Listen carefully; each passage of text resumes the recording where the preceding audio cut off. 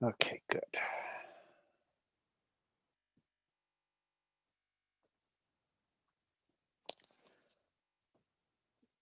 I am going to show some video. Can you hear me? I'm sorry. Repeat once again. Wait a minute. Why is this doing this? Not video, Mister. You use presentation for Wait a minute. PowerPoint. Now you use video.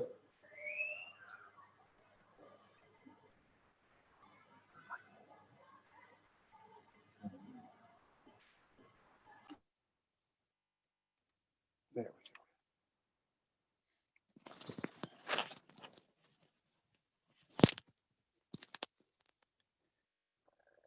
Okay.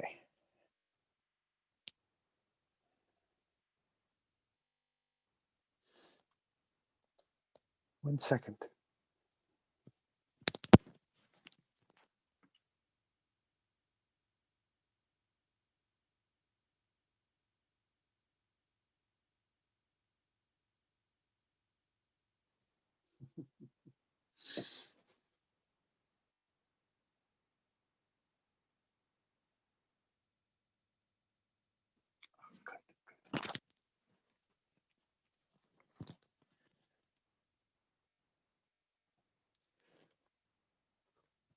We are going to start in 25 minutes.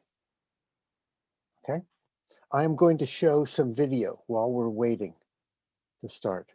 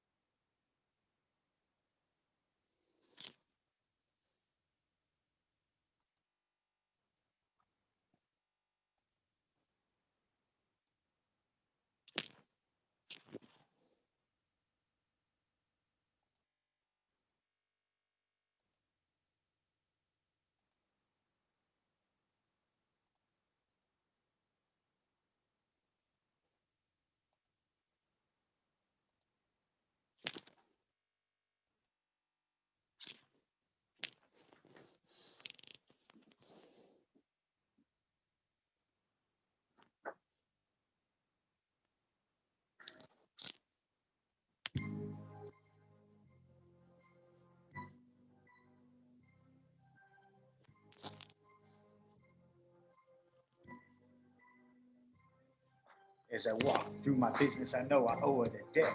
It created my profession and my career's a sure bet. Engineering's my trade and I love my degree. It was that, not my looks, that got my spot on TV. I grew up thinking like my science and math, and you will too if you want to follow my path to school. Now you may be thinking you more gangster than me, but you motherboarders never see my PC. If you be a gamer, you can give me no lip, cause when you be fragging your homies, you be using my chip. I touch our phone, I know you want those things. It's engineers like me be designing that bling. Been spending all my life with engineering paradise. And the grass for once or twice with engineering paradise. So life is hard.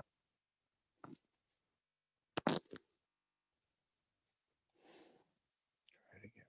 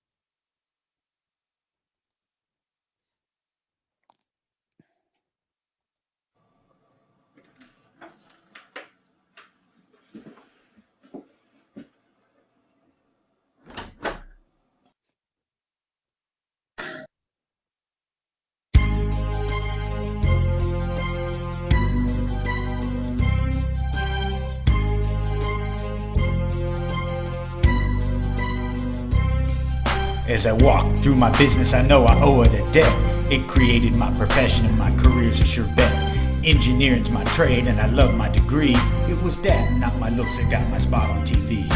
I grew up thinking like my science and math, and you will too if you wanna follow my path. School, now you may be thinking you more gangster than me, but you motherboarders never see my PC. If you be a gamer, you can't give me no lip, cause when you be fragging your homies, you be using my chip. I touch our phone, I know you wantin' those things. It's engineers like me be designing that bling. Been spending all my life living engineering paradise. Been to grass for once or twice, living engineering paradise. The work is hard and the pay is nice, living engineering paradise. Go to college, it's worth the price, living engineering paradise. You and your homies could be playing real smart, putting things together, taking things apart. Environmental, chemical, electrical too. Something in there's gonna be golden for you.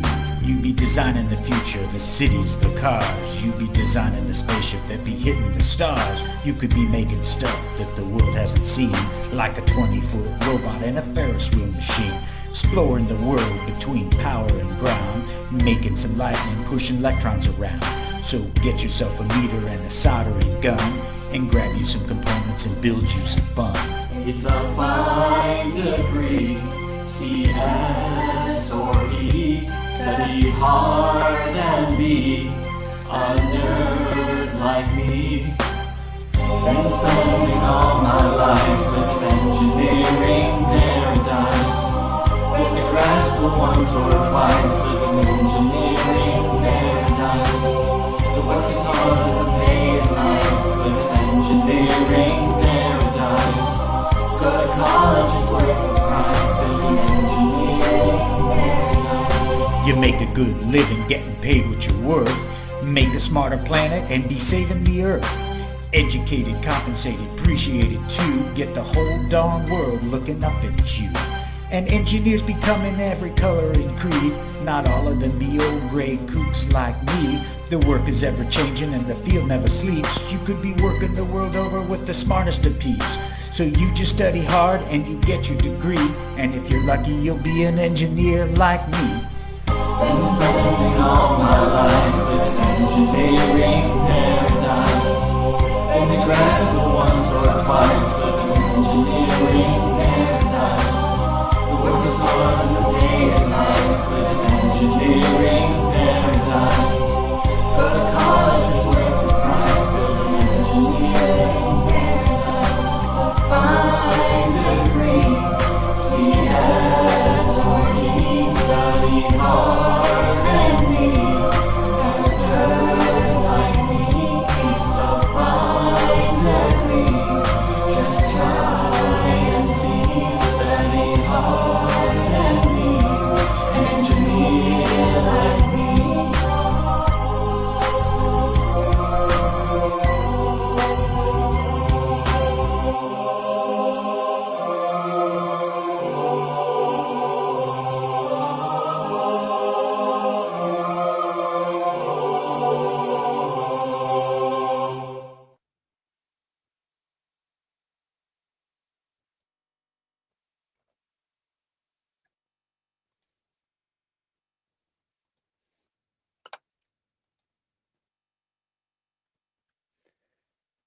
Hello, everyone. We're taking a short break, but we will start again in about 15 minutes. Ah, Lisa's here.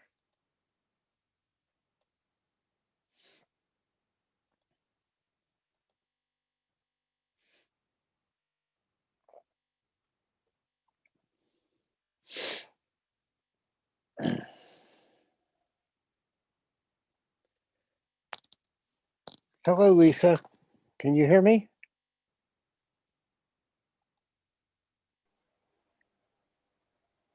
Hello, Lisa. Hi, Hi. Jay. How are you? Hi. How are you? I'm doing good. I was just showing some videos while we were waiting. This is great. Okay, sure. And these other people came on. I'm going to push them back down to, actually, Oh, our presenter is up. I see them. Great. And then the one after that is up too. Good. This is wonderful. This is wonderful. So this is not very hard to do. Okay. I can promote the people and bring them up, but what I'd like you to do is to introduce them, because I am, very frankly, I'm going to mispronounce their names, and I don't want to Okay. do that. And it's just because I am a silly American and I cannot pronounce some names in Indonesia. So I apologize. Sure. But Sure. that's what you will do. Okay. And they are there. So I'm going to bring them up so we can talk to them. Okay. Sure.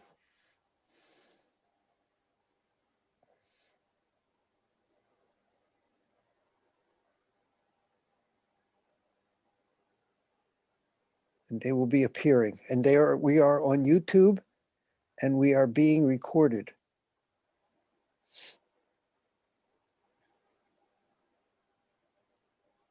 They can turn on their, if you can hear me, turn on your camera. Hi, Safira. Hi, Safira and Sabira. Can you turn on? Okay. Hi. Hello.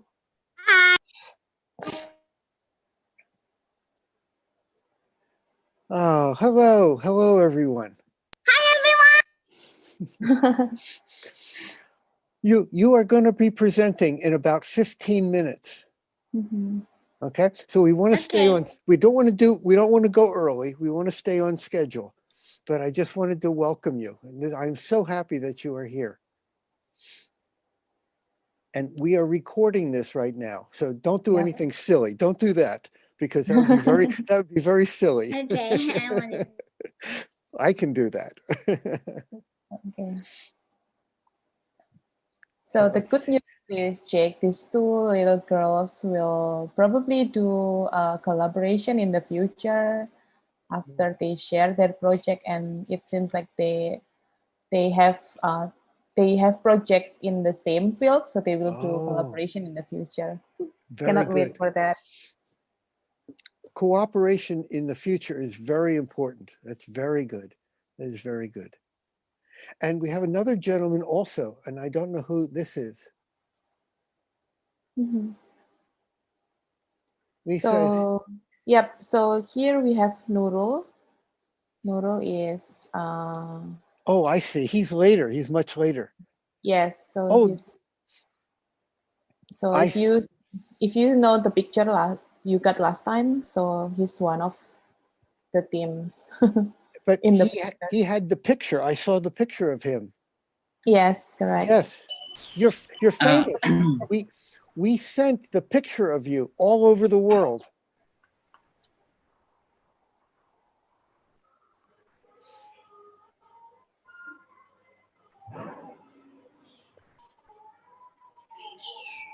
So here's what's going to happen. You are all panelists, and you can talk. And what's going to happen is I am going to move you back to be attendees, so you can watch, but you won't be able to talk. And then when it is your turn to talk, I will turn you back into someone who can talk. Yep. Make sense? But Lisa, you and I will always be able to talk. And the camera will always be on us. So if you want, you can turn off your camera so you don't distract anybody. Okay. But don't do it now. Sure. So how's your preparation, Safira and Sabira? I have prepared all the things.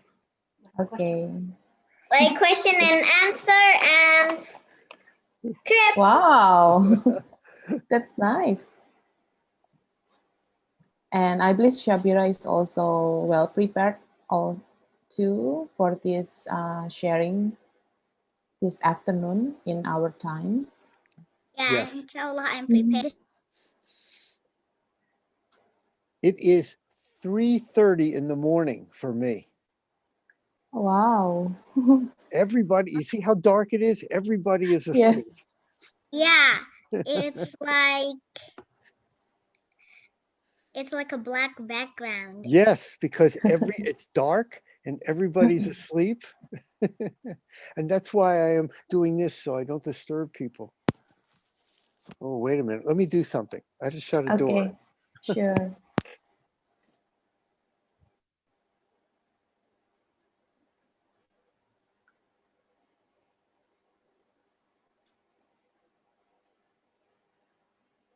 So later on, Shabira will go first, right? And Yes. then after Shabira, we'll have Safira.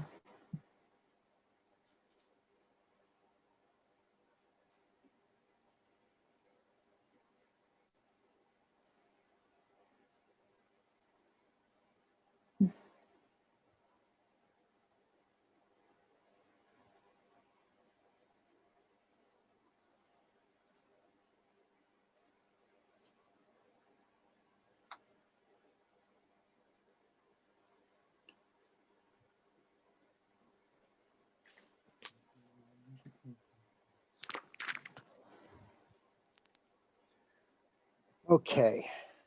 Well, I'll tell you what. I'm going to show a video of some students. So let me just show you some videos of some students just like you who are doing things. Okay. Let's see if I Okay. can get this. Let's see if I can get this to work.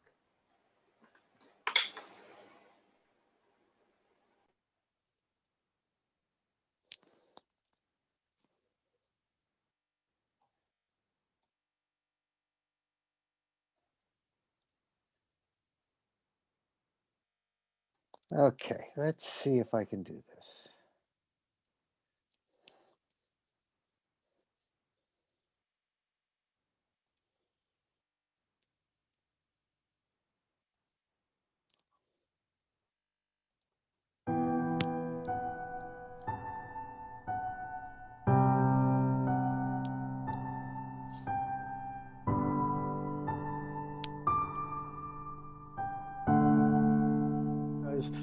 We are so excited about watching what you've been doing, and we are looking forward to this, and this is going to be a wonderful event, and we are very, very happy to be part of this and to listen to you.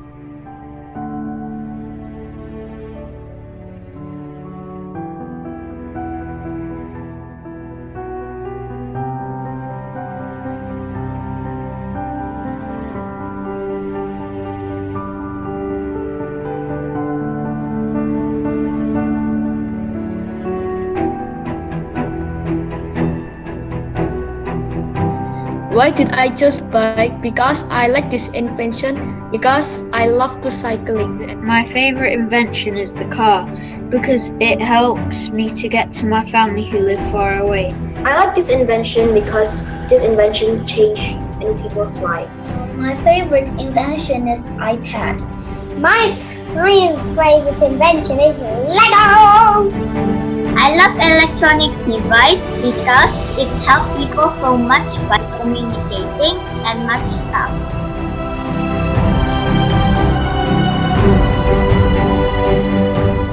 So, good morning, good afternoon, and good evening, everyone. And welcome to Invention Convention. My objectives of this project are using sound technology to stop bullying, to detect bullying cases as efficient as possible, and to target kids who bully others. And here, the map button shows all the levels of the game. And in this section, I want to mention that it has a new feature that allows the user to browse through DIY craft tutorials and even share their own. And here, I've got some problems I want to read out and how I solve them. So this is my invention.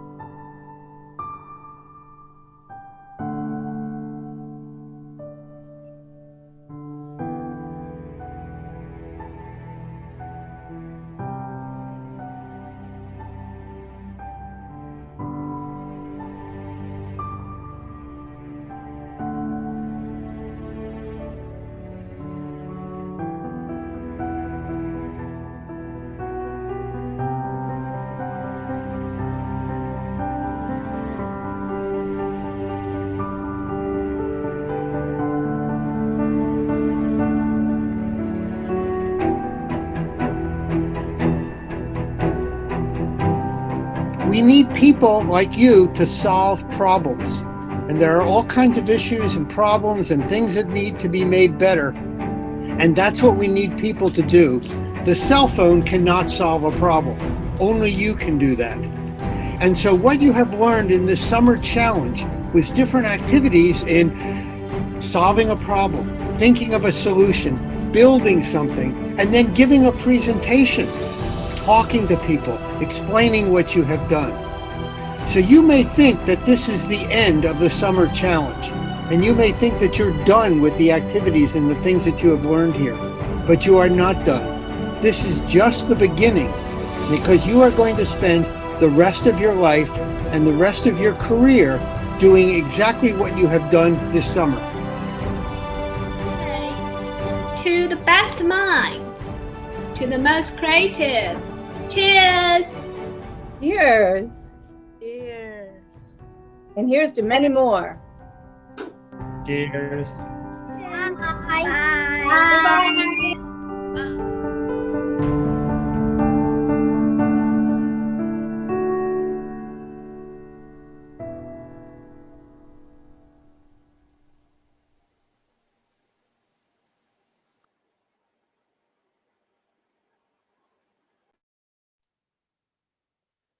I saw some people who looked familiar. Lisa, did you see anybody that you recognized? Yeah. Did everybody? I see us. Lisa was on there. Did you see her? Okay. Let's see, where are we?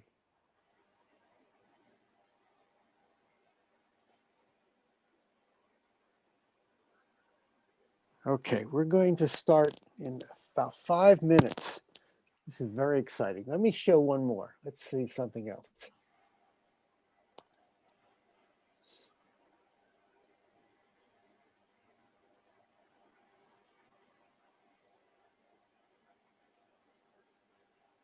Just get this to work. Okay.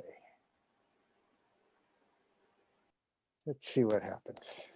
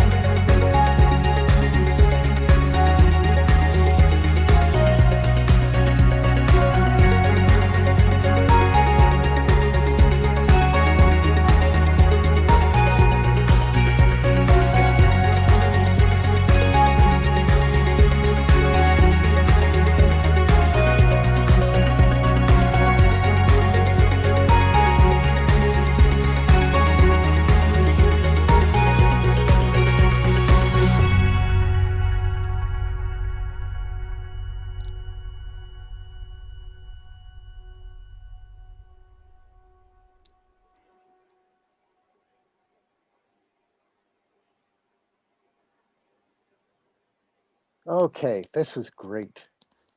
Very good. Okay, so we're going to get ready. So I'm going to move some people back, and you're going to be able to still see everything. Okay, and then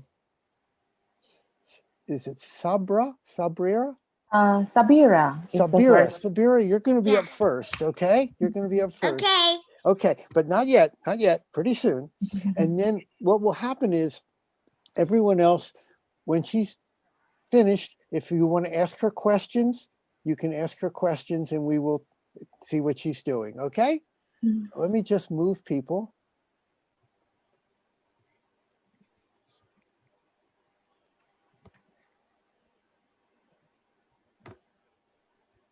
Let's see how well this works.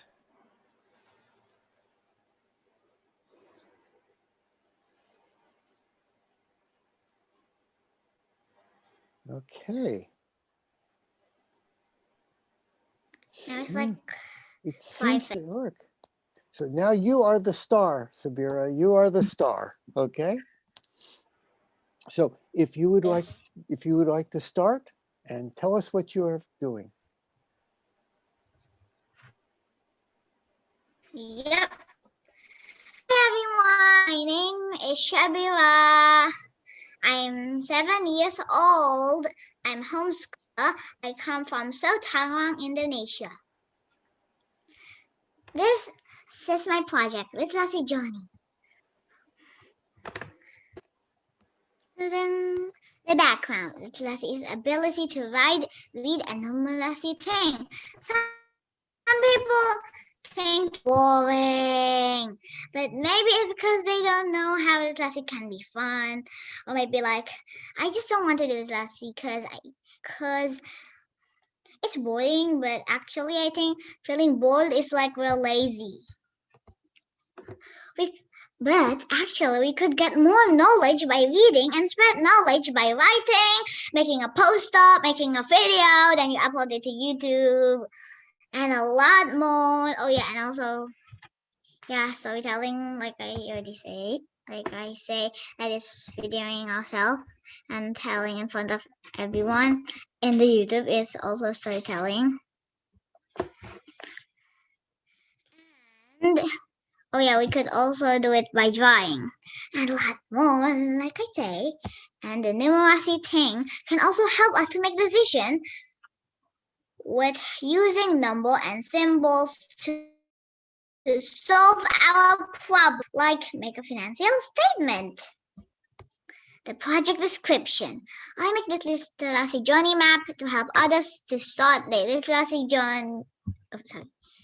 To help others to start their Literasi journey and also to help them to develop their Literasi ability by doing the fun Literasi activities. Ta-da! This is the map, but it's not the full photo. This is the full photo. So there's financial statement, counting, and there's also reading. There's also draw a story, travel sketch, storytelling, writing, journaling, make a story, and make a book. If I forgot to say make an ebook. If I forgot to say make a book, so make a book. And then this. How to start the Literasi journey. There's a girl here and thinking, which one should I start? What should I start first? We can do our Literasi journey by doing some Literasi activity. Here's some Literasi activity we can do. Reading some books. You can read many favorite books like short story, detective story, fiction, or even comics, because I also like to read comics. Comics are my favorite books. Make a lesson from the book you read, that is journaling. Tell the story about the book you read to your parents, family, or friends, everyone. That's storytelling. Journaling your daily activity or hobby or anything you love. Yes, this is also journaling. Draw a story like travel sketch or draw your daily activity or anything that you like. Travel sketch. What is travel sketch? So travel sketch is like you just go somewhere and you think it's interesting, so you draw it. Like maybe you just go to Monas or someplace, then you draw the Monas or the other place that you want to draw, or anything that you like. Okay. Start to write your own story. Make a short story at first, because sometimes sometimes if someone makes a long story and he or she is the beginner of the Literasi journey, it's like, oh, how will it be? How will it be? Oh no, they'll be so confused. So make a short story first. Then if you already mastered making a short story, you could make a long story. But maybe not too long, so people are not really bored reading it. Make your financial statement.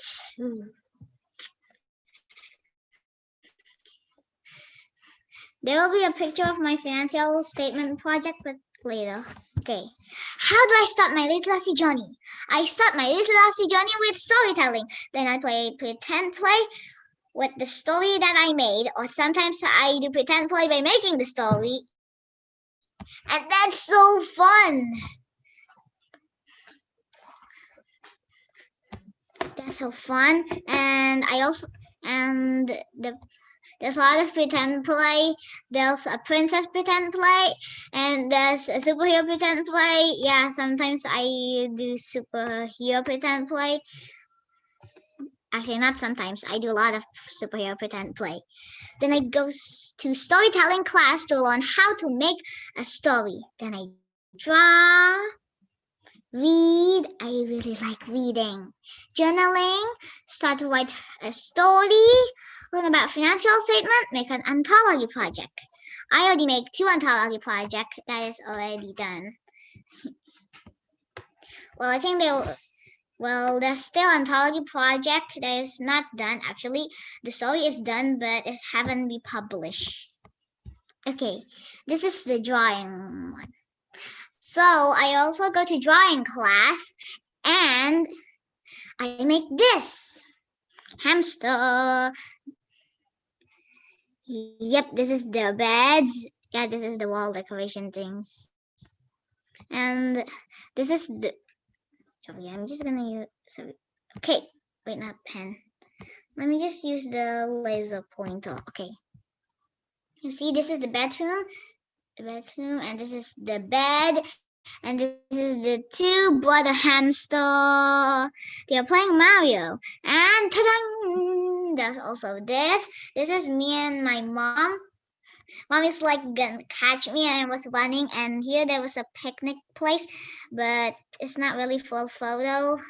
Yeah, but you can tell it's a picnic place. And here's a camel, and there's a cute animal holding an umbrella, riding on it, and this is Daddy feeding this also camel. And this is my storyboard. So I go to Mongelmo, X-School Mongelmo. See, that's Mongelmo, and I go to one of the X-School, that is X-School Videography. And I was making a film. And this is the storyboard. Yeah, I'm not gonna show the video because the video is kind of long, but I'm just gonna show the storyboard, of course. I'm just gonna tell about the storyboard. But there's the one that is just mystery. You can see this is mystery because there's no word on it. 4 little girls go to the forest. Then they camp.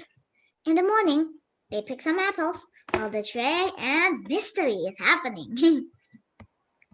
Now, this is the financial statement that I made. Shabira's financial statement, my financial statement. If I got money, I usually spent my money like this pizza chart.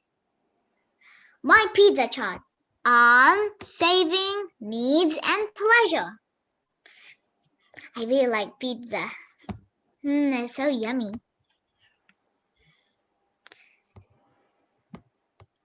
And journaling, the literacy journal. I also took like journaling class. We reviewed the book that we read. I mean, ta-da! This is one of it. 1, 2, 3, 4. Yep.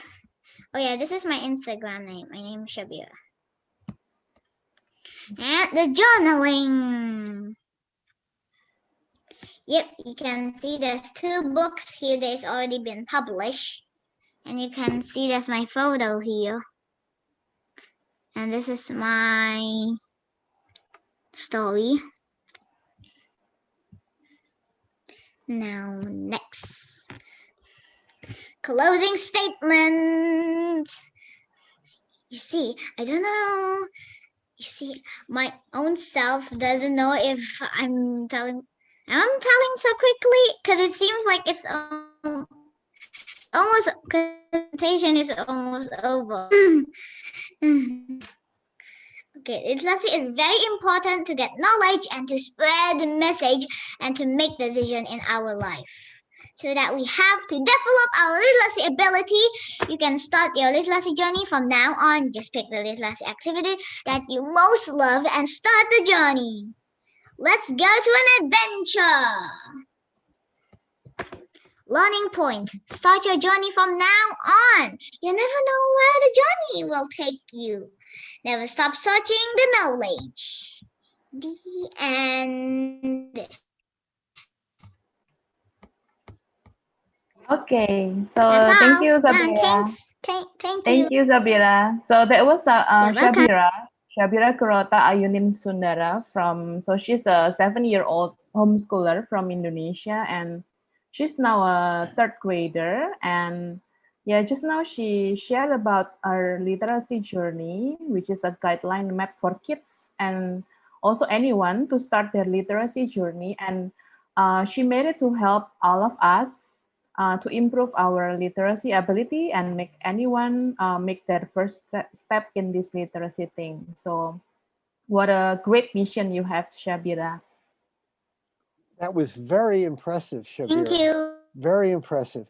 I have a few questions, if you don't mind. One of the pictures you showed with your mother and your father, and you had a camel, and there seemed to be things like this. Where were you? Was that in Indonesia?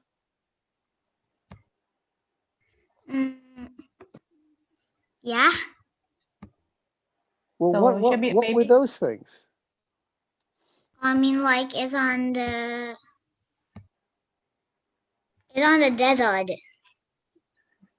Yeah, but are there camels in Indonesia? I mean, no, there's no camel in Indonesia, but I just make it because the class is to make camels, and yeah, I mean, like I want to make. Oh, because I looked like you were in Egypt. Were you in Egypt? Is that where that was? With the pyramids?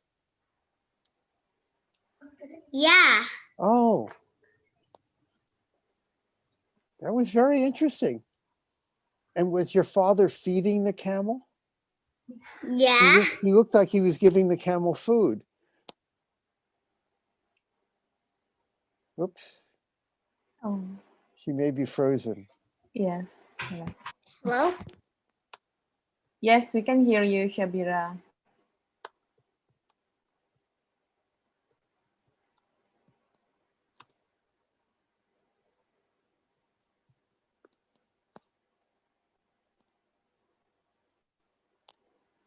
But she may come back. Yep. So this happens. Oops, here she comes. She's redoing it. Excuse me, sorry, sorry about the connection. I was left. Okay. Because of you have Shabira, you have a big audience. There's people all over the world watching you right now, okay? And we have some questions. And the first question is, what is your goal in this project? What is your goal? My goal is I want to spread my journey to everyone so they know how fun is literacy and how important is it. And I also want them to know if we need literacy. Very good, very good. Yep. Very nice. Good. Do you have any brothers or sisters? No, I don't have any brothers or sisters. Oh. Do you have cousins? Yeah. Lots of cousins? Have you helped your cousins? Maybe you could help your cousins write their own journals and draw their own pictures. Have you done that? Yeah. So you are the teacher? Yeah. Yes. I mean, like, I want to do it. Because, like, I haven't actually told my cousin if literacy is important, like all of my, like, the slide I showed you, but I want to do it. Very good. Very good. This is very exciting. I am very, very happy to meet you. What is your next journal? What is your next journal, your next story going to be that you're going to make? The next story of like anthology or what? Whatever you want. What is the next thing? What is your future project, Shavira? Next thing I want to do on this. And when did you publish your book? Yeah, I think I want to make more books. Uh-huh. When did you When do I publish? publish Yeah, my when book? did you publish them? It couldn't be too long ago. You're not that old. When were the Yeah, books it's not too published? long, but kind of a little bit. Well, was it yesterday? Not really yesterday. Was it last year? I think so. Oh, okay. Very good. Very good. I have met many people who have published books, and you are the youngest book publisher, I mean, a published author I have ever met. Thank you. You are also the most excited and the most energetic book author I have ever met. Indeed. Thank you very much, Shabira. That was excellent. Thank you very, very much. And Shabira, You're welcome. we are recording this and we are going to put it up on YouTube, and you will be able to watch yourself and you'll see what you have done. You'll be very proud. Okay? Thank you very much. Okay. You did an excellent job. Thank you. Thank you. Thank you You're for sharing, welcome. Shavira. Now you can stay. I'm going to move you to another place and you can still watch. Okay? Okay. So we have another guest coming up. Let's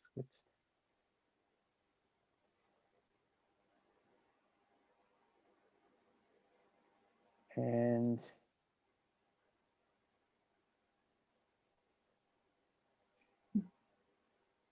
okay, move Safira up.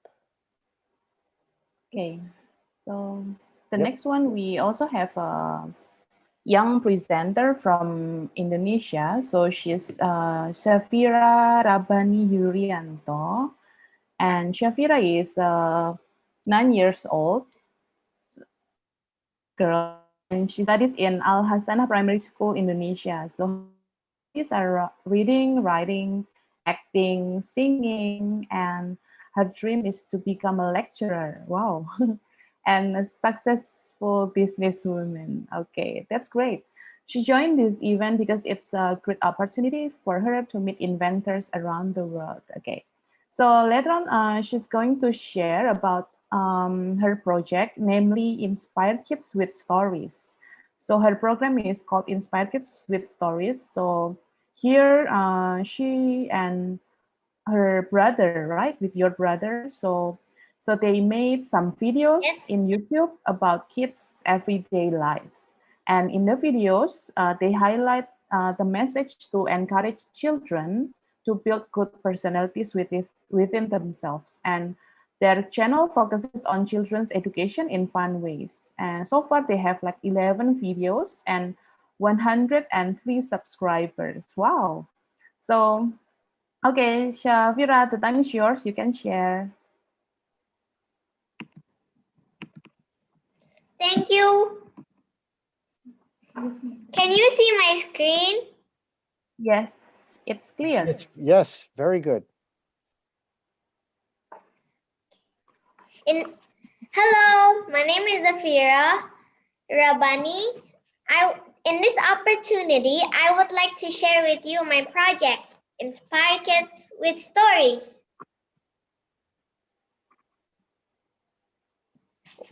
So, why did I and my brother created this project?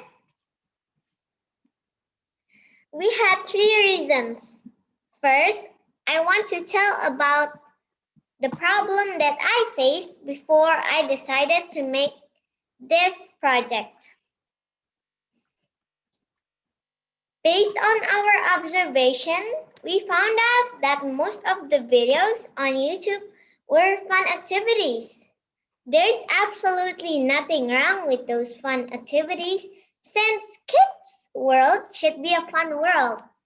But on the other side, we are concerned about the values kids should learn, which in the end will help them when they grow up.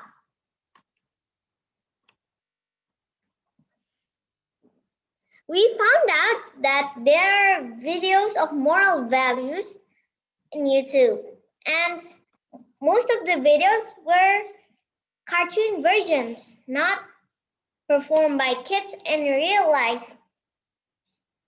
Second, we also did a simple observation that kids have problems with attitudes and they become naughty. I sometimes see kids in my neighborhood say bad words, which hurt other people's feelings. Sometimes kids don't realize this. Third, we have these beliefs. Values we practice throughout our lives will shape who we are. Second, learning to have empathy to others is important. Next, I want to share about the process in making this project. Based on our observation and beliefs that I've just told you, we decided to make videos which not only inspire kids, but also fun to watch. And we called this social campaign Inspire Kids with Stories. What we do here is making a social campaign for kids through moral story videos and uploading them in our YouTube channel. We started off on 18 September 2020. We have 12 videos so far and 102 subscribers. These videos tell about kids' everyday lives. We name our channel after our names. Danish is my brother and my nickname is Vera. This channel focuses on children's education in fun ways and encourages children to build good personalities within themselves.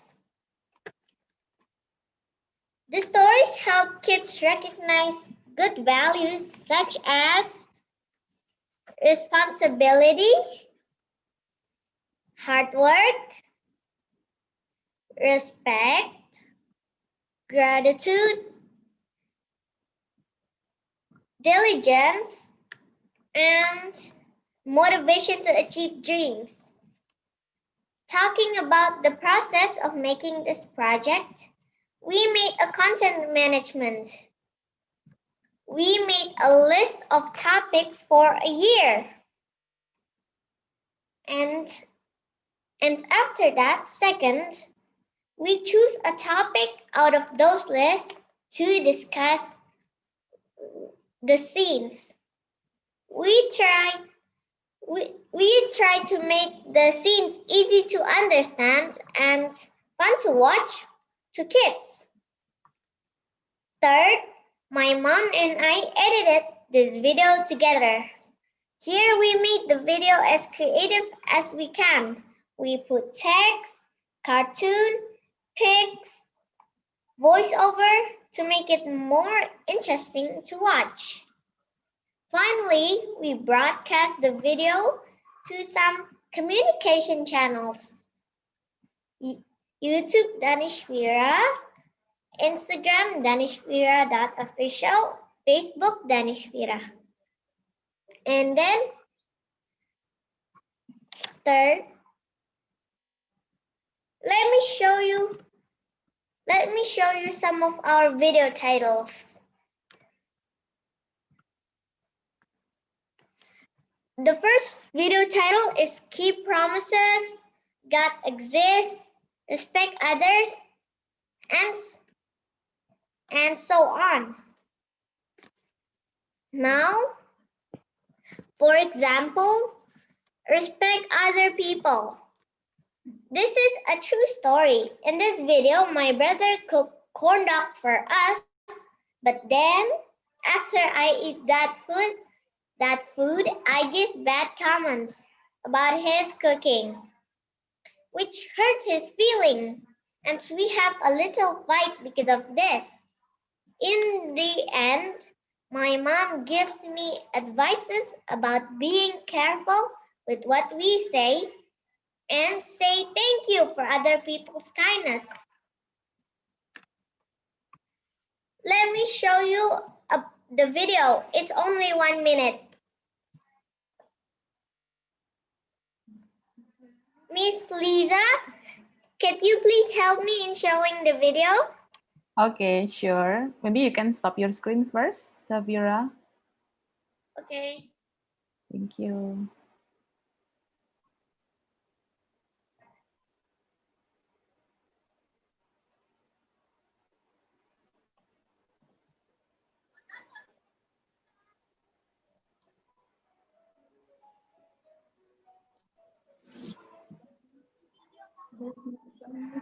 Excuse me, miss.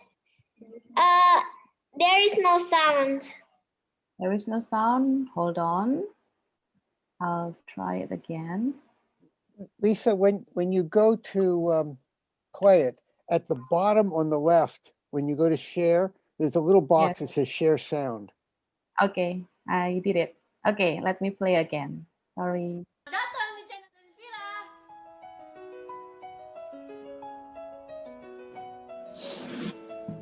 Di video kali ini, Mama mengajarkan kalau kita harus menghargai orang lain. Rasanya kriuk, tapi kok nggak ada rasanya?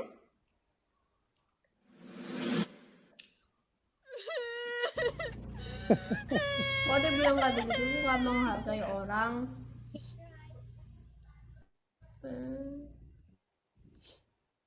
Kalau orang kasih kita sesuatu, kita bilang apa dulu pertama? Welcome.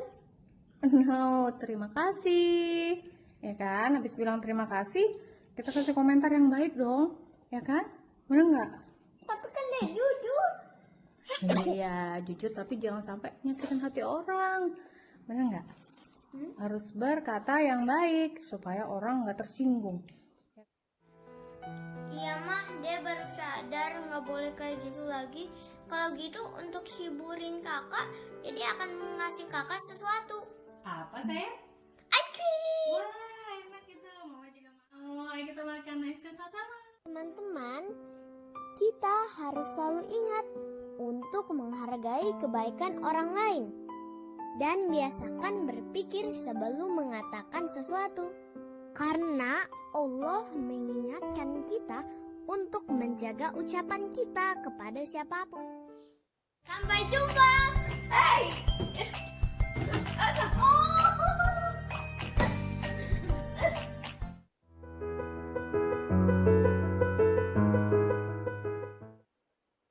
Okay, wow, that's a Wow. great video. Thank you.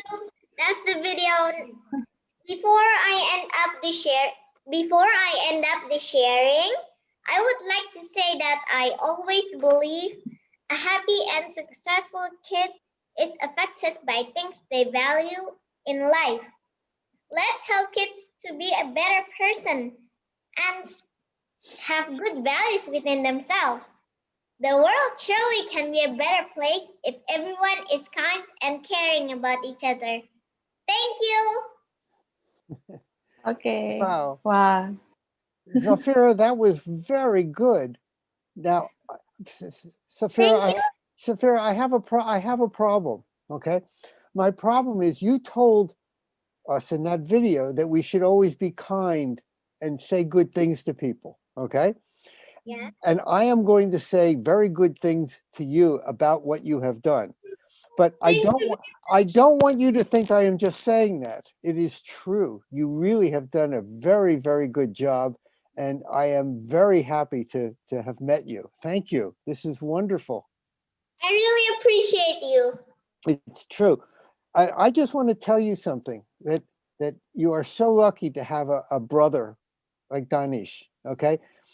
Because when you get older, your brother will end up being a very good friend of yours.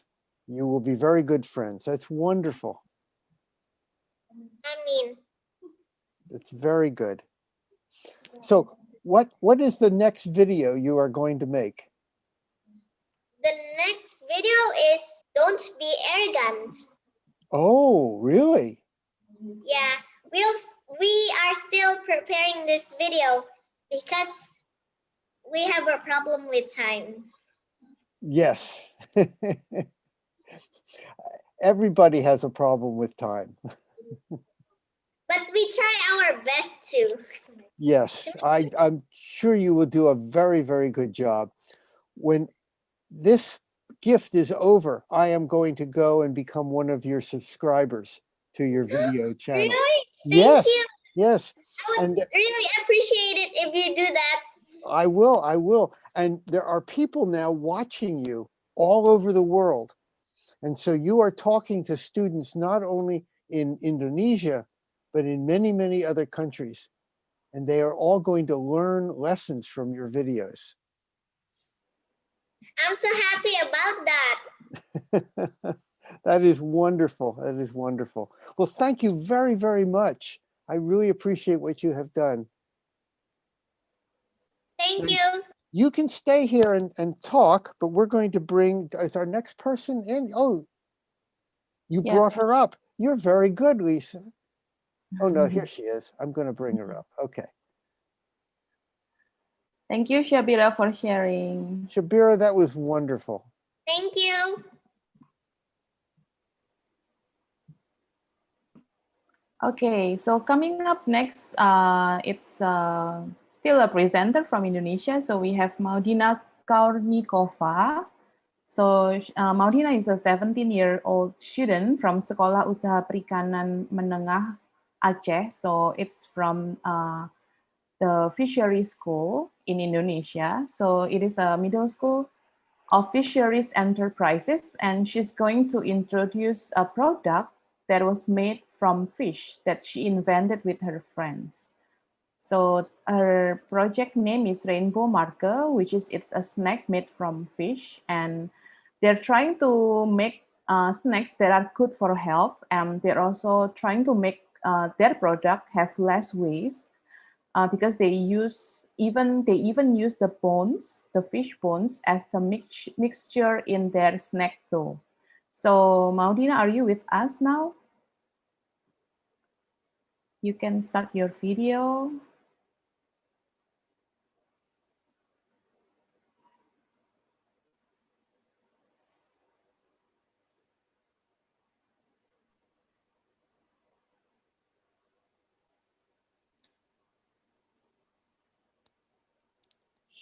It looks like she has something over the camera. Oh, there she, there it is. Perfect. There it is. Can you, that's it. Now we can see you. This is perfect. Okay. So Maudina, you can start sharing about your project to us. Thank you. Okay, can I share screen? Yes, you may share your screen.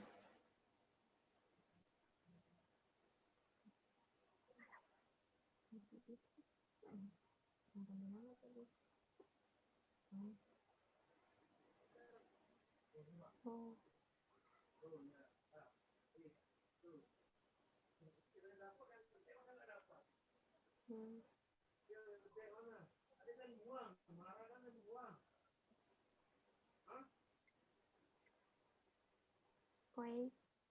Okay.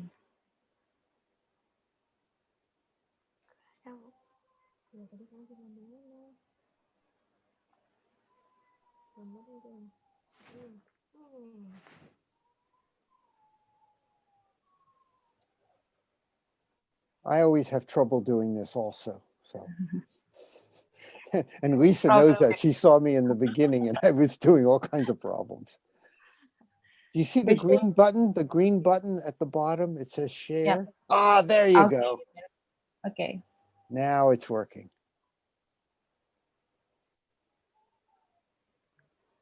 It's working?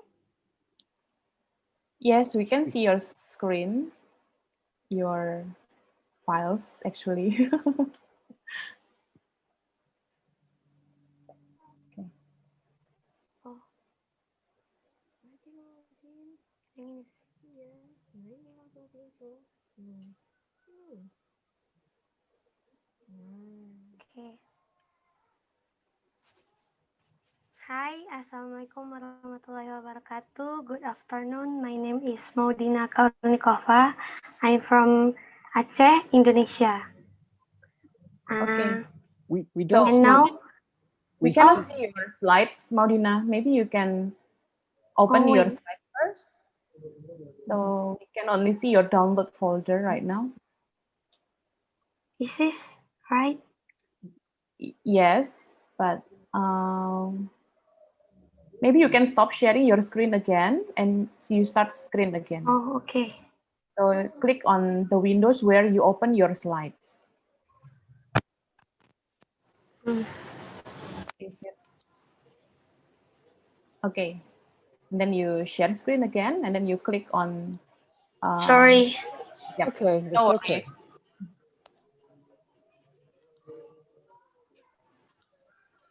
You want to start the program.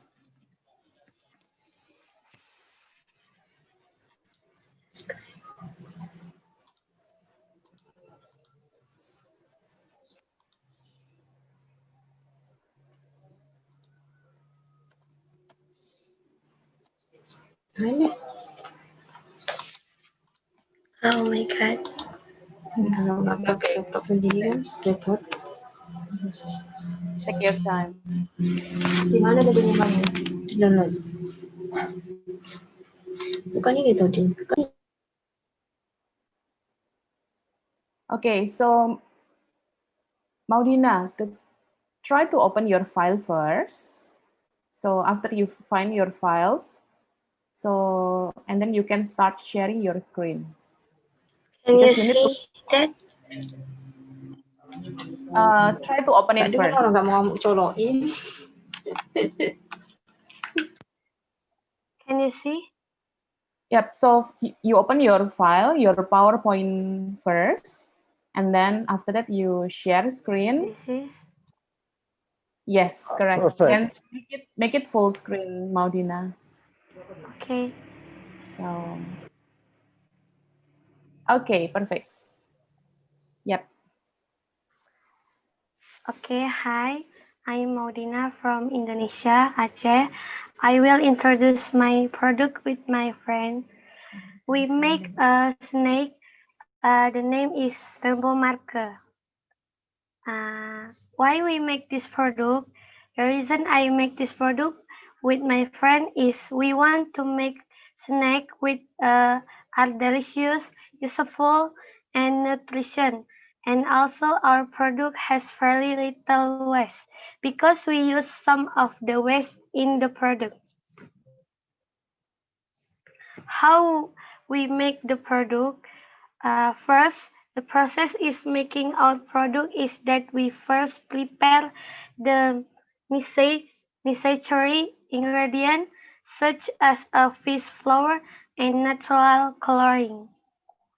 The second process is that we mix the ingredient of flour with and fish meat into mixture. The third process is that we make fish and shrimp bones into flour so that it can be mixed in the product that we process. The fourth that is we make the fish and shrimp flour with the dough we have made and mix the natural dyes that we have made ourselves. The last process is we fry the dough and the package for the packaging. Marketing strategy.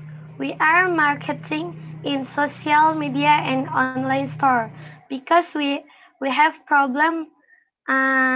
We have corona, so we are marketing by home, by online, and this is the my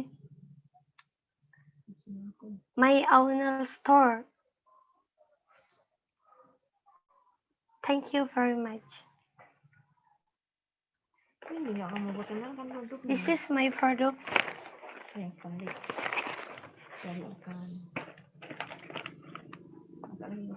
Oh, so maybe you can share a bit, Martina, about your product. What is the difference between the one with the red color packaging and the yellow one?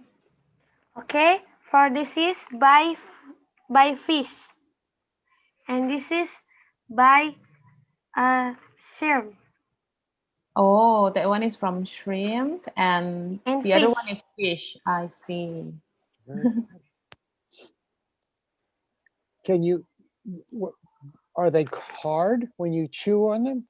Do they crunch? Yes, this is so crunchy. Wow. Unfortunately, I live in the United States and we do not have these here. Do you think someday you would like to sell them in the United States so I can eat some? Okay, I can. That is very impressive. That is very good. I saw Thank you. your picture.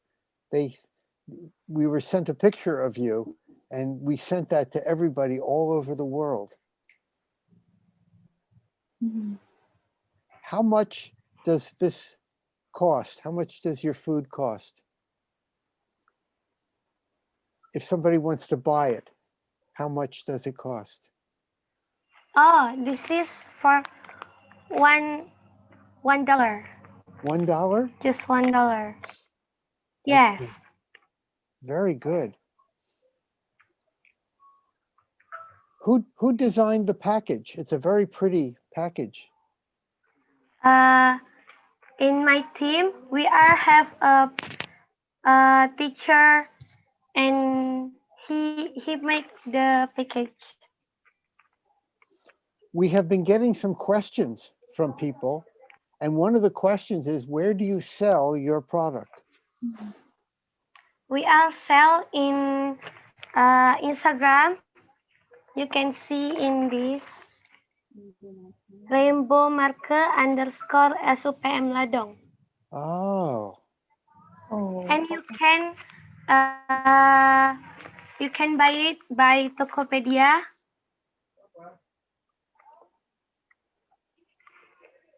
So Tokopedia is kind of a marketplace in Indonesia. I don't know if it is also available outside Indonesia. So people can order any products online. Oh, really? That application, yes.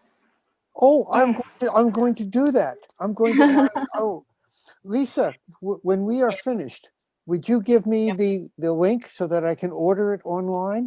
Yes. So later on, Maudina will pass the link to me, and then I'll pass it to you. Oh, that's Okay. wonderful. Yes, definitely. That's wonderful.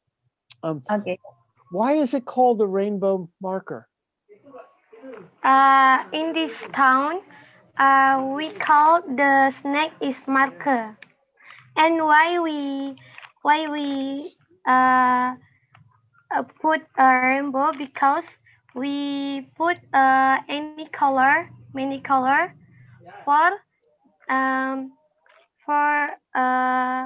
people like this product. Okay. So it's colorful, just like rainbow, but it's only the color that is different, right, Maudina? But the taste is still the same, right? Or Yes, okay. it's different. Does it taste good? Is it delicious? Oh my Does it God, taste? so good. Oh, it's Oh good. my God, It's so good. good. So delicious. We have Oh, so many testimony, mm, like What checked did they by say? customer. Okay. oh, if it tastes good, I may have to order two of each because Okay, because I can share link for you. we will do that because what'll happen is I'll eat one bag and my wife will eat the other bag. Yep. That is very good. Do you have another idea for another thing you can make? Another food product? So many. My friend is many idea for product by fish. More ideas? Yes. Oh, wow. That is very good. That is Yes. very exciting. Very good. Well, there are people all over the world watching you. And so there may be now people who are getting very hungry and will want to Oh my order God. this. Yes. I am hungry now. I wish I had one here. Well, that was very nice. Thank you very much. Are there any other questions from anybody else? Yeah. Let me just check. I saw here somebody asked about how did you make the Oh, snack, Maudina? Maybe you can explain briefly about the process, like how did you make it? I am making this first. I make my product by flour and fish. We Yeah. mix that and then we fry that. Oh, okay.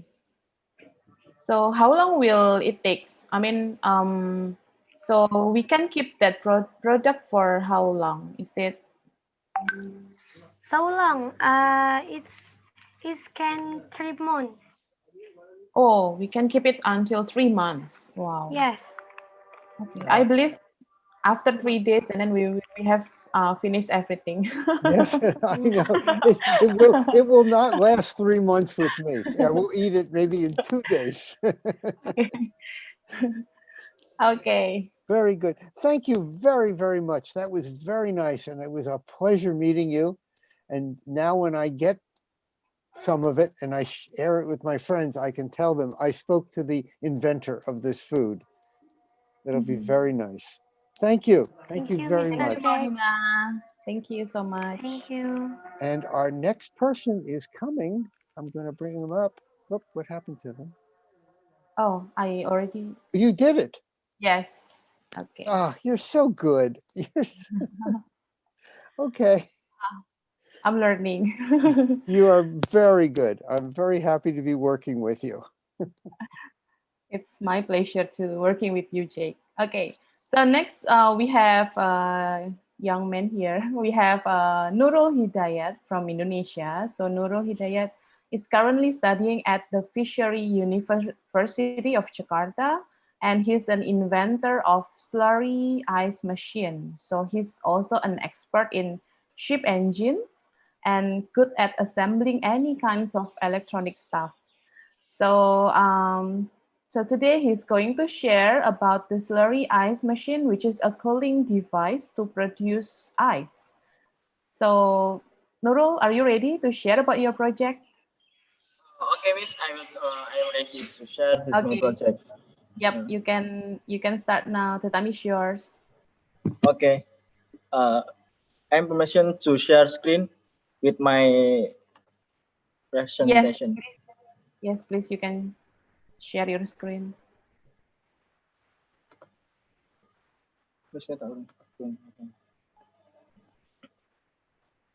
Yep, we can see it. Assalamualaikum warahmatullahi wabarakatuh. Hey everyone, good afternoon. My name is Nurul Hidayat. I'm from Central Java, Indonesia. I'm 21 years old. He turned something. We can't hear him now. Nurul, do you have, sorry to disturb you. So, Nurul, do you have any earphone, or maybe you can speak louder or closer to the speaker? Okay.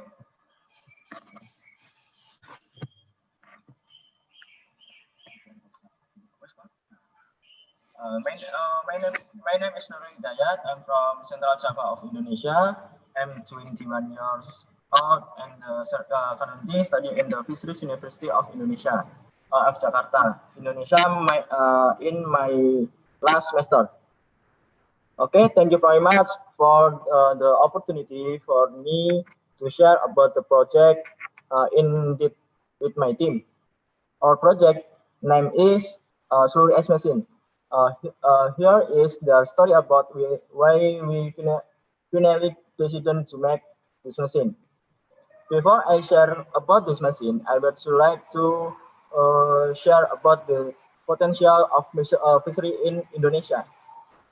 Indonesia has coastline of 95,181 kilometers, and it is the second largest coastline in the world, with an area of marine water resource of 5.8 million square kilometers, which is 71% of the total area of Indonesia. So that Indonesia has enormous fisheries potential, both fishing and aquaculture. But inherently, on the charts, the fishermen did not pay attention to the quality of the charts, so that the fish that have been caught are destroyed and rotted. Therefore, we made an innovation about S machine. The name is Seluruh S machine. This is Seluruh S machine from Polytechnic AUP Jakarta. This is about Seluruh S machine. Seluruh S machine. Seluruh S machine is the cooling device capable of production ice, but is the product is in the form of fragmented ice with a consistent such and the melted snow or as slurry, which is able to cool faster and the last longer with a ratio of 14% ice and the 16% water, and of course it is the industrial standard 4.0. This is specification my product. This my product excellent. The first fish freezing process is 25% faster. 2, good for use for fisheries product, chips, fish. Number 3, smaller the machine, smaller machine dimension. For the fish separator is faster and evenly in the storage. While electrical consumption is more economical, cheaper price, and the last can be monitoring remotely RI 4.0. This is my product Seluruh S machine in the picture. After then, I will tell into standard operational procedure to make Seluruh S machine. The first, we have the calculation of the load for the refrigeration of machine to be made. Second, create a machine design. 3, make a list of tool and material that will be used. 4, make a frame for the holder of the machine that will be made. Then process is to install the machine on the stand that has to be made. Then install electrical automation according to plan. 7, after all, we can test a machine without using water. 8, if there is something that does not fit, you are reset on the refrigeration system or electrical system. The last, after all the finish, the machine can be operated and can be sold. This is business machine achievement. We have sold 5 units of the product. This is my strategy during pandemic. Number 1, developing and presenting business development plan B coordinating meeting. Number 2, update of knowledge about market development and competitor. 3, research periodicity of the business development. Number 4, research the market, look for investor, make a sales online, and maintains customer relationship. This is financial state.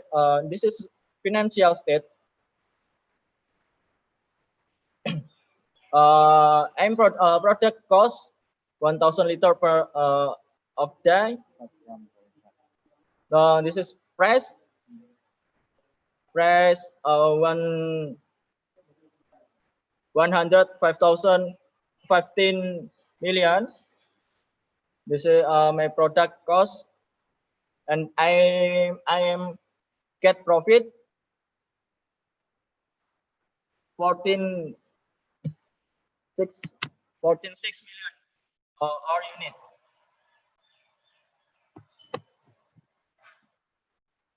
Post pandemic business development plan. This I have goal setting. By one, I will be focused to production. Number two, I will to join the expedition event. Number three, I will to join the startup contest. And the last, officially patent the brand. Here's some photo showing the training that my team has done. The activity that we have carried out from the production to sales, and the sum of the product we have made. This is my sharing of machine. I hope you're learning something from me. Thank you very much for listening. Assalamualaikum warahmatullahi wabarakatuh. Okay, Miss. Thank you very much, Mr. Jack. Wow, that was very, very impressive. That was very impressive. You have an entire business plan. That was very, very good. Very good. I am an engineer, and so I am very impressed with all the work that you did. That was. I have a question though. How is the ice made? What is happening in the machine to make the ice? Kenapa? Please repeat about any question, Mr. Please repeat once again to question. In here, rain. Yes. Oh, it was raining there. Okay. How is the ice made? How are you cooling the water to make ice?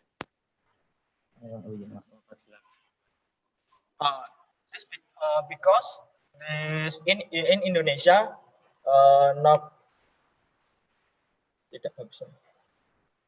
the fish in Indonesia after fishing, the product is not good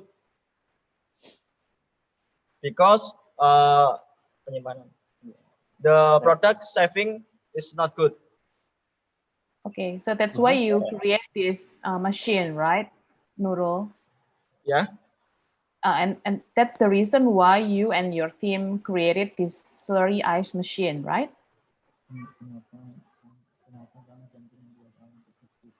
Yeah. Yep. And then maybe you can share a bit how this machine can, or how your team can produce ice.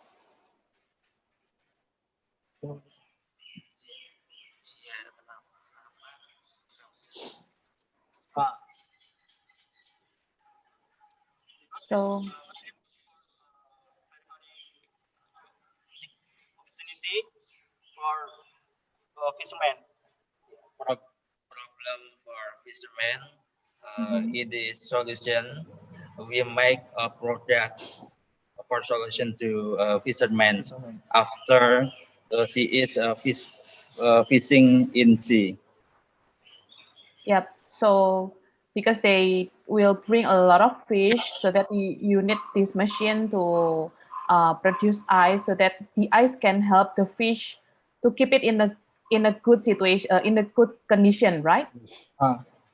Okay. Yeah. So the next question will be, where did you get the ice?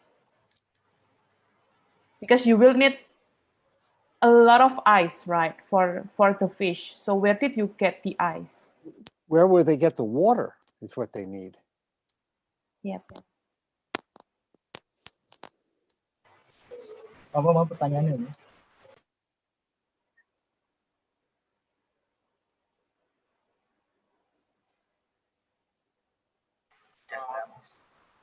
Satu kali pembuatan. Can this make ice from seawater, from ocean water? This machine make its ice from the seawater and fresh water. From seawater. It makes it from seawater. Yeah. Wow. I make it to where ships, fishermen in the church fishing in the sea. Wow. That's very impressive. Very impressive. Very impressive. I am glad that you are making everybody healthier by eating fresh fish, because if the fish gets bad, people could get sick. And this is very good. This is very good. What was the biggest problem you had in making this? I have the problem this to set apa namanya? Keluaran. To setting mesin. To setting mesin this so membutuhkan have a timing. Very good. This is very, very impressive. You should be very proud of what you have created. And I am sure that as you get older, you will create even more things. And this is just the first of many, many wonderful things you will create and build. So thank you all very much. I can't tell you how hungry I am now because of all this food and fish. Thank you. Thank you all. Thank you. Thank you, Nurul, for sharing. Mr. Jack. Bye. Lisa, do you want to bring up our next people? Yes, I think they're sure. here, and I'll move Yes, Nurul they're already down. here. So next we have Kita and Ika. So Kita and Ika are their teachers from Mangunan Kindergarten in Yogyakarta, Indonesia. So it's an experimental kindergarten in Indonesia. So they're going to share about their school project, namely Nandur Urip. Nandur Urip is cultivating life, if I have to translate it to English. So Nandur Urip is one of the project-based learning for kindergarten students during the pandemic. And this project helps and builds a sense of curiosity so amazingly in students. So in this project, they learn to regrow chromatography and also doing microgreen. So here we already have Ika and Kita. So yep, without further ado, maybe you can start sharing your project. Okay. Hello, good afternoon, Jake and Lisa. Hello, everyone. Good afternoon. So we don't need to introduce again ourselves, right? Oh no, I already explained it. Yes, thank you so much, Lisa. Thank you. So we will share our screen. Yes, sure.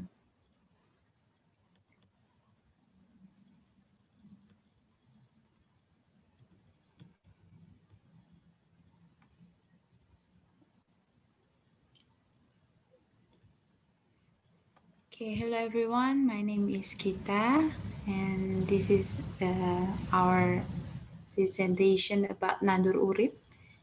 Means in literally is to cultivate life. Yes. Basically, Nandur Urip is a phrase in Javanese language that means that every person is cultivator of life, that every cultivated things is only good things, such as good deed and good value. So, and then translated into English, to cultivate life. Okay. Why are we doing this? Because in this pandemic era, there are many families experience economic hardship, such as stress, boredom, despair. So this energy is felt by, is experienced by all the parents and the environment, and of course, it gonna affect the children. So the Nandur Irip project invite us to experience the wonder of natural environment around us. Uh, we learned that something simple turned out to hold many secrets of life that needs to be grateful and to use it. So the reason and goal for this project is we want to instill the value of the sense of exploration, curiosity, and also gratitude for all living things around us, for the children, the teachers, and also the parents. So these are the process. The first one is the teacher learning day. So in that day we learn and we are collaborated with Kriya ID. We learn about how to do the project. We learn about the materials and also how to do and also design the project together with the teachers. And the second one is material preparation and children guidance video. In this step, we are giving the material. We are, and also we give children a guidance through video in our YouTube channel, which is Sekolah Eksperimental Mangunan channel. So you can see it at there. Yes. And also there are parents online discussion days. So in this pandemic era, we use the platform, your online platform, to discuss about the goal, the reason, and also the values that we want to instill. And then the last one is the project week. In the project week, we are we had 4 activities and also the reflection at the end of the project. Okay, and the next is about, this is our the materials for the parents. This is our the printing material because parents need to look something that to guidance them how to do it in the house, because in this pandemic era everything using for the house, school house from school, school from house. Okay, and then okay, these are the activity of the Nandur Urip. The first one is to regrow. Say that something, we learn that something that is cut and thrown away is still have the ability to grow into a new individual. So the children learn to have hope in every situation, especially in this pandemic era. Those are the picture of the children, and then also the media and also the regrow things. Okay. This one is the step from the first one into the 7 or 8 days. They regrow many kind of vegetables such as spinach, carrot, and many kind of things. And this is daily care and observation observed by teachers and also students. So this project is not only for the student but also for the teacher. So the second one is microgreen. So the microgreen is the concept of gardening in small field, because we learned that introducing the vegetable which are small and rich in nutrients, especially in this pandemic era, many children need a higher immunity. So this is important for them to appreciate, and also the value is to appreciate the little things in us. It can give lives. And then these are the process and the result. This is, you can see the children doing the microgreen. The children to learn and appreciate every tiniest things around them. So this is our the value. And then the third one is chromatography. So we learn about every person is unique with all the potential. This is a technique for separating the component. Well, by using this technique, children can separating the pigment of the flower and leaves. This question is our question about this chromatography. Why are the green, are the leaves are green, and why are the flowers are colorful? Is there only red pigment in the red flower? This is the question that lead us into this activity. And then these are the process. The first one is they search everything from the flower and also leaves, and then they put it into a jar and crush them, and then they put an acetone on it, and then you can see there's a lot of color in those papers that the water came up, and then not only one but many kind of color. And the next one, the last one is the ecoprint. We learn that we can use what we have to color our life. This is the value and the process. You can see it at the here. There are many kind of process. The process is the children put it into cloth and then also put it into a paper to make the eco-print project. I think this is wonderful. There are many artwork. You can, as you can see, there are many color and also shapes. And then those cute little girl and the kids, yes, they're having fun of doing it. And then it's a form of art, another form of art, and we learn also about life. So it's wonderful things to do. And then the next one is gonna Sister Ika will gonna present it. Okay, I'll continue to present about the little boy called Radit. This is the curious exploratory. This little boy is one of the example, one of the students that we really experience very nice. So this is the process of one of the example in microgreen activity. So he has a lot of questions. What will happen to the plants water with acetone? Because he used the acetone that the schools gave for the activity of chromatography. He used to water the plant. So this is the questions arise. So many questions. What will happen? Can we eat plants water with acetone? So we were afraid something will happen also. And how is the color of the soil? The difference of the color. This is the questions. And what happened to me if I eat the food water with acetone? There are so many questions. I didn't write all, but these are the questions. This is the picture. You can see the check one is using acetone. So this is what happened to the plants.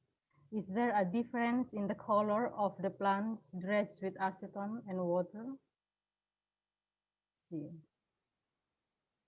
This is this is Radit.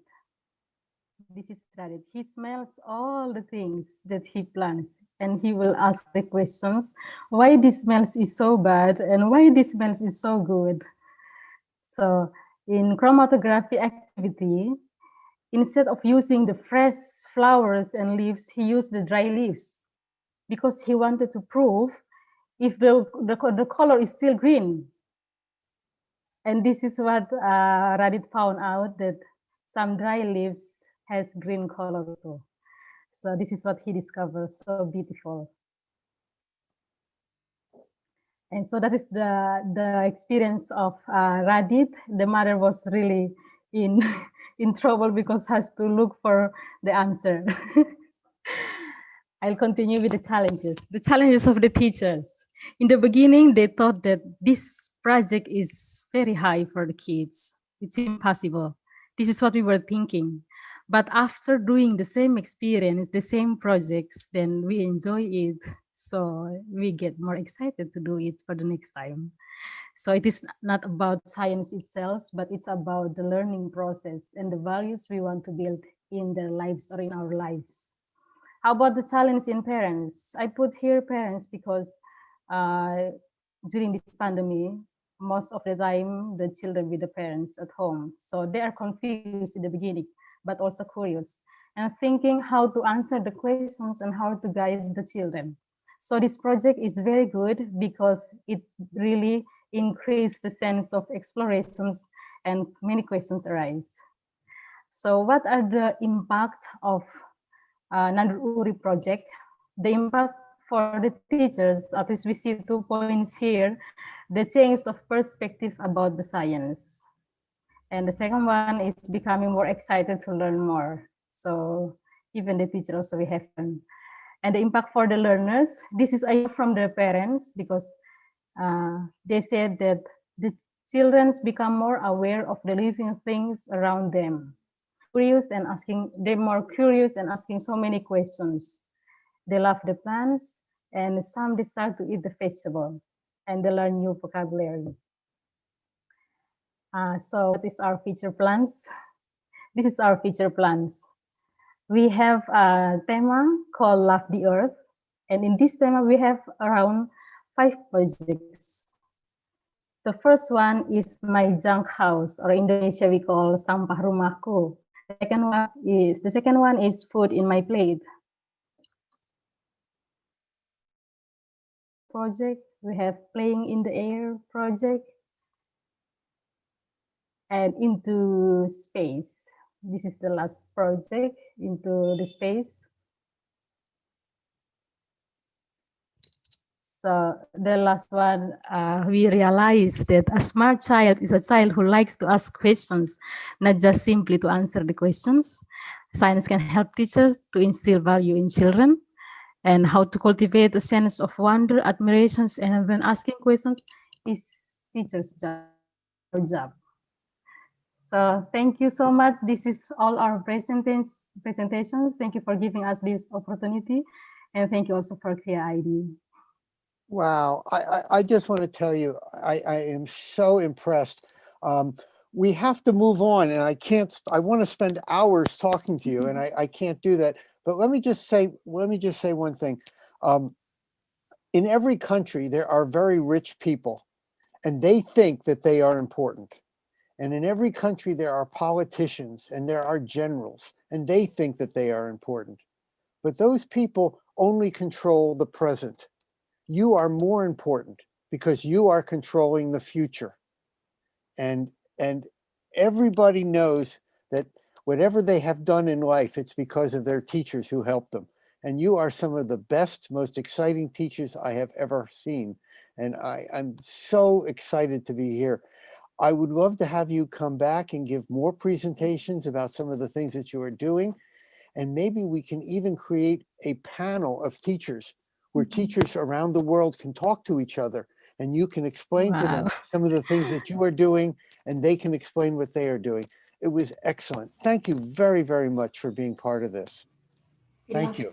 You are the heroes. You are the heroes of the world. Thank you. But one of the things my teachers taught me is we have to do things on time. And so now we have to move on to our next presenter. But thank you very, very much. Thank you for sharing, Lisa. Thank you so much. Thank you. Thank you, Lisa. And Lisa, our next. Thank you, Jake. Thank you, Jake. No, thank you. Okay. I think our next presenter is coming up, Lisa. Yes, so the next one we have Upi. Upi is from... there.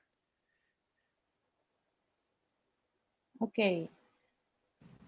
Yep. So here we have Upi. Hi, Upi. Voice. Okay. Yeah, we Di can itu, hear di you. keluarin lagi. Di lift nanti masuk lagi. Lift lagi masuk lagi nanti. Okay. So here we have Upi Wulandari from Korea, Indonesia. So Upi Wulandari is a 22-year-old educator from Yogyakarta, Indonesia. She is a part of Teman Belajar or learning body, one of the projects in Korea, and she wants to share about her teaching experience in Teman Belajar. So Yep, her project is about teman belajar or learning buddy, which is learning buddy is a learning mentor services She has as a. disappeared. Oh, where is she? She has connection issue probably. She Yep. vanished.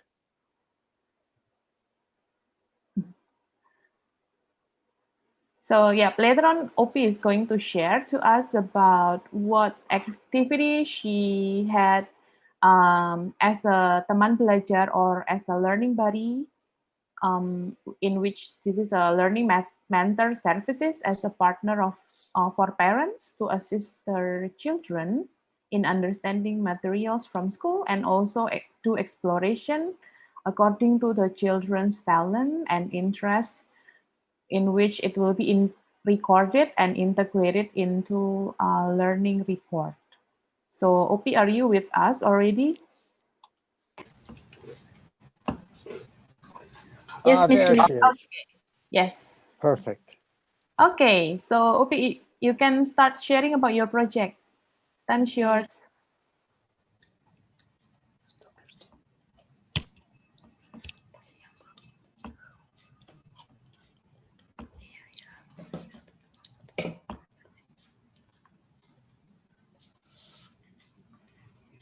Okay. So, hello, Mr. Jake and Miss Lisa. Good evening. My name is Supi Ulandari, and I am 22 years old. And fortunately, I'm one of the learning buddy in Teman Belajar, one of the program at Kriya ID. And this time, I'm going to present about Teman Belajar or learning buddy. Okay. For the contents that I'm going to discuss are the first one, what is Teman Belajar? And then the second one, the background of Teman Belajar. And then the third one, the challenges based on my experiences and also the other learning buddies' experiences. And the fourth one about the advantages for the teachers and the students. And the last one, our plans in the future. Okay. First of all, we have to know what is Tembel or Taman Belajar, or in English, we can call it Learning Buddy. So, Taman Belajar is one of the programs of Kriya ID. It is based in Yogyakarta, Indonesia. And in this program, we are learning buddy for offline and online classes. And here, one of our activities, the main, purpose is to guide and facilitate the students to learn the subjects from school. And here, I'm going to discuss about what is the difference between private course and Teman Belajar. In private course, one of the purpose is to help the students to understand certain subjects, and then in private course they more focus on the subject that the students need to improve based on the school's curriculum. And private course goals is to improve the student score in certain subject. And who are the learners? The learners is only the students. But for the table here, our activity, one of the purpose is to guide the students in the learning process at school, whether when doing online classes or offline classes after the offline classes. And here, we more focus on the subject at school using school's curriculum and the students' input. The students' input is contains of students' personality and academic. And the goal of our program is to improve students' input and learning together. And who are the learners here? The learners are both the students and the students' learning buddy. And next, we move into the background.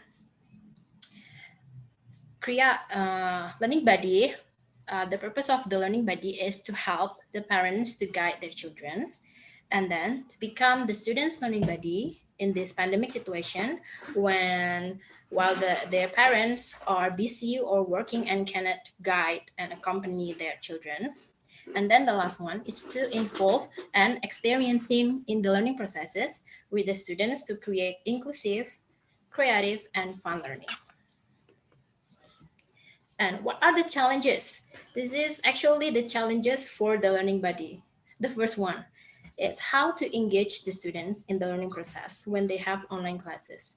So because most of the students here are elementary students, so we need to like have strategies to engage them to follow the online classes or to do the assignments using engaging strategies. And here we also learn new things based on the students' interests. For example, we have students that interested in learning Adobe Photoshop. So as a learning buddy, we need to, learn that application.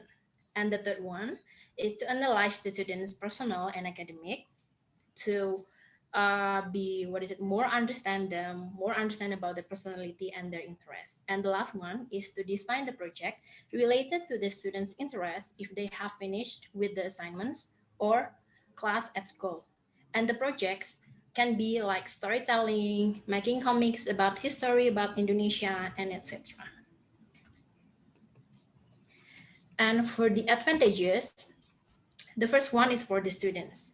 Of course, they have a learning buddy to learn with them. And then they can also sharpen their interest in certain subject or skill by doing the projects. And the last one is to learn something based on their interest and express themselves. And the advantages for the teachers are to learn about how to analyze the students' input to make the learning process more fun. And then the second one, learning new things and meeting new friends. So actually, because I'm one of the learning buddies in Temple of Korea ID, so usually on Saturday we have like sharing and caring moment. So we share about the development of our children, our students. And the last one, the advantages is get some webinars about teaching. And actually, last month, if I'm not mistaken, on December, we have like webinar about how to deal with gifted children. Okay, and this is our plans in the future. And of course, the first one is we are going to find more temple or learning buddy that mastered another field such as engineering, chemistry, and etc. for high school students. And of course, we also going to find more students to learn with us. Okay, and here are some pictures about our activities. And this is the offline classes. Okay, so in the last picture, we also can, explore our environments because sometimes the students get bored and they want to learn their surroundings, something like that. And then this is the picture for the online classes. In here, we also making comics for the first picture. And also, yeah, usually we use Zoom or Google Meeting. And here is one of the example of the project that I was doing with my students, and her name is Kinas. And here, Kinas like to tell stories, so that's why we make this project. And the story is made by herself. And then the entitled Ningrum and the Monster. And actually, her mother has YouTube channel, and the name is Anis Kinasi, and you can open it, and then you will see Kinas telling stories using her drawing, something like that. Okay, thank you.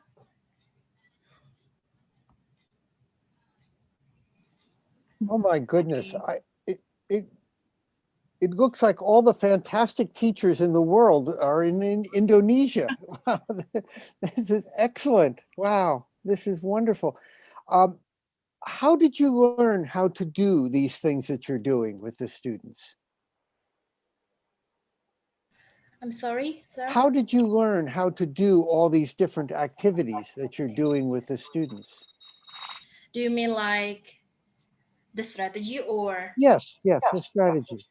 So actually, the first thing, because I am also just a fresh graduate and I never teach elementary students. So the first thing is what I learned from the temple, our mentor, is we need to understand their students' personality, and then after that we usually we have like sharing moment, and our mentor will give us some advice, such as, for example, when especially my students, for example, my students, she really like, what is it, horror story.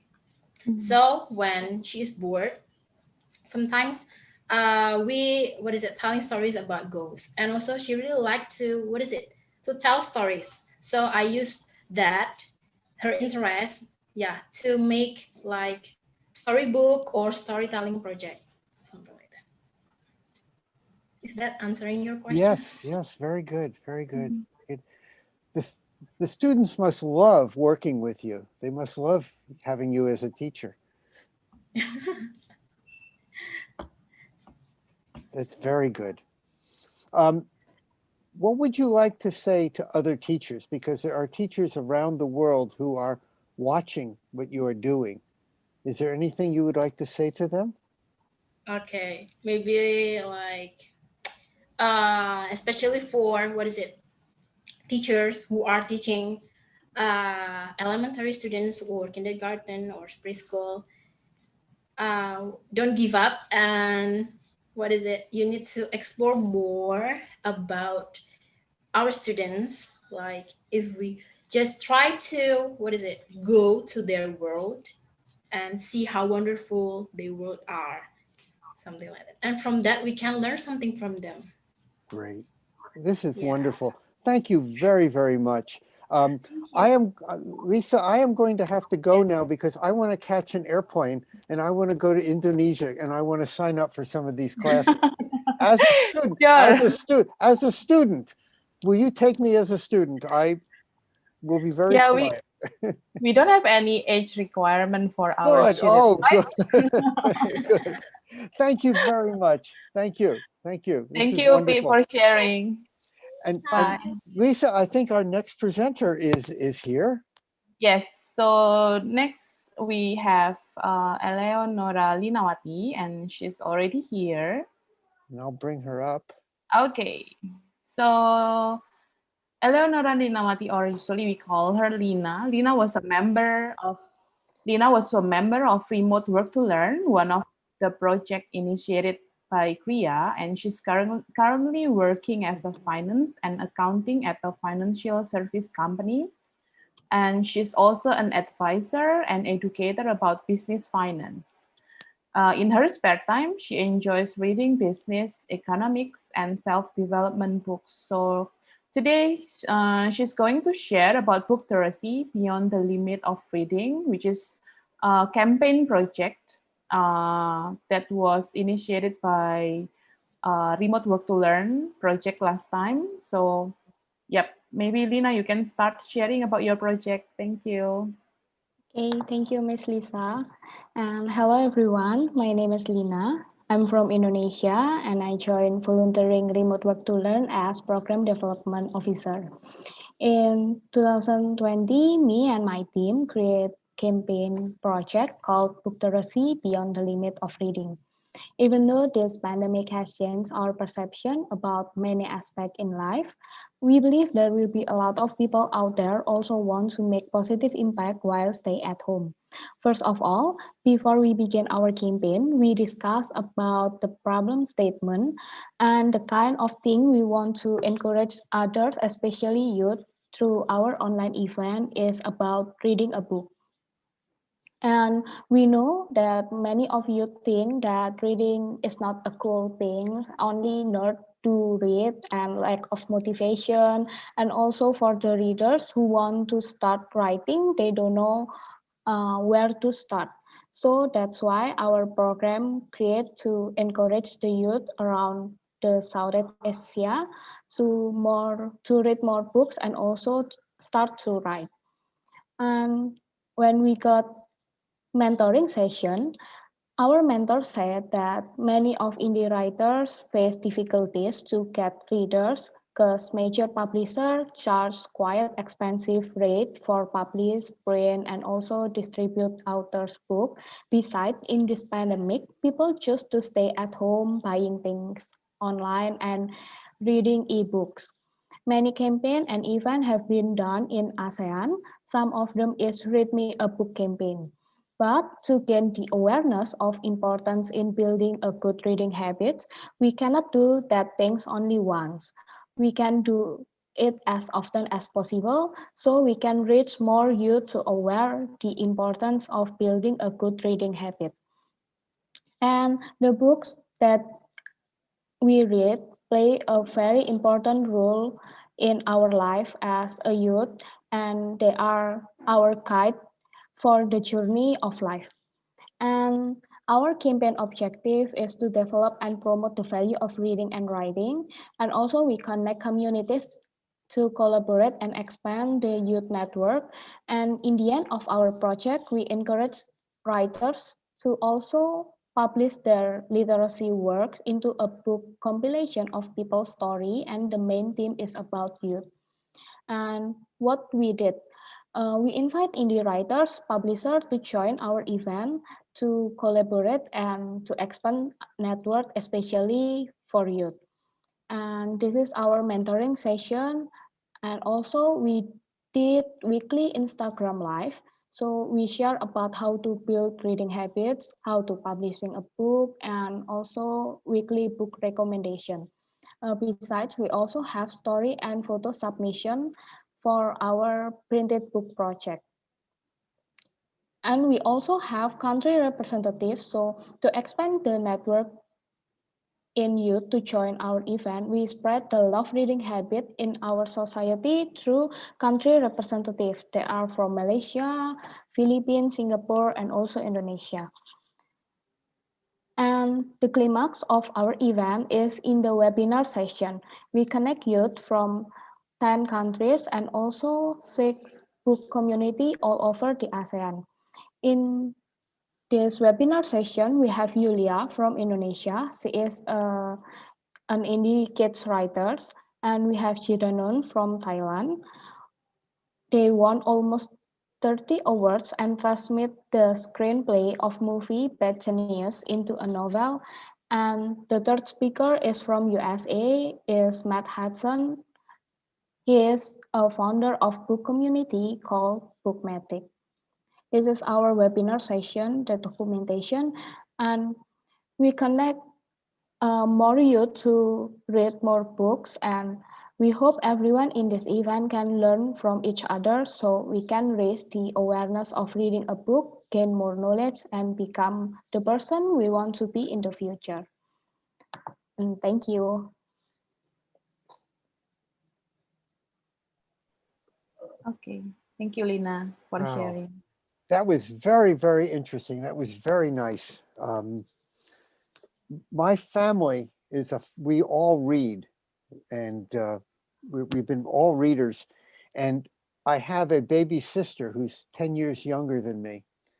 And we have a picture of her sitting in a chair when she's probably about 2 years old. And she's sitting in a chair with a book.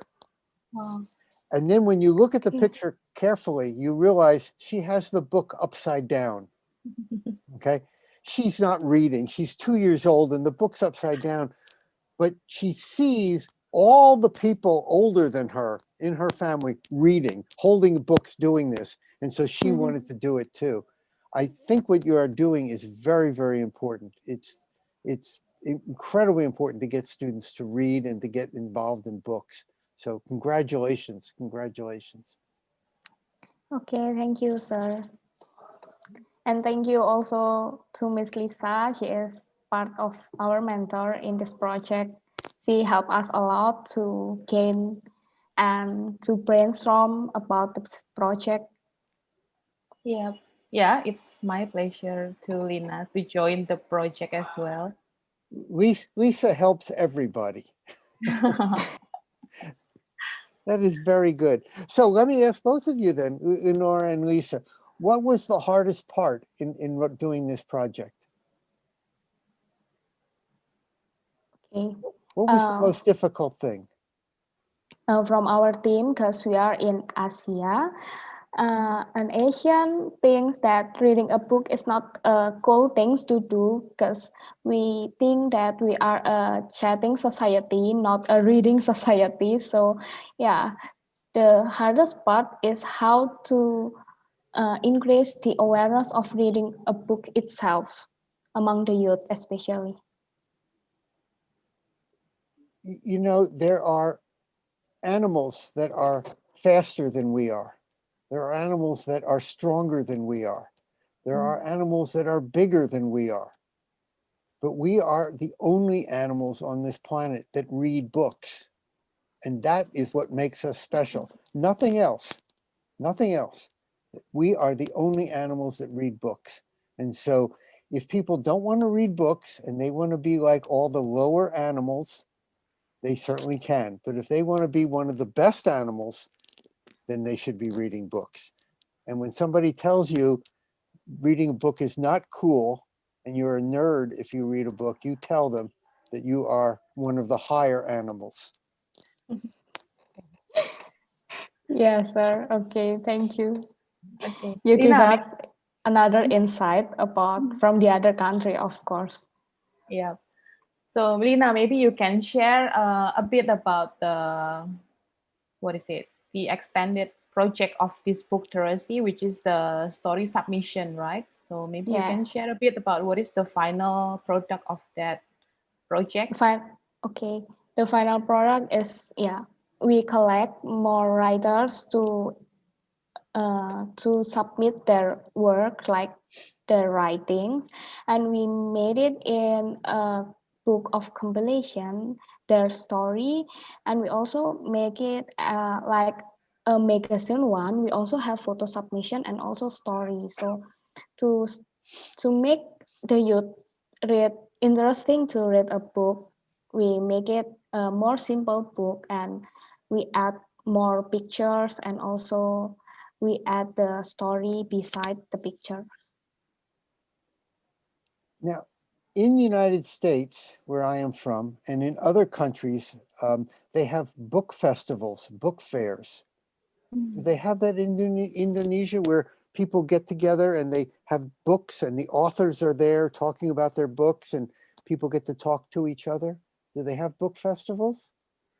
Yeah, we have. I think in Indonesia or average in ASEAN, we did it like 2 times a year.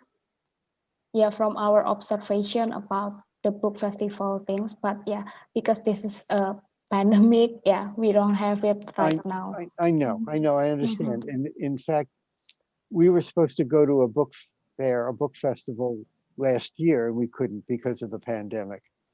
But that's something you should think about. The pandemic will be over at some point, and you should Yeah. create a book festival and invite authors from around the world to come. And some of them may come to your festival, and it would be very interesting and very good. And you could, people would come to see them. That's very good. Excellent. Excellent. Yeah. Thank you for your insight, sir. Well, I'm not doing the work. I'm just giving you an idea. You and Lisa will have to do all the work, but I know you will do a great job. I know you will do a great job. So what is the next thing that you are planning to do? We plan to like open pre-order for that books and also, yeah, we want to make the writers more proud about their writing skill and also proud of being a readers. Well, you know that we have these gift events every 4 times a year. We have another one in April. I would love to have some of your students, some of your writers come to the next gift in April and talk about the stories, talk about the books they have written. That will make them feel very proud that other people want to hear what they have done. Yeah. Yeah. Okay, well. So you have a job. I want you to get some students who have created, and it doesn't have to be one student, it could be a group. Maybe there's 2 or 3 students and they are giving a presentation about their books and they talk about their book and they can show it. That would be wonderful. Or maybe all the students could talk about their favorite book and why it was their favorite book. And that would be another wonderful presentation. Yeah. Okay. So Lisa will give you the information about the next gift in April. But Yes, we would love to have your students here. Yeah, okay, sir. We will do it. Yeah, we have to make sure that the book is already published before April. Yeah, our target is published on March, the print one, and we March? start March. Perfect. This is April. April is after March. The time is Yeah. perfect. It's perfect. Great. Okay. That is very Yeah. good. Lisa, did you Thank have you, sir. anything else? Yeah, I think that's all from Mm. Doctoracy project. That is a very, very important project. You should be very proud of what you are doing, because you are doing important things and helping children to become the higher animals that can read and write. I'm serious. Dogs don't read and write. Yeah. Yeah, that's correct. Okay, very good. Thank you very much, Eleonora. Thank you. Yeah, thank you, sir. Thank you, Lina, for sharing. Wow, that is great. Well, we've got another presenter coming up in 1 minute, but I'd like to show another one of these little videos that I have. Tons of them. Let's see which one would be good. Okay, how about this one? Let's do this.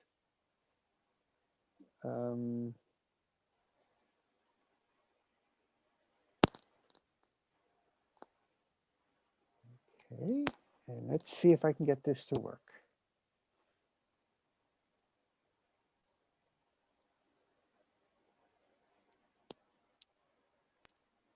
Okay, yes.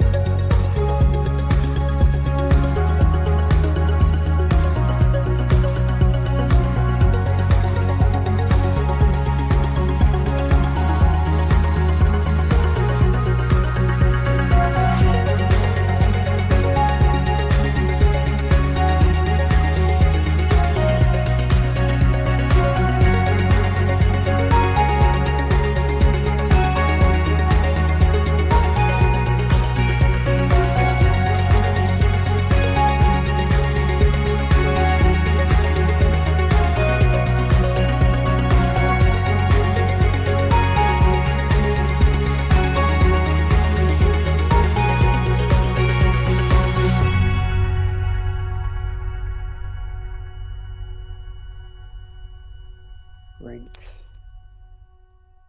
Okay, let's see if I can promote Julia.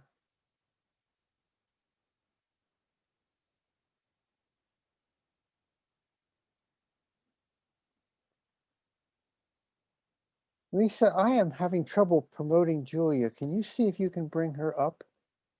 For some reason, it's not working. Okay, I'm trying to promote her as well to the panelists. Julia, we are bringing you up so we'll be able to talk to you.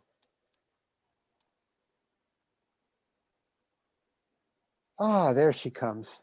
Okay. You did it again. Hi. Okay, so next we have Julia Gao from Yuelong Technology and Education Limited, China. So she's going to share about the Super Spacetime Solid or Triple S, the event and competition for makers. Wow. So I cannot wait to hear her explanation and sharing about this. So Julia, the time is yours. Thank you. I will try to share my screen first. Okay, sure. Take your time.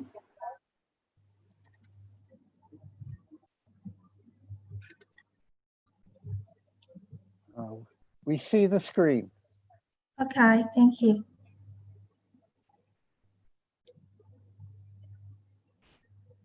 Okay.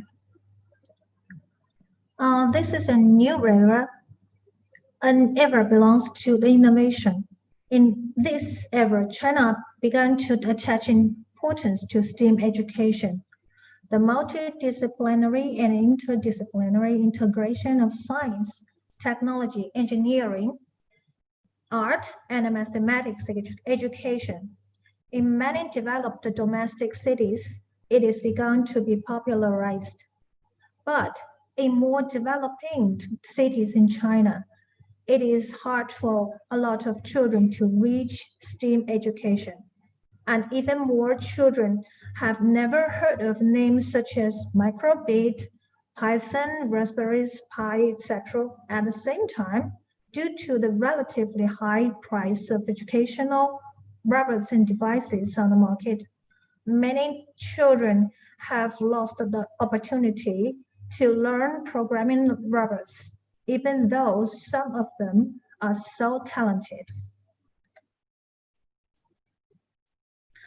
We recognized these trends and huge demand, developed the cheaper equipment, and organized event Super Spacetime Solid with lower price for all gifted children who are absorbed by robots, science and technology, and enjoying creating. Allow them to participate in events and activities as much as possible. We also build up the corresponding fully open source communication platform for makers who like robots. We hope they will be gathered on this platform with their creative thinking power to promote the development of this world.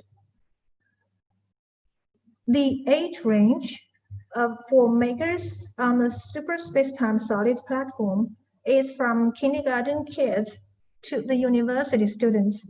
No matter their programming are in League, Scratch, Microbit, Python, or Raspberry Pi, no matter the equipment they use, maybe includes cardboard or boxes, Lego or any other materials. They can participate in our event and communicate with each other. For beginners, they can choose to purchase our core kits and training lessons online. They can learn on their own or participate in our training lessons online. And then can challenge the competition tasks. Although there is the spreading of pandemic all over the world, children are allowed to participate in our challenge and finish their tasks at home, training center, or school.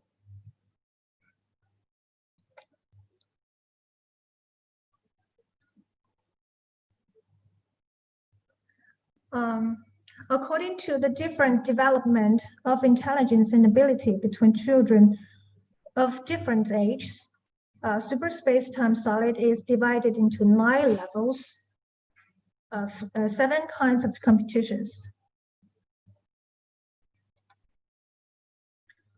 There are individual competitions for 6 age, 7 age, and 8 age, individual competition for 9 to 10 age, 11 to 12 age, individual and team competition for adults. For kindergarten child, they could make their own robots through no-code or codeless programming and hardware building. Let the robot complete tasks within a specified time. The hardware can be any material. In the competition, we limited the length, width, and the height range of robot as well as the weight range. No matter what kind of material the children use to build robots, they need to comply with the limits we set. The child who spent the shortest time to complete the task wins. As participating children in this stage are pretty young, we allowed their parents or teachers to complete the video testing and the pre-match preparation for them. And before the challenge begins, The referee will communicate with these players online and help them to relax and make sure they enter the challenge in good condition. Considering the big gap of development between children of 6 years old and 7 years old, we opened 2 separate competitions for them. In a competition for 7 age children compared to the 6, tasks are more difficult. We will not only set more traps on the map, but also increase the kinds of programming methods. Children will not only have to observe the traps on the map cautiously, but also need to operate their robots to avoid these traps by simple programming. As we will not release the challenge map in advance, there will be enough time for children to complete their programming and building. We hope that teachers and parents could stand behind and no more actions except just following the children's instructions. We advocate cultivating of independency and provide a very good platform for truly capable children. In the competition for 8-age children, tasks will be more difficult and children can choose to program and use other methods to complete the online challenge tasks. In a competition for 9 to 10 age children, we will update a brand new challenge map and upgrade the difficulties of tasks again. Children have to use programming tools such as Lego, Scratch, Microbit, Python, or Raspberries to create their own intelligence robot. With playing with roles, they are allowed to use any materials as hardware to create their own robots to complete challenging tasks. The competition for 11 to 12 age children is the highest in our competitions for youth. The difficulties of the tasks also is the highest. It requires more knowledge and innovation thinking combined with programming skills. Similarly, in the competitions of this stage, children are also allowed to choose any materials, even cardboard boxes, as a component of robots and try to complete challenge tasks with time as short as they can achieve. We also have designed adults individual and team challenge competitions for college students and maker teachers. In individual competition, it is also fully open source programming and hardware. The winner is the one who completes the most challenge tasks within the specified time. The competition is the strongest PK of personal ability. In team challenge, in addition to fully open source programming and hardware, there are also programming and hardware challenges of prescribed equipment, which is mainly used to show the team collaborations and creativities. Participants in the team competition consists of 4 to 6 college students, school teachers, or training center teachers. They will receive a same task, and the winner is the one who can complete it in the shortest time.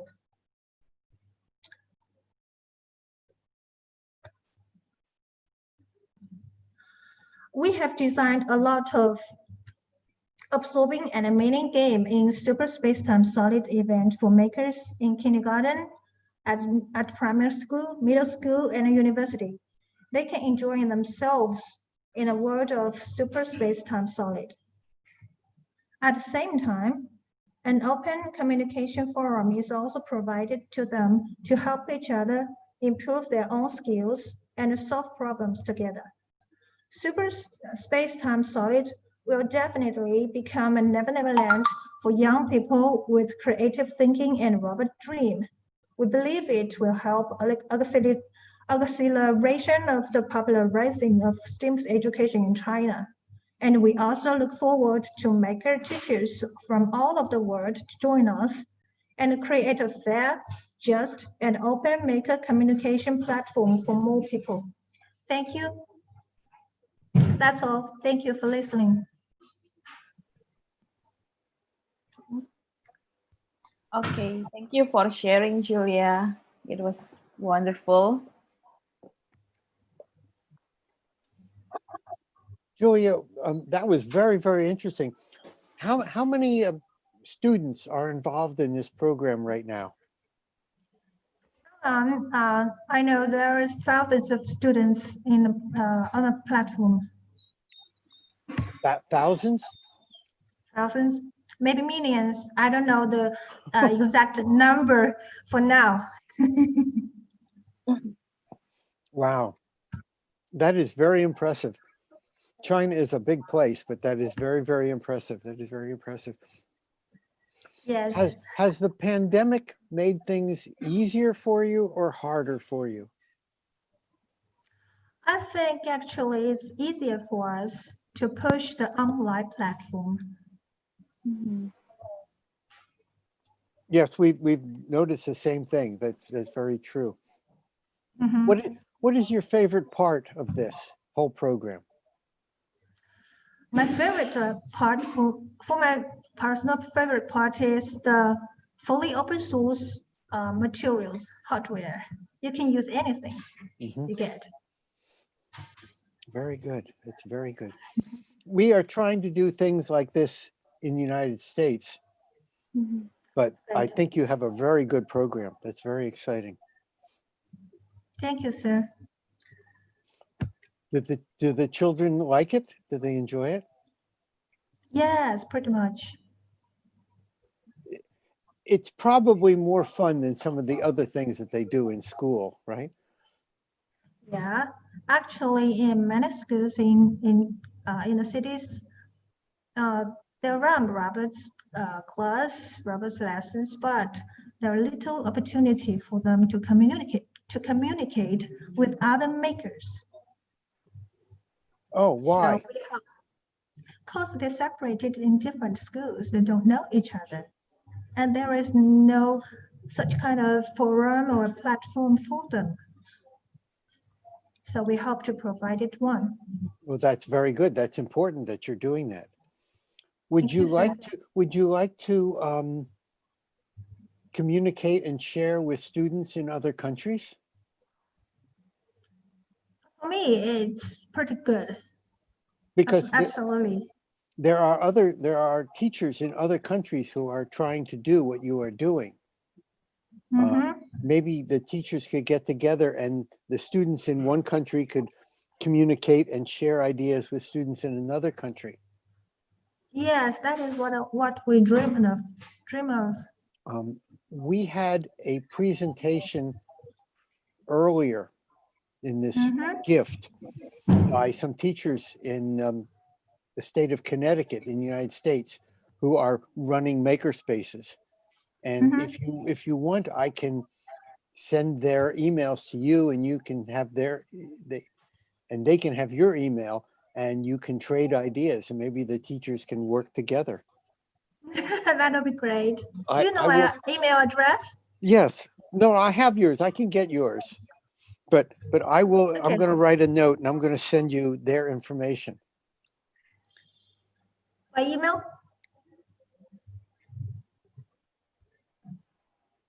I'm just writing this down. Please give me a pen, please. Give me a pen, and paper, piece of paper. No, it's okay. It's okay. Yin Ting, you know Yin Ting. She knows you. She'll give me your email address. Okay. Okay. Thank you. I wrote a note. I gave myself a note to give you their information. They're doing a lot of Thank you, stuff. sir. Thank you, sir, very much. That'd be very good.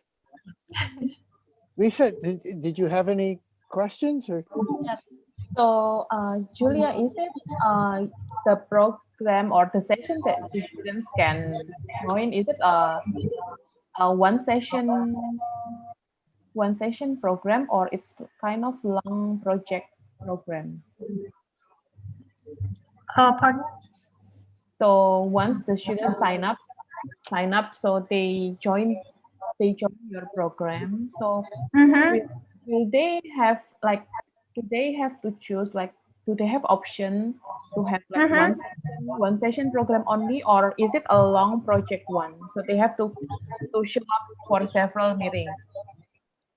We set 9 levels and for different age range. So, for example, if you are a 6-year-old age child, you can choose 6 years old. And in 6 years old, we have 9 levels, and you can choose the level that you might you think you are able to challenge the tasks. Okay, so when they kids, let's say the 6-year-old kids join a project, and then because this is a platform, so it means they will have individual learning process, right? Or somebody will okay, we and then we provide some learning lessons, training lessons on the platform, and we provided some purchasing line of the core kit, some products in a forum. So you just can do all it by yourself on your own. Okay, so is there any like checkpoints where the kids can come to your, I don't know, it's like your staff probably, or somebody, or the customer service in your application, in your platform, if they have any trouble with their project probably? They can choose to ask the teachers if they are participate the training lessons online, or they can choose to communicate with other makers on a forum. Okay. Wow, it's so nice. Julia, we are doing another gift in April. And I would love to have some of the students come and give presentations about things that they have made, things that they have done. Okay, and if they aren't confident enough in English, they can do it in Chinese. It's okay. Oh, that's great. But we would love to have them show what they have made, what they've done, and just talk about that. So I'm inviting you to invite them to participate. It would be very exciting. Great. That's great. So is there any invitation letters or invitation of you know Yin Ting, right? She's in charge. You talk to her and she can tell you how to make that happen. Okay. Thank you, sir. And in fact, in another minute, I want to show a video, because there was a wonderful invention convention last year in China that Ting's organization ran, and I don't know if any of your students were involved in that, but she ran a very good program, and I'll show that video in a few minutes. Okay, looking forward. Is there anything else you'd like to tell us about what you're doing? And there are people all around the world listening to you right now. So is there anything you want to say to the world? I'm shy. No. I think that's all for me. Thank you. Oh, that was very good. Thank you very much. Thank you, Julia. Thank you for sharing, Julia. But don't Thank hang you, up. Lisa. Stay on, because you can see this video also. Okay, thank Okay? you. I will. So Lisa, I'm just going to show a video. Let's see if I can get this to work. It's always iffy whenever I'm doing anything. This is 2020, and it's the Invent Future Invention Convention in China. Yes, yep.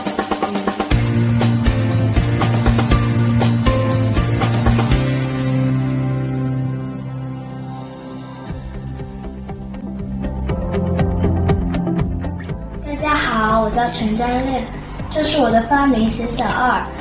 我是丁子晨，今年7岁，我的发明是岛屿书包。我的作品要解决的问题是在下雨的时候可以不用撑伞且放双手。大家好，我是 Jeff， 我今年12岁了，我发明了一个亲子摇椅，能照顾还不能独立行走的婴儿。大家好，我叫朱艳珍，今年8岁。我的发明是一个可移动式吊盐水架，可以在病人们上厕所的时候方便自己吊盐水。大家好，我是彭若恩，今年10岁了。我发明了一个无论水花洒，可以让人不用先放一罐冷水，就直接用到热水。大家好，我是武艺，今年11岁。我发明了刷刷杯，它解决了人们使用牙刷后忽视的清洁问题。我是 Morris， 今年8岁。我发明了一个马桶垫脚架。我是车居琪，幼儿园中班。我发明了一个口罩手环，来解决口罩摘下来没地方放的问题。I'm David from China. I'm 13. I invented a long-distance car warning gadget. It can inform car owners of something abnormal during their absence. Hi, I'm Austin from Indonesia. I'm 10 now. This is my invention called the two-season shoes. Wear this during rainy days, and you don't need to worry about any hard-to-clean skin when you step into muddy puddle of water. My name is Mulia Senano Madian, and I'm 12 years old. I'm from Semarang in Indonesia. My invention is called the mud walker. The problem it solves is that people in areas with dirt roads can't go to places after a large rain since the road will turn into mud. My name is Michael. I'm 12 years old, and today I want to tell you about my invention, rain repellent. Rain repellent is a device which are used to prevent rainwater to hit the car's windshield, specifically the front one, because it's the one that can cause car accidents and make drivers hard to see the road.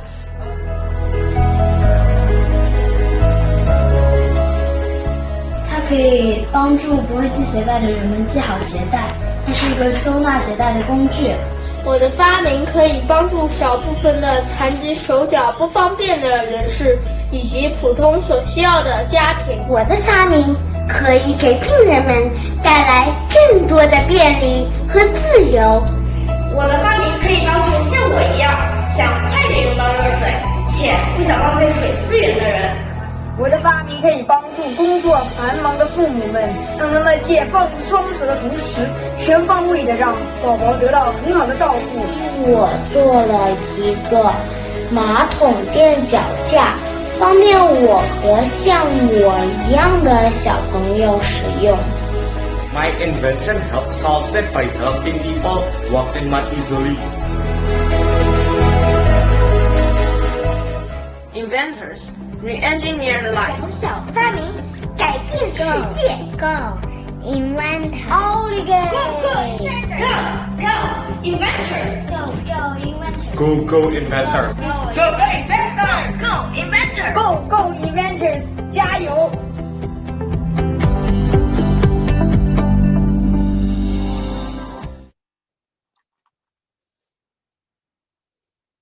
So that was China, and you saw some wonderful students from Indonesia who were there also participating in this.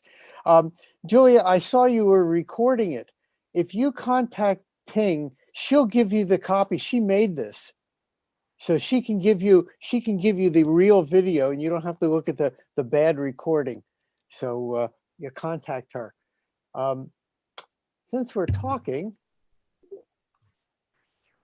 here is. This is another video about another event. Let me just get this going here. Hold it a second.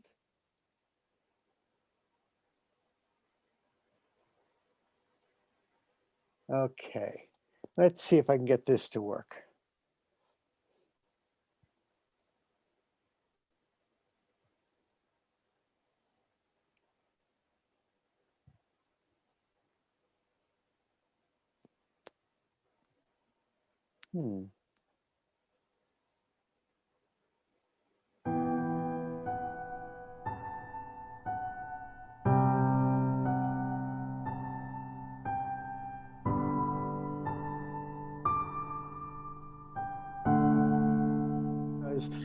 We are so excited about watching what you've been doing, and we are looking forward to this, and this is going to be a wonderful event, and we are very, very happy to be part of this and to listen to you.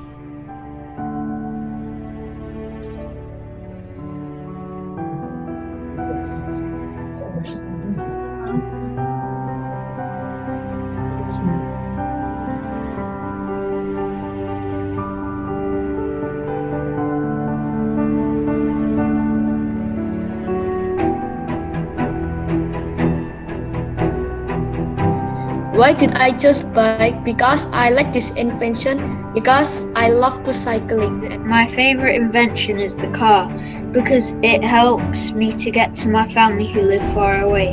I like this invention because this invention changed many people's lives. My favorite invention is iPad. My favorite invention is Lego. I love electronic device because it helps people so much by communicating and much stuff.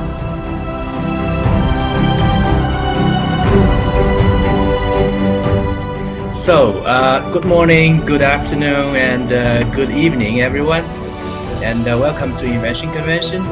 My objectives of this project are using sound technology to stop bullying, to detect bullying cases as efficient as possible, and to target kids who bully others. And here, the map button shows all the levels of the game. And this section, I want to mention that has a new feature that allows the user to browse through DIY craft tutorials and even share their own. And here, I've got some problems I want to read out and how I solve them. The first is my invention.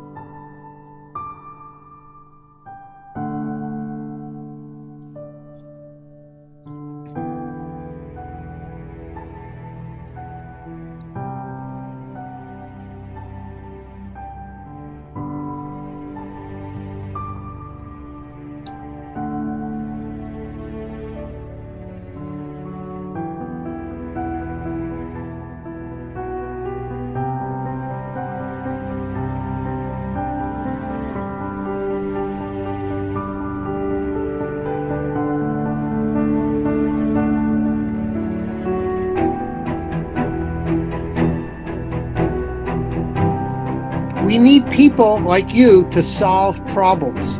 And there are all kinds of issues and problems and things that need to be made better. And that's what we need people to do. The cell phone cannot solve a problem. Only you can do that. And so what you have learned in this summer challenge was different activities in solving a problem, thinking of a solution, building something, and then giving a presentation, talking to people, explaining what you have done. So you may think that this is the end of the summer challenge, and you may think that you're done with the activities and the things that you have learned here, but you are not done. This is just the beginning, because you are going to spend the rest of your life and the rest of your career doing exactly what you have done this summer. To the best minds, to the most creative. Cheers! Cheers! Cheers! And here's to many more. Cheers! Bye! Bye!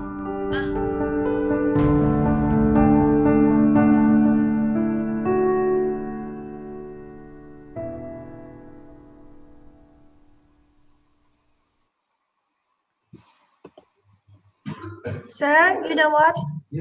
I saw my son. Really? That video. Okay. I saw my son of last summer vacation.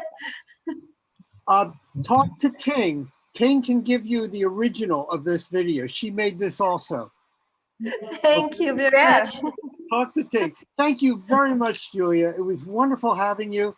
I want you to bring some of your students on, okay, next time. Please do that. What you're doing is very important. Thank you. Thank you very much. Thank you, Julia. Thank you. Bye. Bye. Lisa, we have another wonderful guest coming on. Nicole, are you there? Yep, I'm here. I'm getting my camera set up. Little Hopefully. gray. Okay, great. So next we have Nicole. Nicole Kang is an MIT alum, STEM educator, educational researcher, and co-founder of Elementary, a K-12 online platform to read, write, code, and share interactive stories using professional illustrations and sound. She is passionate about combining literacy, arts, and literacy to create meaningful learning experiences. Wow. Okay, so I'm already excited now. Okay, so Nicole, you can share about your project. The time is yours. Great. So I think the best way to learn about elementary is to maybe see a little bit about elementary. So my name is Nicole Kang, and let's just get started with learning a little bit about elementary, this platform that I created. So the website is www.elementary.io, and basically it's an online platform where you could create interactive stories or games using professional illustrations and sounds just like this. So a bit about me. I am the co-founder of Elementary. I am a teacher and researcher. I was mostly working in STEM. I ran summer programs in South Korea for STEM. It was 3 weeks long, winter and summer camps. I also was an educational researcher, both at MIT and then later in Taiwan. And you can reach me on Twitter at Nico Rars. And I'm learning to build a professional learning network there. So join me there. And I'm really glad to meet all of you. So basically, I want to condense my time into a couple of different areas. The first one will be just an overview. Then we'll look at project ideas. I'll take you through a quick walkthrough of elementary so you can actually see how it works. And then I don't know if anybody has any questions, but we'll see if there are, and I can try to answer those. So let's get started. Are you excited? And so what's the deal with elementary anyway? Well, you can use elementary to write, code, and share interactive stories. And that's really powerful because students will have an authentic audience. When they create a story and they keep it in their classroom, that's great and all, you can take a picture. But at the end of the day, what students really want is to see their work appreciated outside of their classroom, within their classroom and outside. And this just gives them another platform to really share their creations. So in the context of, let's say you're creating an invention and you want to do a research project, maybe instead of doing a PowerPoint, you want to go on elementary and create an app that explains your project, or maybe you want to create an interactive story, or maybe even a game. Those are all options. So elementary is recognized as one of 2019's best websites for teaching and learning by the American School Library Association. We're a team of 2, so that's really incredible that we're listed alongside really big names. And yeah, we're really passionate about what we do, and that's how we get there. So what kind of projects can you make? So I talked a little bit about research projects. Those are really key. We have a lot of science teachers use elementary for research project purposes, anything from, how the the water cycle is, and instead of, doing a PowerPoint or a poster, students can create like a narrative of a water droplet named Wilbur as he goes throughout the water cycle. Or you can do something like very standard, like, oh, I want to explain a chemical periodic table element. Those are all things that have been done in science classes. What's really cool is, although elementary does teach computer science, we're used in the regular classroom. So science class, as well as English language arts classes, those are all really popular. In the US, they have like gifted programs. It's also popular there, as well as foreign languages. So people use it specifically for writing because, as you see, we have a lot of illustrations. It's about 16,000 professional illustrations and sounds you can use. And that's really, really powerful for students who struggle with writing. You can create comics, you can create, paragraphs, but you just give students more freedom of their voice and choice in what they want to present. So the cool thing about elementary, of course, is the coding, and I'll take you through that in a little bit. But basically, you could do things like animations, you can do things like audiobooks with voiceovers, which is really popular with younger students who might, struggle with writing. And so therefore they can express themselves and their characters through these audio picture books. Choose your own adventures are also popular. Virtual escape rooms are popular as well, and apps. So this is a platform that can be used K to 12 and even in higher education. We have teachers use it to present content, as well as even, you know, professionals who use it to either communicate their cause or to create like an escape room, which is something that's very difficult to do on other platforms. But the real core is my mission is really to get kids to like writing. So why are teachers using elementary in the first place? Well, obviously visual storytelling, learning how to code, shareable products, practicing digital citizenship and applying those type of skills, and then project-based learning, because every story on elementary does require writing time, maybe some coding time, and most importantly, a revision or debugging phase because you want to correct. So one thing that I always talk to teachers is, especially those who are maybe not familiar with STEM or with, coding, I'm like, okay, well, it's like the writing process. What do we do in the writing process? Well, we revise, we reiterate, we improve it, and it's the same thing. So we want to just make writing fun, because writing is not fun for a lot of kids, and we hope that this can be a way to get kids to write, not just inside the classroom because they have to, but because they want to, and that's the real key. So what are some reasons your students might want to write on elementary? Well, I'll leave that open and you can think about how you can maybe integrate it into your curriculum, and I'll give you some ideas as well. So the main last thing before I go into the demo is I do want to cover classroom features. And the main thing is, if you're a teacher, you can go ahead and create a classroom, manage student accounts. If you use Google Classroom, you can import your Google Classroom with one click. Otherwise, you can create student accounts. There's no emails needed. And the main benefit of having a classroom is you could review student stories and publish student stories. So students can submit the stories to you, but you have the final say of whether or not it gets published to the public. So that's another thing for privacy purposes that we do for classrooms. The other thing is, if you go premium, you can access student analytics, which is really great. If you're full virtual, you can see how long students spend writing, how long they spend coding, number of characters they've written, number of lines they've coded, and you can give feedback on stories page by page. So that's also really key, especially if you're like an English language arts teacher and you're always saying, remember to capitalize the first letter of your sentence, things like that, that are small little things that kids have to always be reminded of. That's really helpful. And then the final thing is you have a classroom library where you can showcase all of your stories in one place that have been published by your students. So the last thing I want to talk about, I go really fast before I go into the demo. Sorry, this is the very last thing, is remixes. So if you are familiar with Scratch, Scratch also has remixes, and we take that same concept.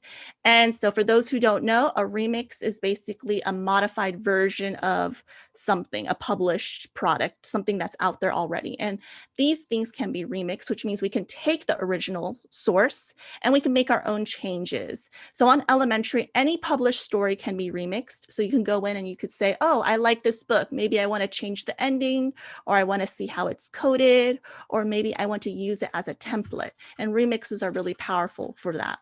But the main thing for writing is remixes removes this blank page syndrome that a lot of kids have. When you ask some kids, like, what are you going to write? They're like, I don't know.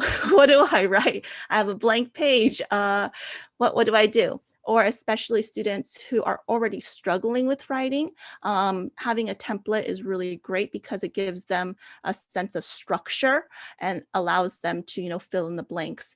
So we have some curriculum on elementary, and one of them is on fables. I can maybe show you if we have time, but it has like the pictures already there, and the student's job is to then just fill in the dialogue and the narration so that the fable makes sense. So templates are really powerful. They can personalize an existing story, remove this blank page syndrome, also allow students who want to, challenge themselves and be like, oh, how is this coded? This is pretty cool. Then they can remix it and actually see how it's coded.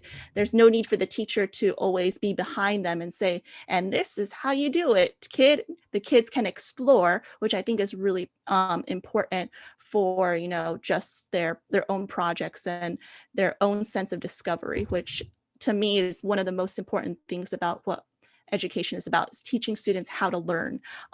So when you publish a remix, then the original author and the story will be automatically credited, notified. So that's another tie-in to digital citizenship that you can also do with your students. And the last thing is when you publish, you also have credits that are automatically generated. And these are all of the illustrations and sounds or backgrounds that have been used in your story. So that's pretty cool as well. Whew. So I don't know, do we take questions here? If you have questions, you can let me know anytime, but otherwise I'll get started. I never get in the path of a moving train, so you just keep on going. You're doing great. Okay, so I'll just go ahead and get started, but if you have any questions, you can reach me, email, Twitter, all those things. And I'm gonna go ahead and create a brand new project. So I'm going to go ahead and click on write a new story and just give you a brief overview of how easy it is to create. So when I talk to a lot of teachers and you put the word code in a sentence, they freak out. They're just like, I'm a teacher.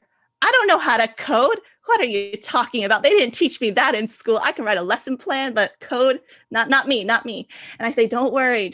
Like, it's not as scary as you think. And to be honest, like 99% of the teachers who use this platform are English teachers. So you're in great company, like it's fine. So it looks a lot like PowerPoint. And that's also why it can be used for younger grades to start with digital storytelling. They don't need to be introduced to the coding until they feel ready for it. You can start with a blank project and just, add some animals that you like. Let's say I like cats, for example.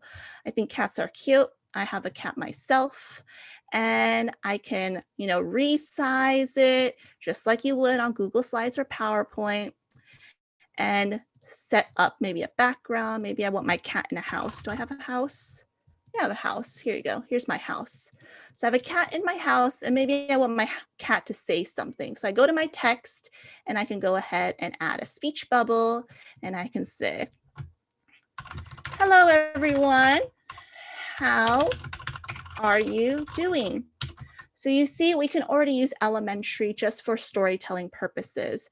And this can be done for younger grade levels to do independently, to create their own stories, and also collaboratively. So if you're in like a setting where maybe you're a teacher and you're dealing with younger students and you want to explain something or create a story around some sort of concept, you can collaboratively write something together.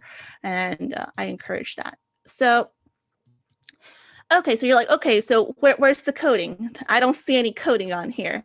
And that's because the coding is on the back side of the page. So the front side is where you design your picture book or your comic or your whatever you're going to do.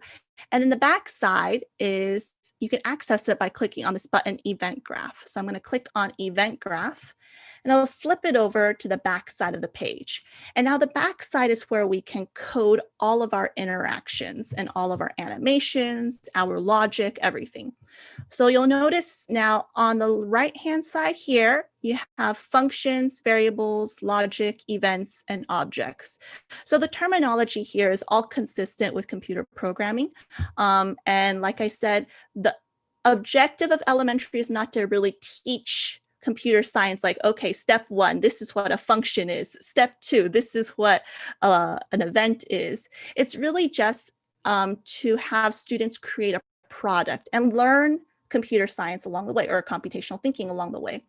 So I'm going to go into functions. And if you don't know what functions are, basically they're the actions that we tell the computer. They tell the computer what action to do.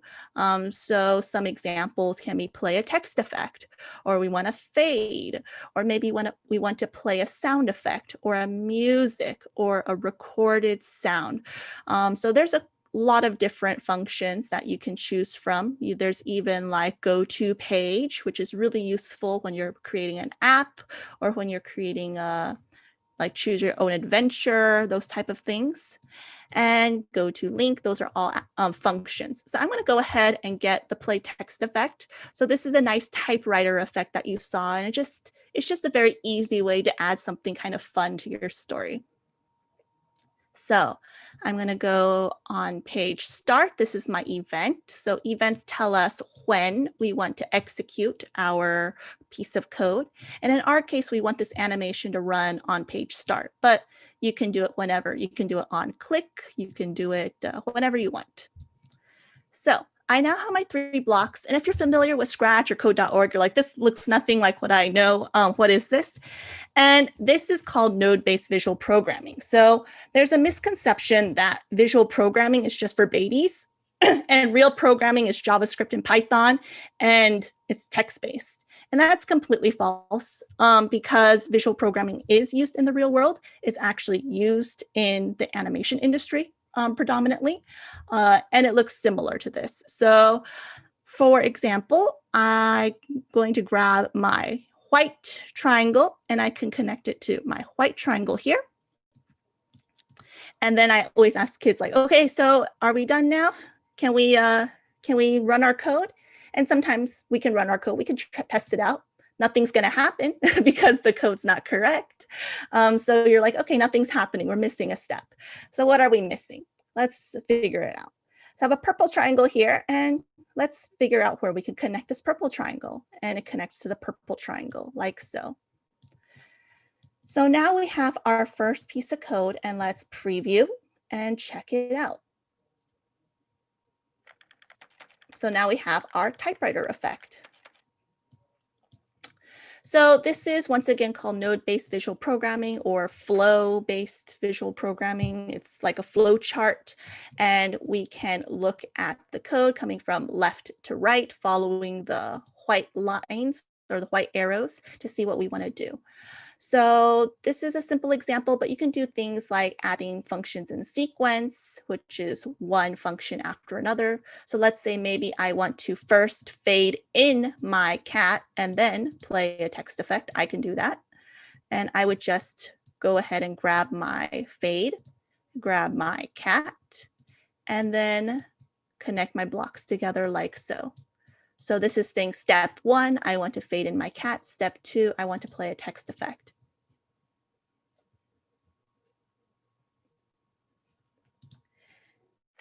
Anyway, so I think I am basically done with my time, is it?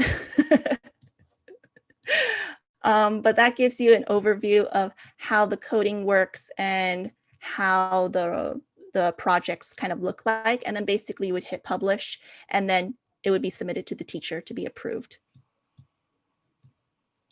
Wow, Nicole, that was fantastic. Thank you. That was great. Yeah, that was amazing. I teach Scratch myself. And like you said, it's not that easy. It's not that hard. Actually, you don't have to be a programmer or coder to do this.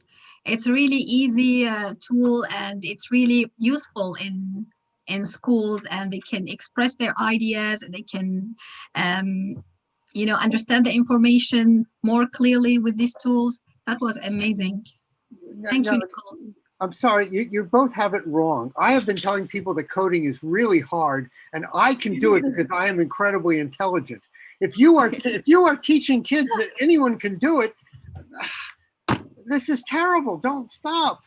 Jack, it's a skill. It's a skill. The more you practice, the more you get better. That's it. Yeah, that's what my friend who works for Google says. He's like, stop teaching kids. I'm going to be running out of a job. Nicole, I just want to make sure that everyone who's watching understands. And what you have created is available where? So it's available as long as your internet doesn't block it. And so you can just access it online at www.elementary, like spelt like elementary school, but with an I at the end, .io. And it's free to get started. As a teacher, you can create up to 35 student accounts for free as well. And right now, I also hold virtual field trip, hour of code that you can also book with me to help you get started, and free kid clubs on Saturday. So, and that's all available on the website. Great, thank you. And you are also want to mention that you are already very international in the fact that you are living where? So I'm living in France, and I came here after being in Taiwan. So I kind of been living in a couple of different places. Oh, and the other thing, speaking of international, elementary is translated into French, Spanish, Italian, German, and partly in Greek. Yeah. So that's all done by the community. With more languages probably coming, right?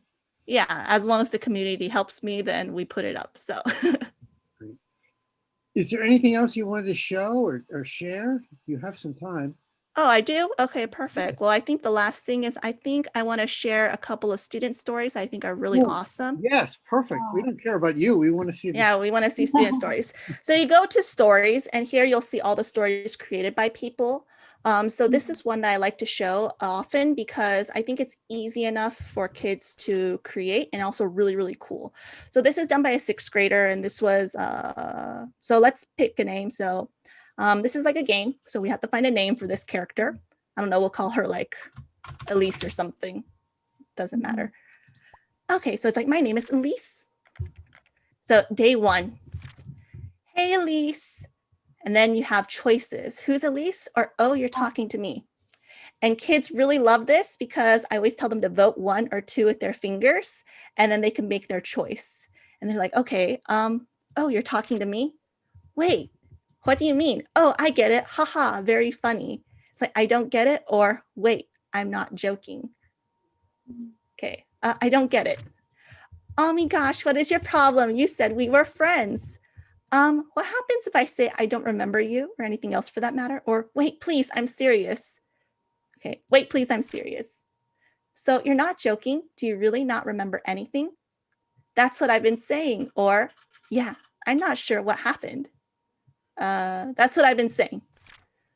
Ah, geez, I'm sorry, Elise. So you'll notice here we have Elise, and this is a great way to introduce variables in the context of English language arts. So Mad Lib stories are another great way of doing it. So now you have a choice. It's all right, Addie, or I can't believe you treat anyone like that for making a joke. Let's be nice. It's all right, Addie.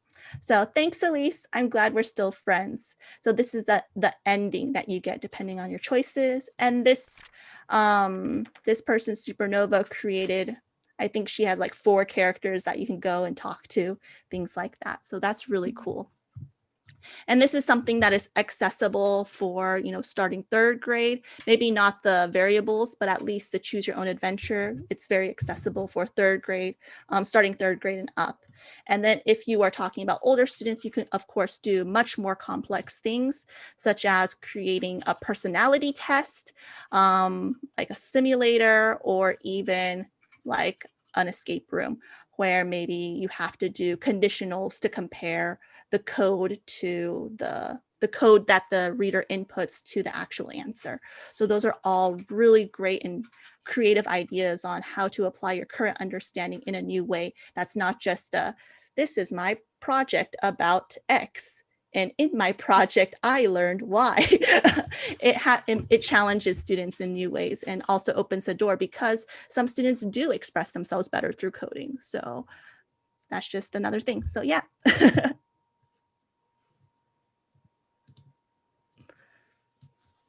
Wow, that's great. That is wonderful. Thank you. Thank you very much, Nicole. I already got my own elementary account just now. Let's see what I can do. Wow, it's awesome. So yeah, you have a tutorial button. There's a purple tutorial button, and then you can go through those tutorials, and that's probably the best way of learning. And then there's also the YouTube channel where I put tutorials specifically on how to do certain things, like how to use the text variable or things like that. And then the last step would be, if you're interested on more like teacher approaches, I have some recorded webinars on the YouTube channel as well that I've done for like CS for All Teachers and some other organizations. Great. Okay. Very nice. That is very, very impressive. Yeah. Very impressive. And I would like to repeat that coding is extremely difficult, and only incredibly good-looking and very intelligent people can do that. Jake, those brilliant kids gonna tell you that's wrong. You Well, can be 7 years old like Omar and Naib and do your own game and code. So they're gonna tell you about their experiences now. And thank that'll you, be Nicole. Thank you, Nicole, you. very much. Thank you. And Bye, anyone, guys. thank you. Khalud, Yeah. introduce. Yes. So before they talk about their experience, let's talk about Kids and Codes. It's an online organization. We do online coding with Scratch, designing games, with the circuit boards, and with robotics. And recently, we're doing invention programs. Believe it or not, online. And I'm not physically there with them. They are doing everything by themselves, and they were really, really brilliant.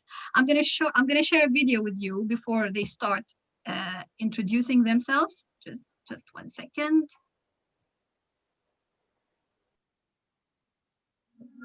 Okay, please let me know if you can hear the sound really great. Okay, I'm gonna share my screen now. Can you see my screen, guys? Okay, share sound. Perfect.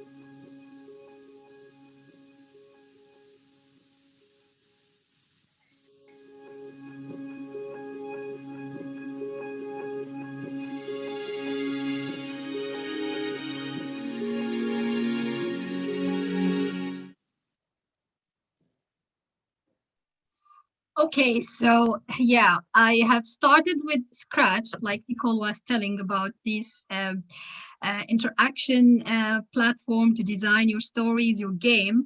Then I thought I'm not going to stop there. I have to do more. They have to learn more about coding, because coding is not just doing games. And I've started with circuit boards, small ones. They order it from their country, and we do the teaching online. Then I added the robotics program, and the UK students will participate in the WER 2021 contest, hopefully this year. And recently I have joined the IFG Invent Future Global, and I decided to make an invention program as well. And it was really hard because it's online. I'm not physically with them. It was a big challenge for me and for them, but it was incredible. And we will start with Omar Naib. He is Syrian living in Germany. He speaks Arabic, German, and English now. Because of coding, he can understand and do all the codes in English, and he's really brilliant. He's 7 years old. Omar will talk in Arabic. I'll translate some sentences. Here you go, Omar. تفضل.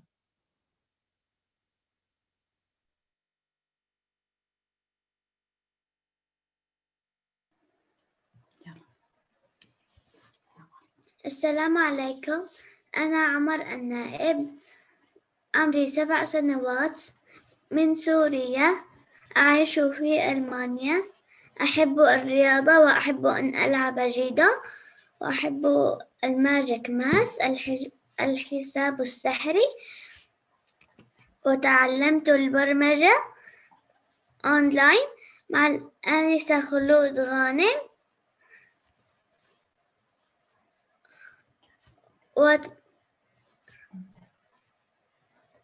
وكان تجربة ممتعة، وبنصح كل الأطفال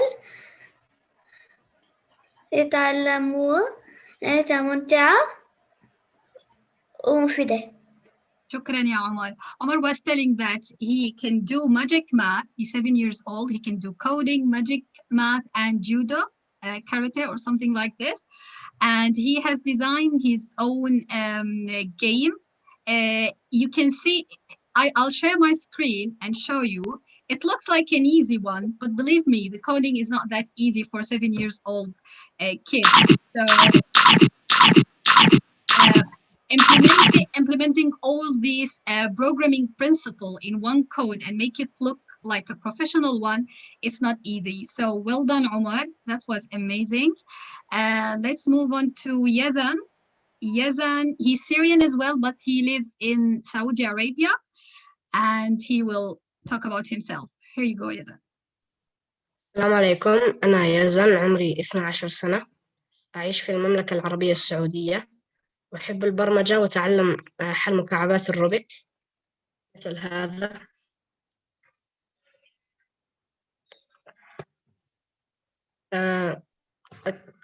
التعلم عن بعد كانت تجربة ممتعة، فنحن نستطيع الآن الدراسة من المنزل بدون مشقة السفر، والآن نتعرف على الناس من كل أنحاء العالم. تجربتي مع تعلم البرمجة عن بعد أحببتها، فإننا نستطيع أن نصمم برامج تساعد في الحياة اليومية بمقياس درجة رطوبة التربة. نصيحتي: يجب علينا أن نتعلم البرمجة لأنها أولاً ممتعة، ثانياً مفيدة، ثالثاً ستكون أحد أهم الأعمال في المستقبل، فمن الأفضل أن نتعلمها. شكرا Yazan. Yazan, he's 12 years old, living in Saudi Arabia, and he loved doing the Rubik's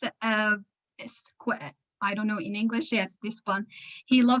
He's really talented in doing this. And yeah, he's telling that coding is the future. Everyone has to learn coding, and it makes your life easier. And he will show us. Do you want to show us a scratch game or something you did on Microbit, Yazan? The Mario game. Oh, the Mario game. Okay. Yep. Do you want to share screen? Yeah. Okay.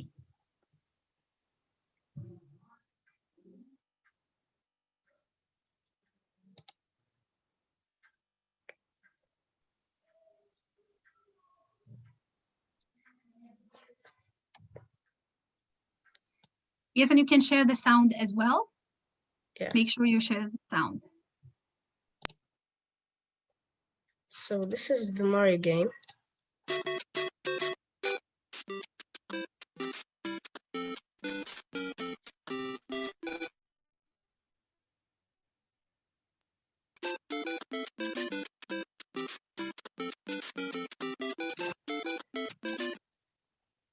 I've programmed Mario, so if he touched the color red,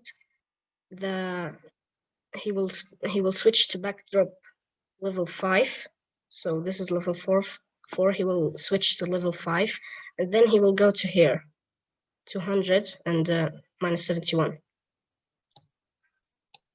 And if he touched the sprite 9, the backdrop will switch to game over, and he will go to here, and it will stop all sounds and play sound Super Mario Dies. If he touched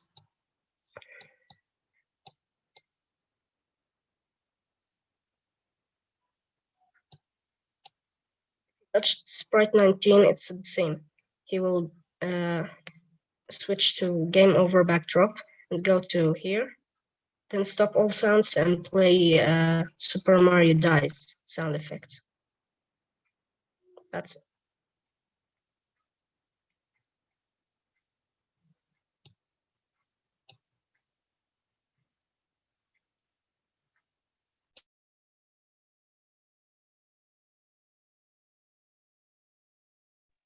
Brilliant, Jason, brilliant. It's really complicated code. By the way, Mario game, the code for Mario game, it's really professionals. But Jason make it a bit easy for his age. Thank you, Yazan. And we've got Usama next. Usama is Syrian, lives in Egypt. And yeah, you can go, Usama. Go. السلام عليكم، اسمي أسامة، عمري 9 سنوات، ولدت في سوريا، أعيش الآن في القاهرة، أحب الرسم والعلوم والرياضيات والبرمجة. كان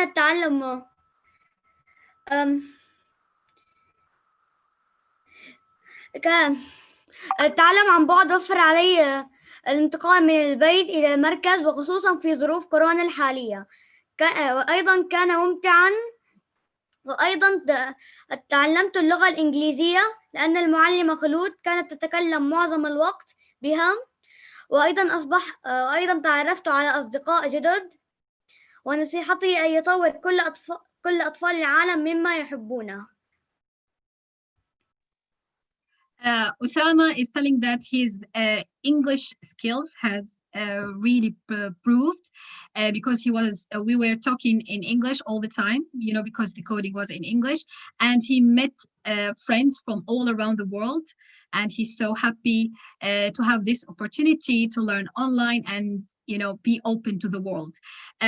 Usama, are you going to talk about Microbit project? Something you have designed on Microbit? Yes. You want to share screen?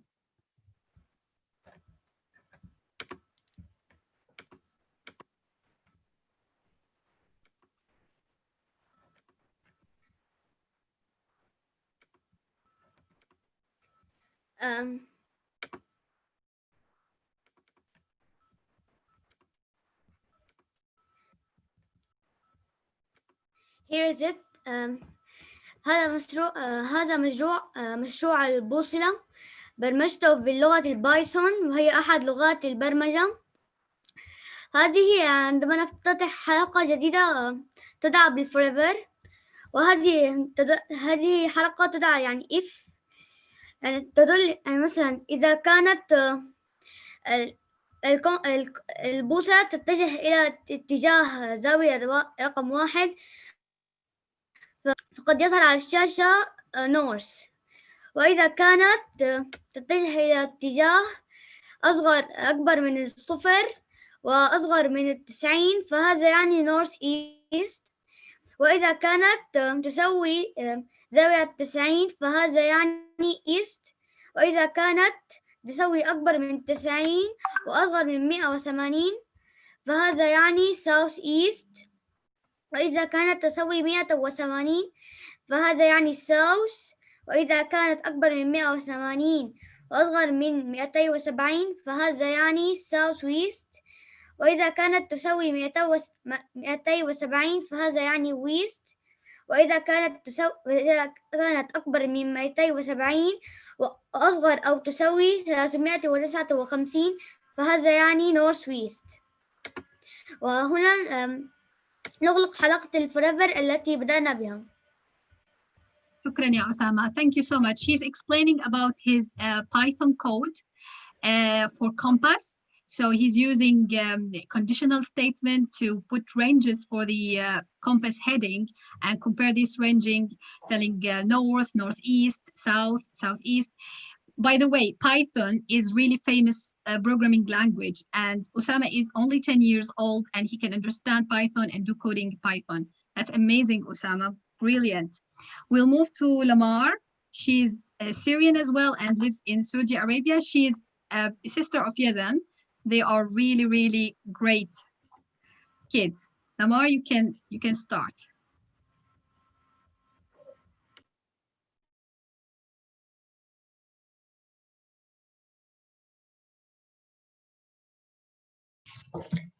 السلام عليكم. أنا لمار وعمري 10 سنوات. أنا من سوريا وأقيم بالسعودية. أحب البرمجة والرسم. رأيي بالتعلم عن بعد أنه ممتع ومفيد وساعدني في تعلم طرق بحث عن المعلومات من خلال النت. أحببت البرمجة لأنها ممتعة ولأنها تساعدنا على تصميم برامج تسهل الحياة اليومية. نصيحتي أن البرمجة مفيدة وتساعد على فهم كيفية عمل التطبيقات.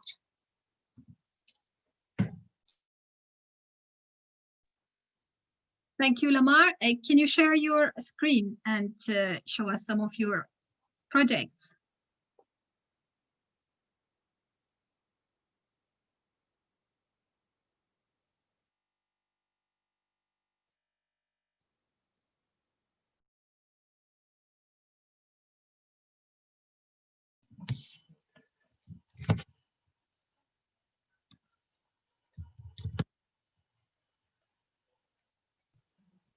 You can share computer sound as well, Lamar. Oink. Oink. Oink. Oink. Oink. Oink. Oink.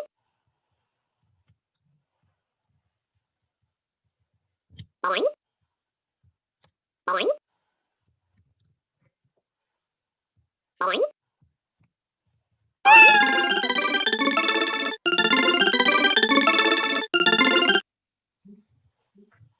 Thank you, Lamar. By the way, it looks like for some people it's look like just a game. Some kind of parents call me and say, but they are learning how to make games. And my answer is, it's not about doing the game. It's about building a skill called logical thinking and problem solving. And the way I do in the class, I don't tell them what to do. I don't ever tell them you have to put this and this and this. I always ask questions and they answer these questions so they know themselves the answer. So it's just like questions and answers. They figure out themselves what to do in a logical way. So this is really good skill if they want to be a professional programmer in the future. Imagine they are now 10 years old and they are building these skills. They're going to be really, really great in the future to use this skill. Thank you, Lama. That was amazing. This game was really, really great. We're going to move to Omar he's Syrian and he lives in Saudi Arabia as well. السلام عليكم ورحمة الله وبركاته. اسمي عمر عبد الرحمن حجازي من سوريا. أعيش في المملكة العربية السعودية. عمري 8 سنوات. أدرس في الصف الثالث الابتدائي. أحب أن أركب الليجو. لغتي الأم هي اللغة العربية. أتعلم اللغة الإنجليزية واللغة الفرنسية في مدرستي، كما أنني أتعلم علوم الحاسوب وأجيد التعامل مع برامج مايكروسوفت وورد، مايكروسوفت باوربوينت، والآن أدرس مايكروسوفت إكسل. بدأت منذ السنة الماضية بالتعلم عن بعد بسبب الظروف الحالية حول العالم من خلال برنامج زوم، وأتابع دراستي الآن على منصة كلاسيرا. أرى أن التعليم عن بعد تجربة مميزة أستطيع من خلالها متابعة التعليم الأساسي بالإضافة فإلى أنني بدأت أتعلم اللغات البرمجة مع آنستي خلود، أخذت مع 3 مستويات: Scratch Level 1 Scratch Level 2 مايكروسوفت ميك كود مايكروبيت. ساعدتني لغات البرمجة على فهم الكثير من الأشياء حولي، كما اكتسبت طريقة التفكير المنطقي لحل المسائل المعقدة، بالإضافة إلى كيفية التواصل مع الآلة. أتمنى لجميع الأطفال أن يتعلموا كيفية صناعة الكود. طموحي أن أصبح مبرمجاً مميزاً للروبوتات وأقدم أشياء مميزة للناس حول العالم. Thank you, Omar. Omar, how old are you, Omar? 10 years old as well? 10. No, 8. 8? Omar, you are 8. That's amazing. Omar loves Lego, and he knows he can use all the Microsoft programs. He's really good in using a computer, and he wants to be a professional programmer in the future. And he's telling that his experience in learning coding has proven his English skills. By the way, he speaks English, French, and Arabic, and he's only 8 years old. That's amazing, Omar. Do you want to share some of your projects? Okay.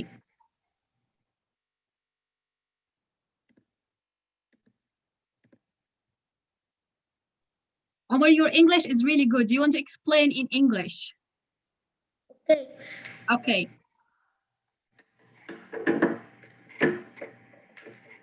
When I press A, he will show 1. When I shake it, he will change count by 1. And if he reaches to 10, he will give happy face and start music. And if I press B,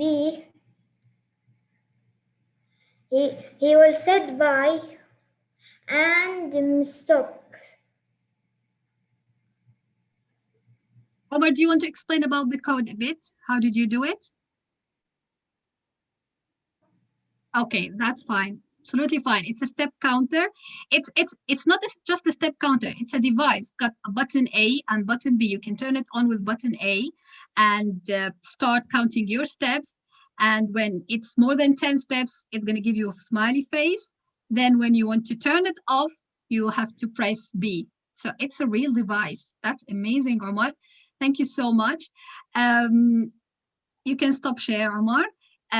I've got another video I want to share with you. I did like a small competition between all the kids in Kids and Codes, asking them to explain what coding means for them.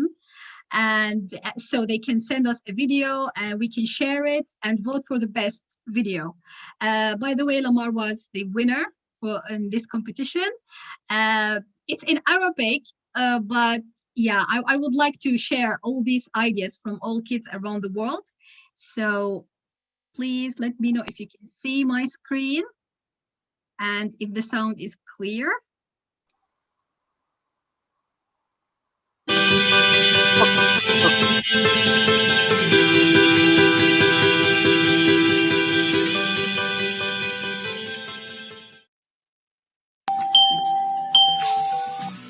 البرمجة عبارة عن سلسلة من الأوامر التي يتم تجميعها وإعطاؤها للكمبيوتر.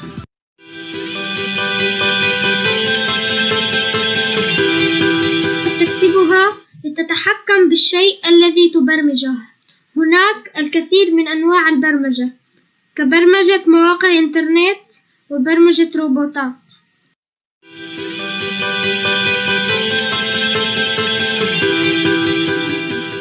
البرمجة هي تعليمات أو أوامر نعطيها للجهاز الكمبيوتر وهو بينفذها، ومن خلال البرمجة بنقدر نصنع ألعاب، نقدر نصنع روبوتات.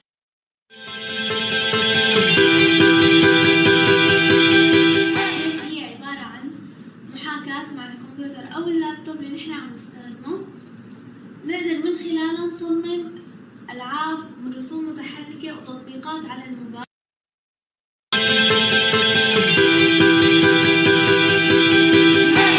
لغات للبرمجة مثل C++, جافا، جافا سكريبت والبايثون.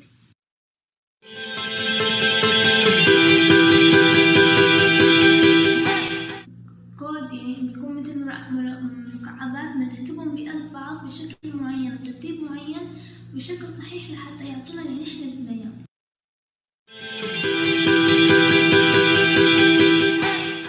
هي عبارة عن إدخال معلومات إلى الحاسوب على شكل سلسلة من الخوارزميات، ويتم تحويلها إلى أوامر تنقل إلى أي جهاز.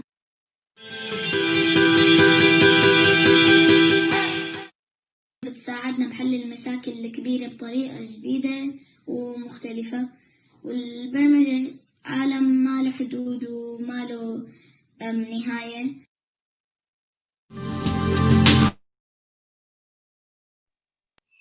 Kareem was saying that programming is unlimited.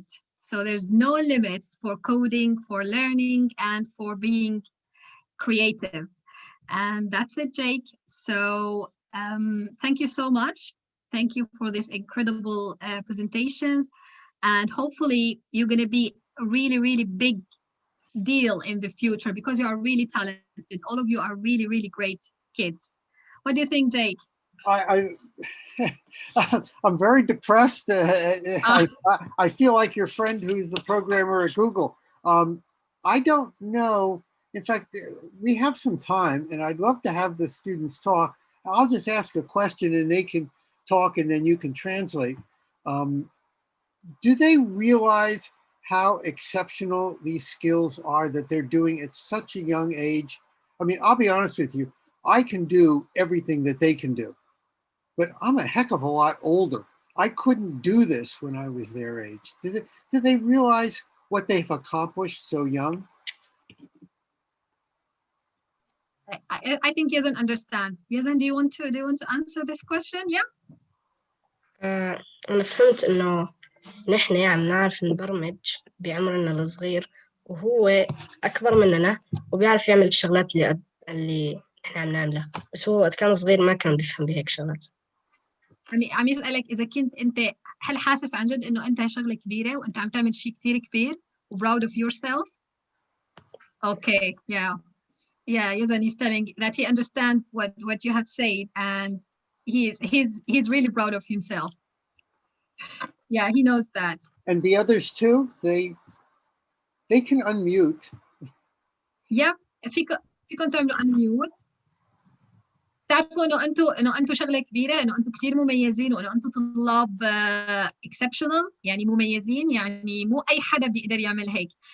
Jake, I always tell them in the classes, not anyone can do this. Not any child at age 7 or 8 or even 10 have this ability to understand and do all these at once. Not everyone.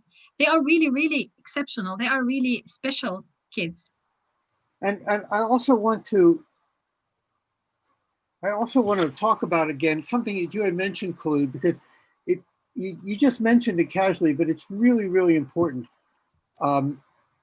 What is really valuable, what they're learning, is not that they've made a game, and it's not even that you have learned how to code, because I'll be honest with you, if you're learning Python, in 10 years, there'll be some other language that you'll have to learn. What is really important is you are learning how to think, how to solve problems, how to work through an issue logically. And that you will carry with you for the rest of your life. And whatever your career may be, and you may not become programmers, but whatever your career may be, you will use those skills. And they've got a new skill now. They are professional presenters, and they are really confident, and they will do it again, absolutely again, right? Great. That's actually a good point, because at some point they're going to want to go to college. And when they go to college, the college is going to say, who are you? and what have you done, and why should we let you into our school? And you want to tell them that you were presenting to an international forum about things you had designed and written and created. Very important. Great. Thank you, Jake. Thank you. Thank you, guys. Do you want to share something else? I would love to have them share some more stuff if they have it, anything they'd like. Yes, and do you have something with microbits? Can you show us one of your codes? Because Yazan really good in Python as well.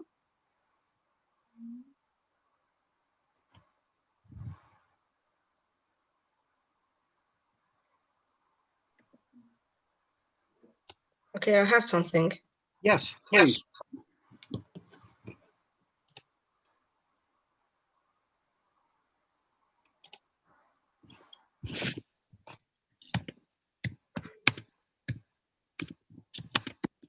This is the simplest thing ever. Oh, Jake will be really happy. Jake, he'll explain the code for you. He'll explain it all. So we have the forever. So it will work forever. We have the if, and we have if pin P0 is pressed. This is pin P0.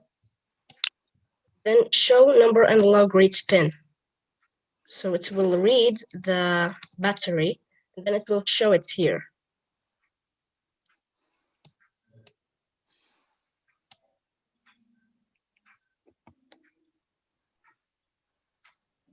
Can you download it on your microbit?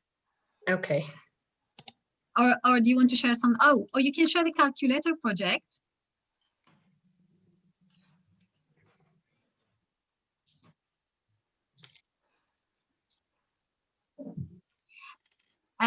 Jake, they have designed a calculator with their microbit, a step counter, temperature sensor, moist sensor, light sensor, and they even did a device that can help blind children to be warned in the dark because they can't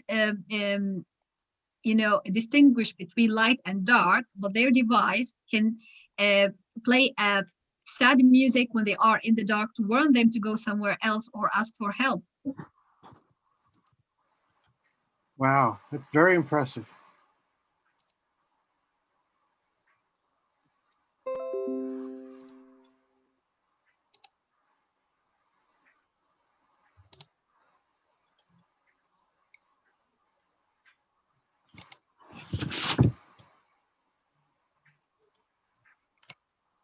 Okay, it worked.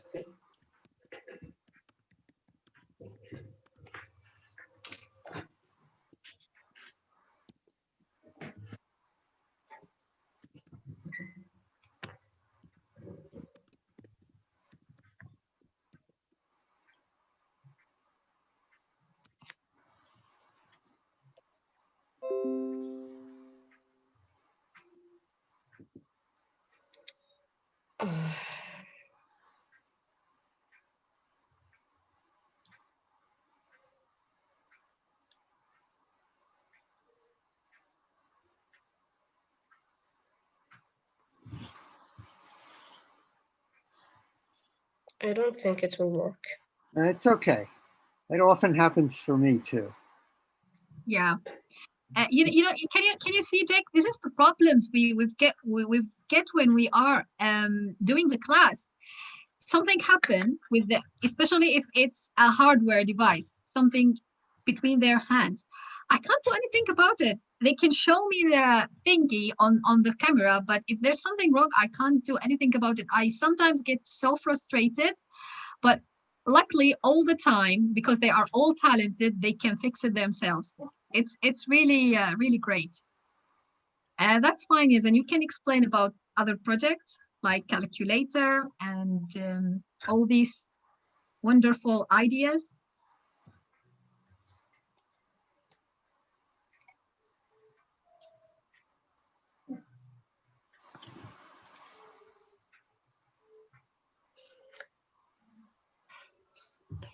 So when we press A, it equals to 0. So here is a variable called A and a variable called B.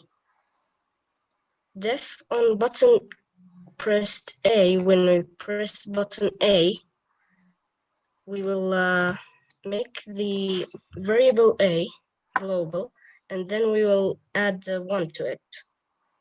So when we click A, it will count 1. If we clicked both A and B,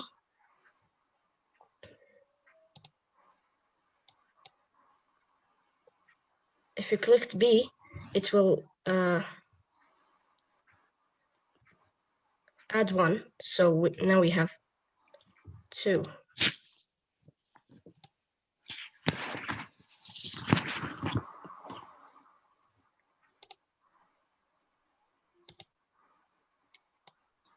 So button A and B to give you the answer for the addition. Okay. If we clicked A 2 times and we clicked B 3 times and we clicked A and B at the same time, we will have 5. Because A 2 plus 3 equal 5. Oh. Yes, yes.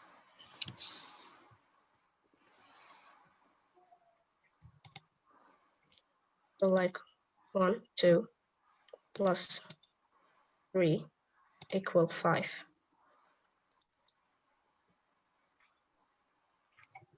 Brilliant. Thank you, Yazan. Omar raised his hand. Do you want to share something, Omar? Okay, great.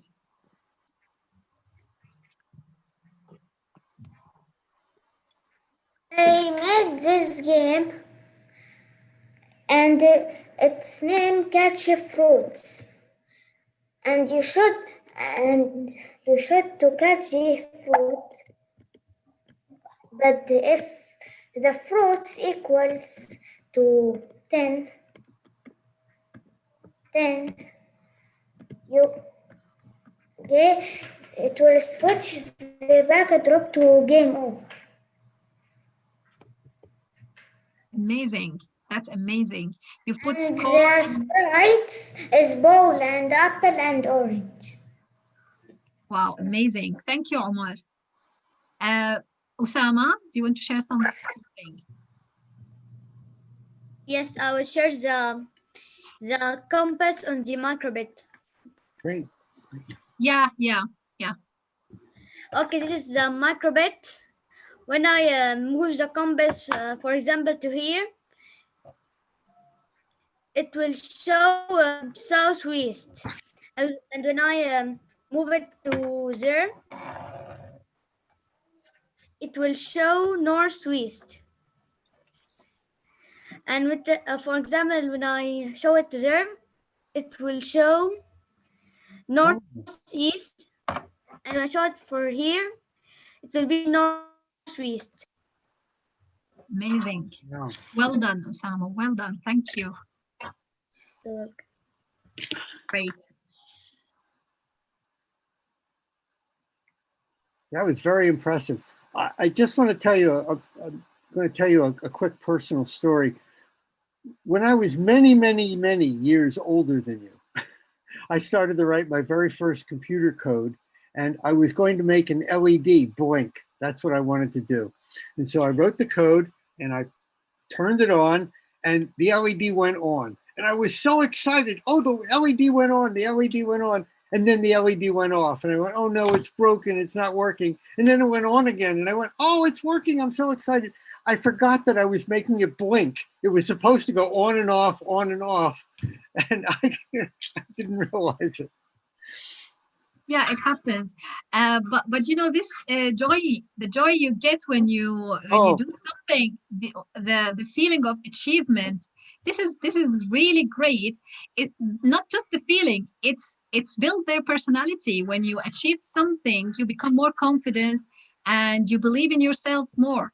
So yeah, I make sure at the end of every session, everyone complete the task, because when they complete the task, they will be more excited to do another task next time and be more creative.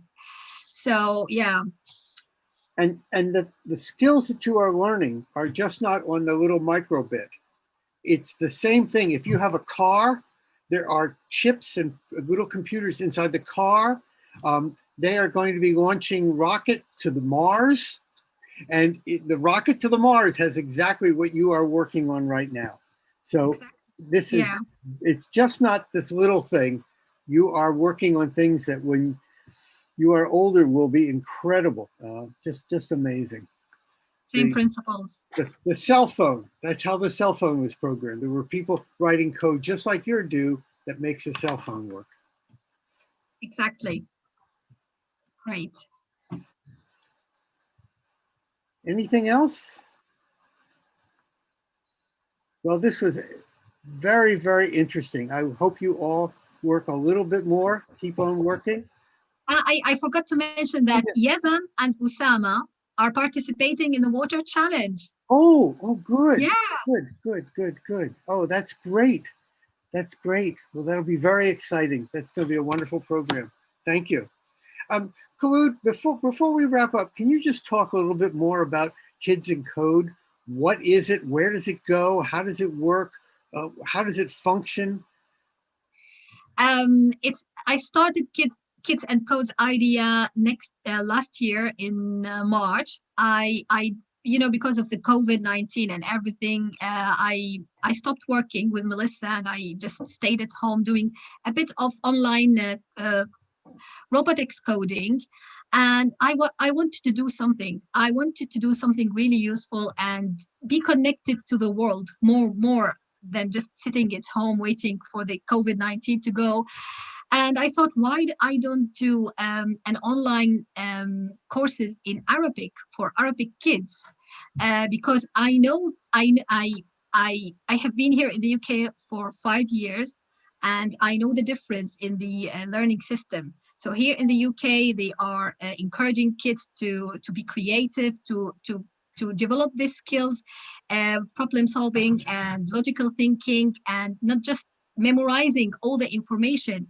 In our culture or in our education system in the Middle East, it's all based on memorizing and remembering all the information. You don't have to understand everything.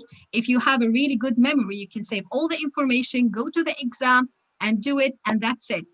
And I thought why I can do something to change this, or to make these kids aware of, there's another way of learning. It's not just memorizing, it's not just keeping this information in your head, but using this information to be creative and to be better person. I started with the Scratch. I did coding in my master degree and in my through my study, but I'm not the expert. I'm not a professional coder. I am just an engineer knows how to code. So it was a bit challenging for me to prepare the content, a really good content, a proper one that suits, the levels of all these kids, Arabic kids around the world.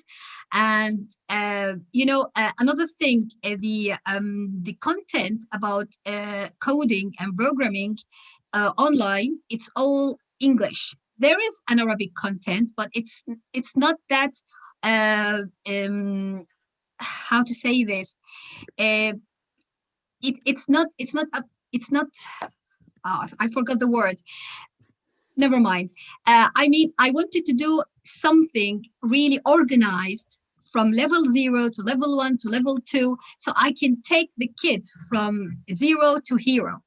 You can't find something like this in Arabic online. So I thought, why I don't develop this content? I started with Scratch, because if you want to teach kids how to learn coding or how to code, you have to start with games, because it's catchy, it's nice, kids love to play, and it's a really nice way to to start developing this skill and build this knowledge about coding. When it worked, and I had more than 40 kids from around the Middle East and Europe here, I thought, okay, and they all were really, really happy and asked for more.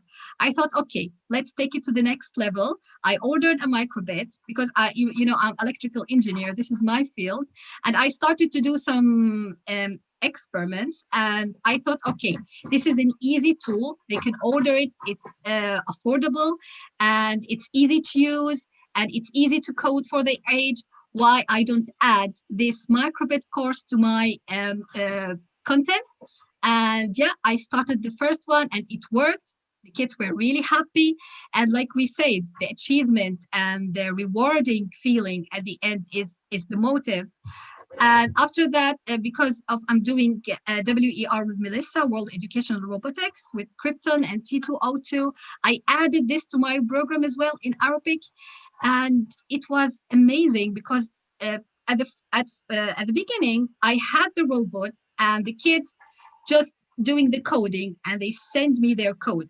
But I had calls from moms in the UK asking to order this robot because they wanted their kids to have the robot actually in their hand and start coding. And now I've got 6 kids having their own robot, practicing to participate in 2021 WER contest, and they are really excited. And with you, of course, with the IFG, I know it's hard to teach kids how to be creative and how they can do something, creative ideas in invention project, but I started this with Yazan and Osama. They are in the invention program.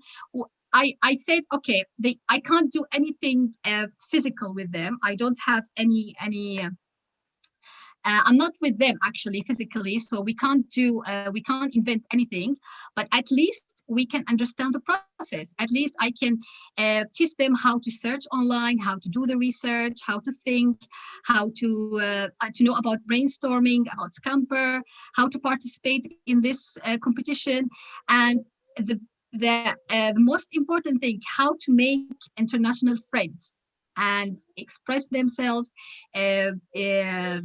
take their language to an upper level, and be really, really international and open. So that is the story.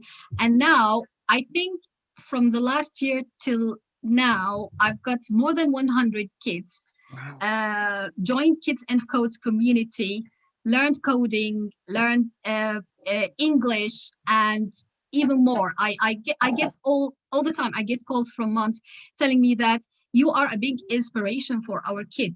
He's waiting to have a compliment from you. You are a big role model for him, and you're encouraging him to do so much in coding and in other stuff. So for me, Kids and Codes, it's not just online organization to teach kids. It's a community. It's supporting me, not just them. And I'm really, really proud of that. Very, and you should be very proud. Thank you very much. Julie? Wonderful job, Khulud. Thank you. It's your ball game, Julie. Thanks for getting up super early, Jake, and taking that shift. I appreciate it. And I believe that our next guest is here. Is there a doctor in the house? But we should probably say goodbye to the Kids in Code. Thank you all. Thank you, Bye, guys. kids. Thank you.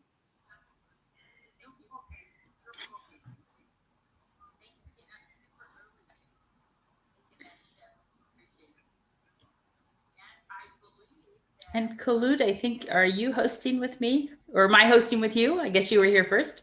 Yeah. Okay, so oops. Just 1 second. Did you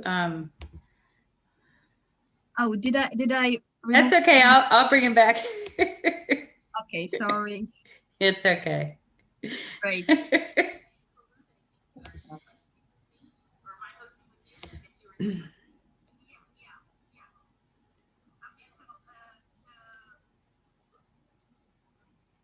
Here we go.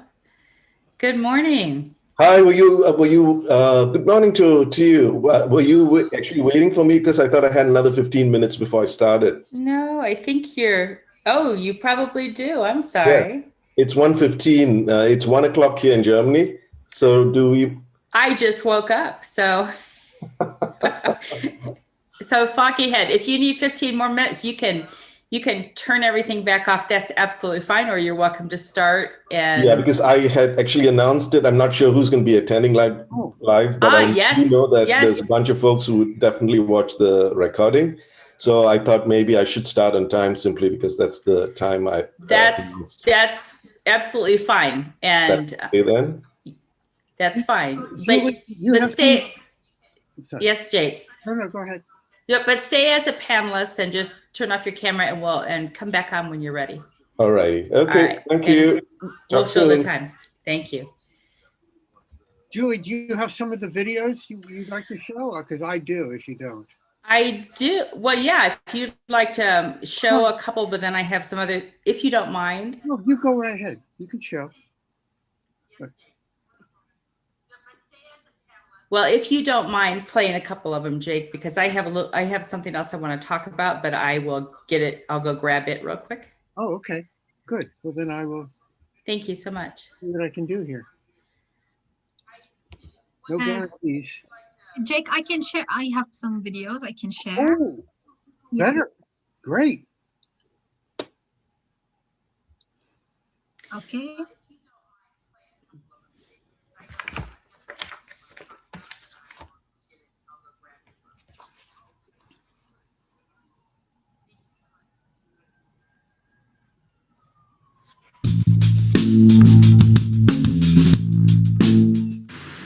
Dr. Drizzle back again. Who doesn't love the national parks? I know that I have missed them greatly during this time at home. So let's take a little bit more time and try to create something that will help the national parks out. We want you to create a trash receptacle that is safe for you, that you don't have to touch, and also safe for the animals. National parks are a treasure, and we need to do everything we can to protect them. So let's get moving. Save those parks.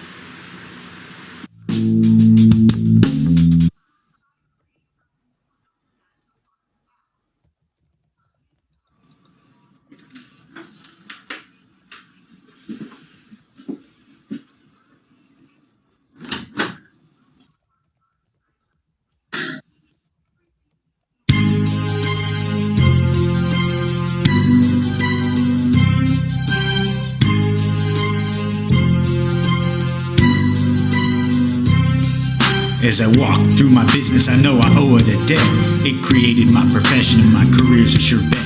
Engineering's my trade and I love my degree. It was that, not my looks, that got my spot on TV. I grew up thinking like my science and math, and you will too if you wanna follow my path, school. Now you may be thinking you more gangster than me, but you motherboarders never see my PC. If you be a gamer, you can't give me no lip, cause when you be fragging your homies, you be using my chip. I touch our phone, I know you want those things. It's engineers like me be designing that bling.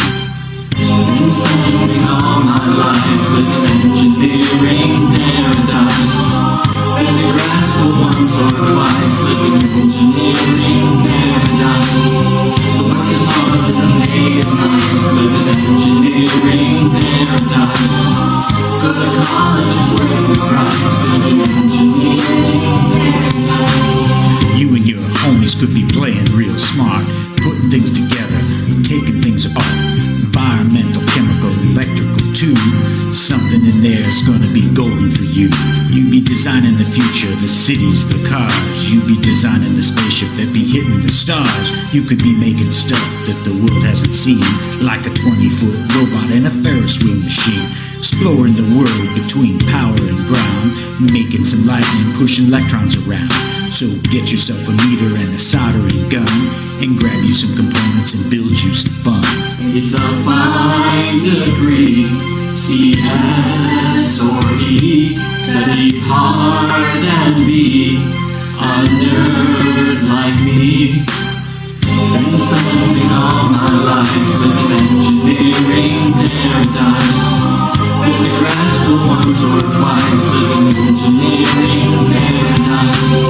The work is hard and the pay is nice, living engineering paradise. Go to college is worth the price, living engineering paradise. You make a good living, getting paid what you're worth. Make a smarter planet and be saving the earth. Educated, compensated, appreciated too. Get the whole darn world looking up at you. And engineers be coming every color and creed. Not all of them be old gray kooks like me. The work is ever changing and the field never sleeps. You could be working the world over with the smartest of peeps. So you just study hard and you get your degree. And if you're lucky, you'll be an engineer like me. Been spending all my life living engineering paradise. In the grass for once or twice, living engineering paradise. The work is hard and the day is nice, living engineering paradise. Go to college is worth the price, living engineering paradise. It's a fine degree, CS or E, study hard and me. And a girl like me, it's a fine degree. Just try and see, study hard and be an engineer like me.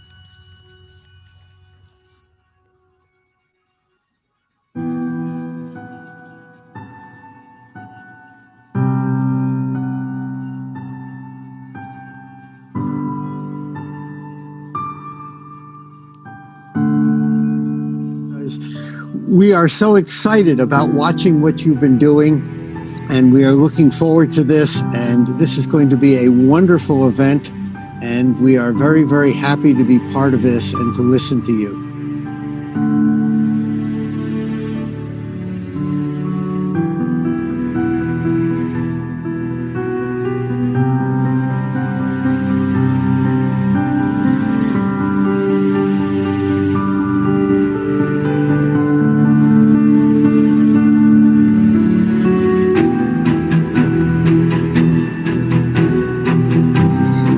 I chose bike because I like this invention, because I love to cycling. My favorite invention is the car because it helps me to get to my family who live far away. I like this invention because this invention changed many people's lives. My favorite invention is iPad. My favorite invention is Lego. I love electronic device because it helps people so much by communicating and much stuff.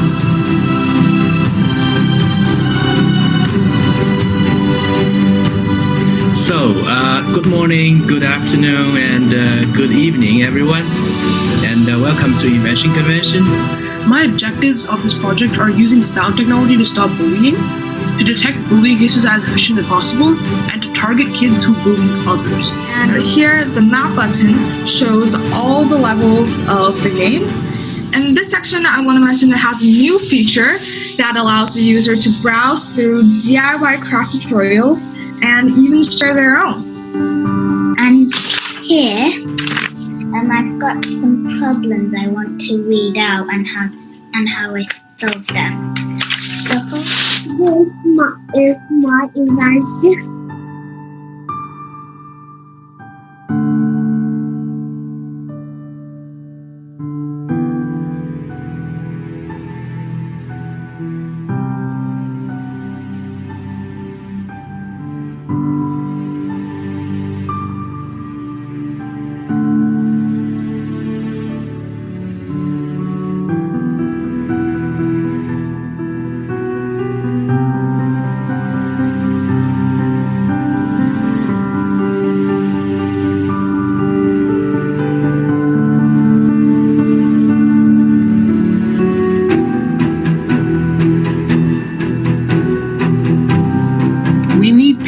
Like you to solve problems. And there are all kinds of issues and problems and things that need to be made better. And that's what we need people to do. The cell phone cannot solve a problem. Only you can do that. And so what you have learned in this summer challenge was different activities in solving a problem, thinking of a solution, building something, and then giving a presentation, talking to people, explaining what you have done. So you may think that this is the end of the summer challenge, and you may think that you're done with the activities and the things that you have learned here, but you are not done. This is just the beginning, because you are going to spend the rest of your life and the rest of your career doing exactly what you have done this summer. To the best minds, to the most creative. Cheers! Cheers! And here's to many more. Cheers. Bye.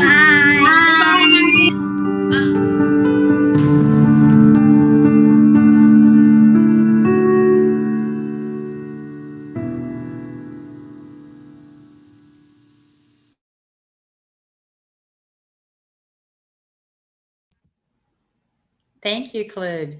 I really appreciate that. I wanted to make a real quick announcement before we move on this morning. This is National Kid Inventor Day. I'm not sure if everybody knew that, but January 17th marks that day.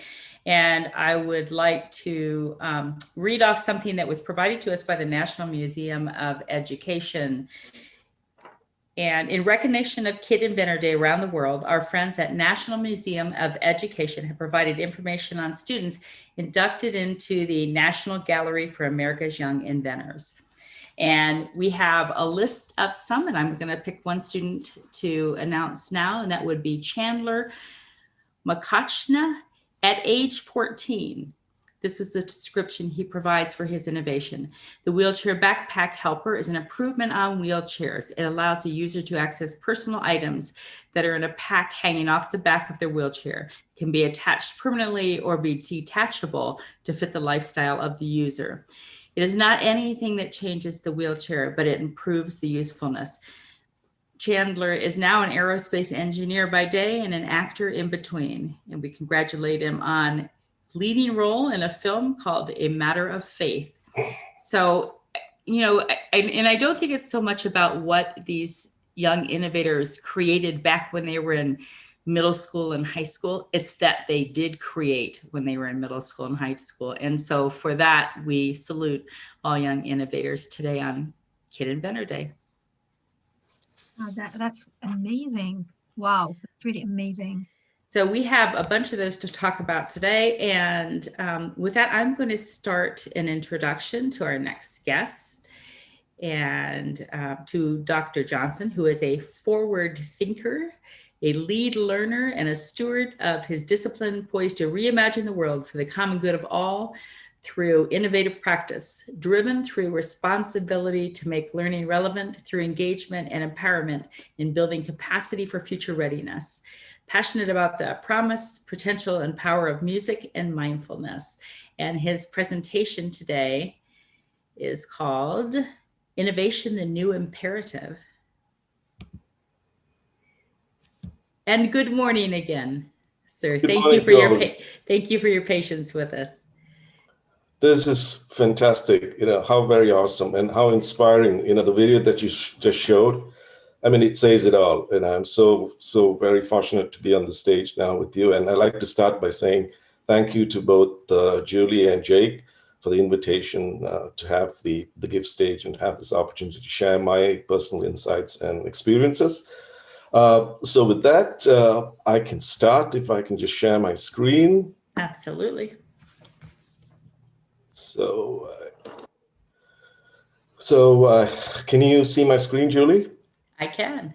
Super. So let's get started then. Right. So the first thing I like to do is actually take this opportunity now that I have the virtual world stage to read a letter that I actually wrote, and it reads as follows. So what's all this fuss and buzz about innovation? I want to make an appeal to education leaders and policymakers around the world. The time is now to embrace innovation in our learning organizations. As we look ahead to a desired future, we need to unfreeze some current assumptions, attitudes, and dispositions and move forward in an intentional and mindful way. While the debate centered around effective versus progressive rages on, and which comes first, my take is both can coexist symbiotically. I'm a strong proponent of the 80-20 principle, where 20% creative, innovative, and inventive learning experiences can strengthen the rest of the 80%. So let's get started. And I think the testament to that was the video that you just saw. If you were in the session a few minutes ago, it says it all, like how that 20% can actually feed that 80%. Perhaps the starting point for me is to share some hard truths. The first hard truth I think that we all have is that we have been solving problems for a very long time. However, we are now faced with many new complex problems. And the third hard truth is we have to learn to solve these complex, wicked problems. As we all know, the only reason we are out doing it the way we are right now is because of COVID and what it's done. So think about the future and think about the challenges that we'll have to face as a collective. Perhaps this visual for me says it all. It's a modified version of what they call the Ansov's matrix, which comes from the business world, which looks at two different dimensions of challenges versus the solutions.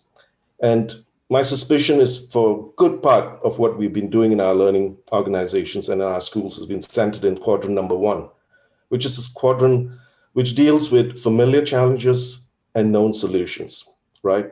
Many of our projects and many of the innovative ideas and experiences that we have shared with our students continues to take us into quadrant number 2, which is the familiar, but yet unknown solutions, and where I'd like us to go. Okay, and my hope is this session will give you a little insight for how perhaps we can do that, is to move into quadrant number 4, which is a class of solutions which looks at challenges that are unfamiliar and solutions that are unknown. So enter innovation. What is innovation? The word's been thrown around and everybody's talking about innovations, but what exactly is innovation? We see a lot of schools and their decals and their vision is to prepare students for the future, but future that is completely unknown. So most of us are now looking at future making as part of innovation, creating the future that we so desire. But for me, it goes one step further. It's more than just making the future, it's proofing the future. So innovation for me is future proofing, because our collective impact is going to have far-reaching consequences. Lots of different definitions about innovation, and this is the one that really resonates for me. It's from Dr. Banerjee, the founder of Change Labs at Stanford University, and he says that innovation at the most fundamental level is the ability to outperform normative approaches by a significant margin. And let's note the word significant, and to deliver new value, outcomes, paradigms, and transformations. So the question is then, now that we know a little bit about what innovation is about, why do we need innovation? As today's innovators, we have a responsibility to build the collective tomorrow. A lot of what you've just seen centers around problem solving. For me, it moves into a new sphere, and this is basically, we need to create a breed that is able to go out there and to actually find the problem. So beyond just solving problems, known problems, or unknown problems, we need to have students and learners who can go out there and find those problems. The scope for innovation is beyond us today. And as you can see in these two diagrams, what are designers or innovators facing? What used to be a single dimensional approach, simple problems, single discipline, is no longer an imperative for us. It's moving into complex areas, complex problems, complex challenges, multidisciplinary. And what used to work in the past, where we worked alone or we worked in single disciplinary teams, has to be extended into cross-disciplinary teams, transdisciplinary teams. But again, let's be cognizant of the fact that innovation is not suited for every single problem and challenge, right? It's best suited when multiple spheres collide, where there's an intersection between theory and practice, logic and emotion, rational and the creative, human needs and economic needs. It's a symbiotic link between systems, societies, and the individuals.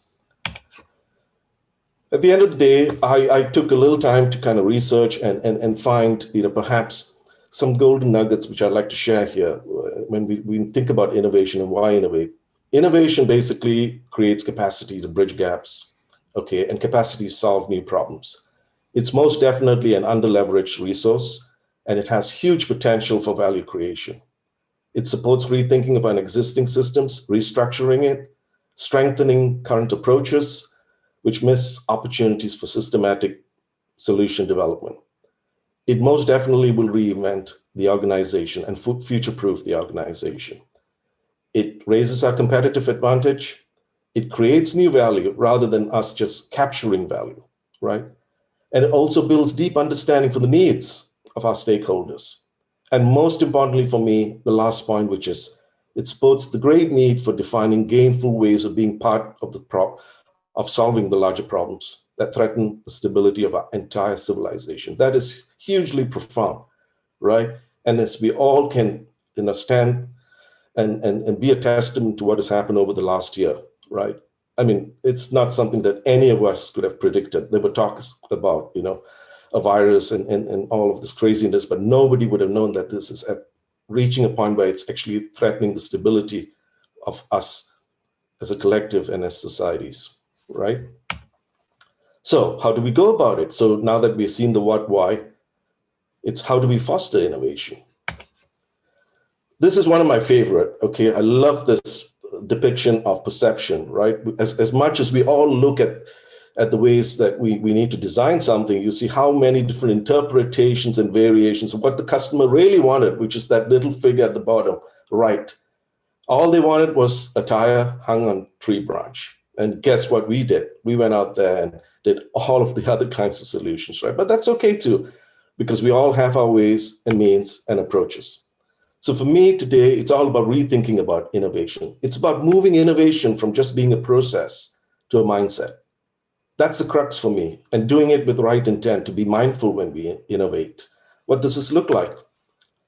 What used to be, I know how something works, to something like, I wonder how it works. It's a big distinction there, right? A lot of what we see our kids doing, they're looking at, I'm going to work out how this thing works. And that's what we teach them in our science classes, in math, in the languages, in the humanities, how things work. But let's start wondering about how it all works and how it all comes together. Let's put aside all of the prejudices that we've had, try things out and learn from those experiences. Let's take some risks. Let's ask questions, and simple ones too. Let's open ourselves to new ideas and possibilities and opportunities. Let's strengthen our curiosity. Let's challenge the assumptions. Let's understand facts, but let's dig deeper into our own learning, okay? And let's put aside any expectations. What other kinds of outcomes we're looking for? Perhaps none, right? Perhaps let's start from a blank slate. The process itself is very, very iterative, and this comes out with the Change Labs in Stanford, which starts with insights, ideas, reframing of the mental model, shifting, thinking, and then moving to the concepts and the prototypes. And each time you come up with a concept and a prototype, you're turning that around and it's providing you with new insights and new experiences, right? And those feedback again. Again, another hard truth, and that is, if we continue to just take a solely human-centered approach, it most likely will be unsustainable. What we need to do is we need to take a future-centered approach. So what does that involve? If we're going to focus on a future-centered approach, we need to move away from business as usual. We need to deviate from those entrenched norms that we've had, those mental models that we have framed over time.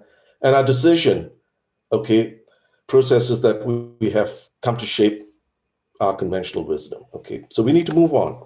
We need to understand the new dimensions of innovation, which centers around 3 pillars of human desirability, technological feasibility, and economic viability. Most definitely, we need to develop a can-do attitude, a belief in ourselves that we can succeed in any particular situation or challenge. And this notion comes from a construct that was posited by Albert Bandura. In fact, it was the topic of my doctoral research, which talks about 4 sources from Bandura's work on developing one's own self-efficacy, which is learning from past experiences, learning from observation through experiences of others, learning through coaching and feedback, learning through social persuasions, and finally being in a good state physically and emotionally. And a 5th source was introduced, which is basically the ability to visualize what future looks like. Okay, what the future and what future success might look like. With that said, the other very important thing for me is looking at creative thinking that we do when we generate new ideas. Creativity and creative thinking is an important ingredient for innovation. We need to encourage our learners to pivot between divergent thinking and convergent thinking, moving from ideas to facts, moving from questions to answers. And each time we answer a question, we have more questions. And that goes on back and forth. And each time we pivot between the divergent, we get into the convergent and we get back into it again. And this is again an iterative process which moves between abstract and concrete. It moves us from the problem space as we see it into the solution space. And this is a continuous process. While it's been depicted as a cycle, it's not necessarily a cycle. It's a pretty messy, chaotic, disruptive approach to the way we think. One of the things I'd like to share today is a strategy or a framework that I've used that I found very, very powerful and impactful, and that's design thinking. Okay, and design thinking is evolving today as a strategy assist for innovation. So what is it? From the folks at IDEO, they've shared some amazing insights into how design thinking can build creative confidence, that confidence to take an idea and act on it. The fact that you can make things, a lot of what your students were sharing with the kinds of things that they were making, starting simple so they don't take too much of a risk. They learn from failure. I prefer not to use the word failure because it's all about experimentation. It's about trying. It's about trying and finding out that something doesn't work. Moving on, it's about developing empathy. The fact that we really need to be empathetic, we really need to understand what those challenges are. We need to iterate. We need to continue to validate those ideas through feedback, continuously in that process of development. We need to remain optimistic because they say optimism is the thing that drives you forward. And finally, for me, the most important one is embracing ambiguity. Okay, the fact that we are willing to take some risk and we have the permission to explore lots of different possibilities so that the right answer can reveal itself. That is profoundly amazing, right? Too often we expect our students to have that right answer. Who says that that's what we need to be teaching them? As they move between the problem space and solution space, it's not so much about following a set of steps or processes. It's a holistic approach. It's about pattern recognition. It's about pattern thinking. And it's also very human-centered. We need to create those conditions, and GIFT has done a fantastic job in creating that condition. So applaud you, Julie and Jake, and the rest of the team for the amazing work that you do to bring and to create those spaces, both physical and mental. The time, both limited and unlimited time to do these things, to build creative confidence and humor. Everybody's laughing, everybody's smiling. It's okay. If you want the next design of the rocket that's going to go up into Mars, that's okay. Let's iterate. Let's learn from our mistakes. Let's just do it. And finally, just remembering that we can all work using the DPT model, which is fantastic because as we bring the breadth of knowledge that we need our students to acquire through school, right, we also need to drill into the depth of expertise and then gain from the other disciplines. So this combination of breadth of knowledge, depth of expertise, and working across teams and across disciplines is what's going to give us the best throughput. to kind of turn our minds of our students as design thinkers. That mindset shift, so they're driven by curiosity. Our students are driven to focus on the people, to be empathetic, to experiment and to iterate, to accept complexity as the new norm, right? And to visualize and show and tell those stories as you're doing on this platform. So once again, congratulations, well done. You know, the fact that they're collaborating on the network, imagine 2 days of students sharing alike. I have my nephews and nieces in India watching and trying to inspire them. They're just like, one is in kindergarten, the other one is in grade 2. I said, this is it. Develop process awareness, reflect on those actions, grow, scale, combine perspectives and frameworks, put it all together. That's the mindset. That's the new you, and we can do it, and you're doing it. So I'm going to put a little plug in, and I hope that GIFT will support me on this one. We are hoping to launch a global international design thinking hackathon, right? To celebrate all of this, to recognize, to celebrate. And my hope was initially to just do it within the German International Schools Consortium. But it's gotten a lot bigger than that because a lot of people were very, very excited. And then as the universe has it, Julie actually reached out to me. And before you knew it, here I am, right? So, it's all meant to be, right? These are things that you don't plan, and, there was no design plan here, right? Just the pieces just fell together. So we want to make it centered around the Sustainable Development Goals. I'm going to reach out to the UN to see how best we can really make this experience real, right? And what is the current immediate need, and have students engage in this process. So we're going to call it CRAFT for now. And it's about future-proofing and future-making. And the hope is that we can do this virtually in the spring of 2021. And it's an opportunity to empower students to reimagine the world that they live in and they will inherit, okay? So we want to encourage them to think and act like design thinkers. We want to give them this opportunity to develop that mindset. And we've already started on the journey, but I think there's a lot of opportunity and there's a lot more possibilities. And if we come together as a collective, I believe we can do it. And I'm very thankful to PTC, one of the premier innovative companies on the planet today. They're amazing. If you haven't experienced the PTC domains of learning and careers, I would most definitely suggest going to ptc.com. I'm very grateful to Bernard and his team and Domenico, who are very supportive, and we are in the process of working with them. They are going to provide a lot of free educational tools and software and training, and supporting the design hackathon that we want to do. So look out for more details, which will be forthcoming, and I will most definitely reach out to Julie and Jake to see if in some way we can also stamp it with the GIFT the logo there on this one. And in closing, a few parting words. For me, it's all about measuring what matters. This morning I was listening to a sermon, and the pastor said, when you look at the decisions you take, you validate them through the results that you see. And that was pretty profound for me.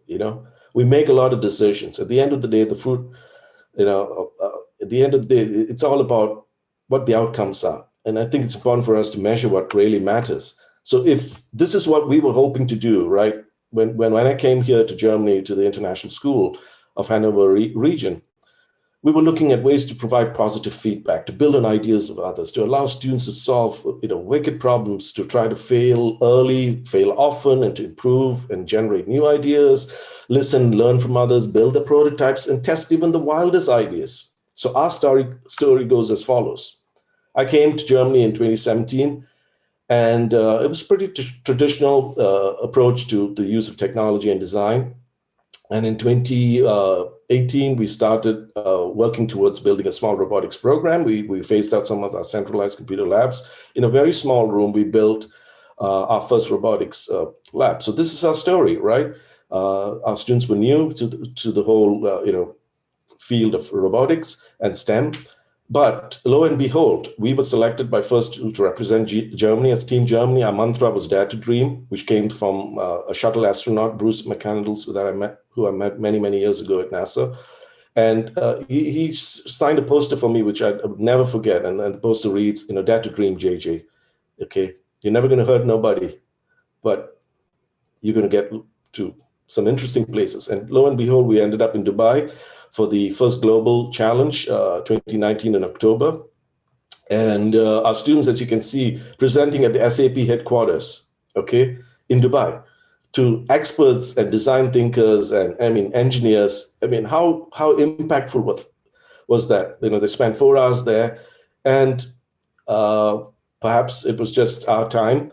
We ended up coming third in the world out of 192 countries. Okay, we came back winning the Albert Einstein Award for the first Global International Excellence Award, which was phenomenal. Out of 192 countries, a rookie team that had, I would say, less than 10 months of experience.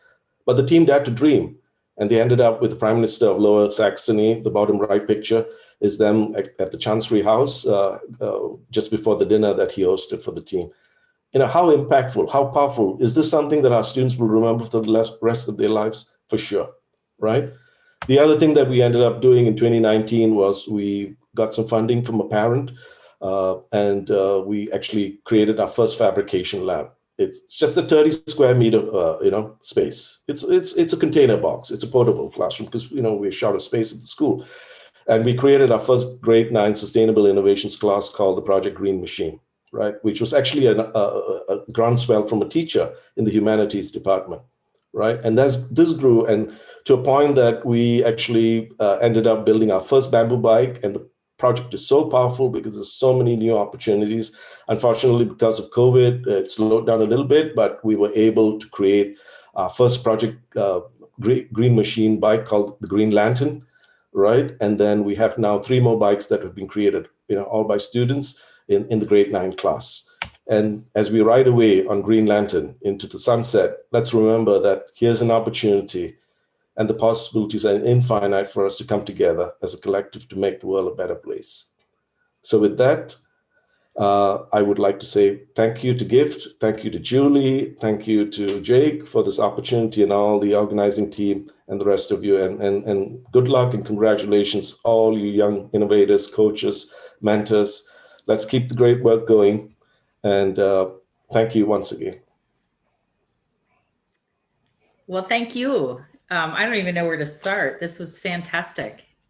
It really kind of opened my eyes, because having worked with young innovators for the past 19 years, I think now, I guess I never related the importance of the problem finding over the solution. We're so reactive. We're such a society of it went wrong, what happened, as opposed to let's look for a way, let's find all the things we can so they don't ever go wrong. And it's a different perspective, and one I need to wrap my head around. I think we've been doing it, but maybe accidentally through the programming. And so thank you for pushing that to the front of my brain now, so it nags me forever and ever.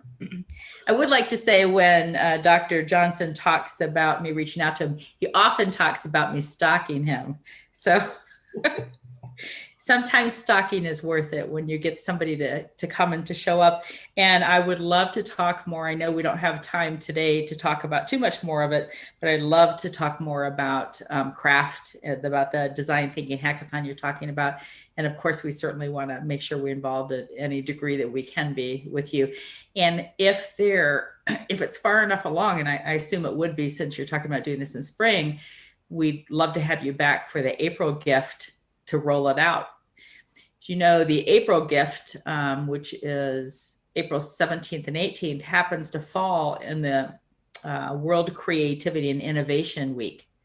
Oh, so wow. It's kind of a perfect time to talk about your new program or your new challenge hackathon at the same time. So we absolutely welcome you back at that time.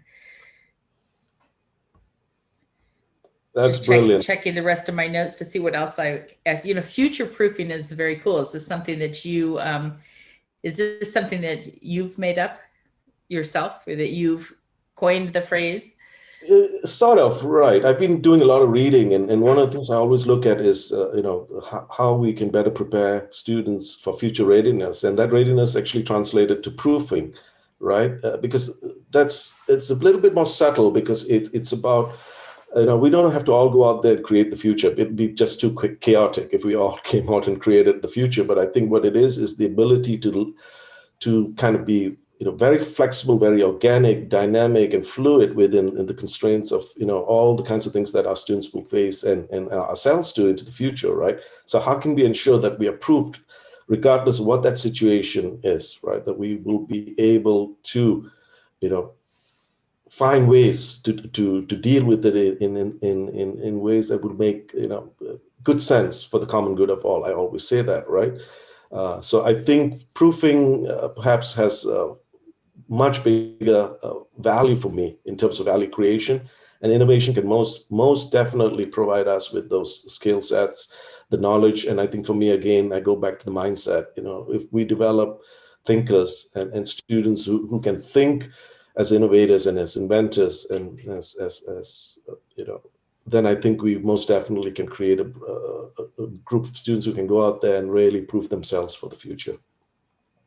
Well, that is indeed what we aim to do, and we are very happy to be on the same path with you. That's brilliant. Yeah, I'm truly amazed. I mean, I never expected anything like this. So, as I watched a couple of the presentations and the kids, I mean, that's just fantastic. The passion, it's not just about here's another project, right?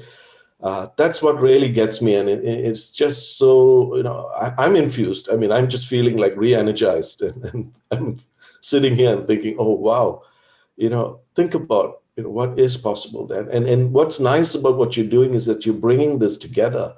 This seems to be like something that's part of future proofing, right? We're not working in isolation anymore, right? We're working, and perhaps that's a silver lining when you look at COVID and what COVID has actually created for us is we would have never had this opportunity to come together to see what someone is doing, in India, somebody else is doing in China, someone in Australia. And that was the brilliant part of the first global challenge, coming together in Dubai, with 192 countries, with 3,000 plus kids.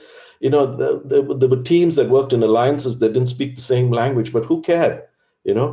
We had a common language, and that was to create a robot that was going to perform a particular task at hand. The challenge was at hand, and that was it, single-minded. And for me, that's one of the joys of music too. And I love playing music. I don't speak any German here, but I play with a lot of German musicians who don't speak English, right?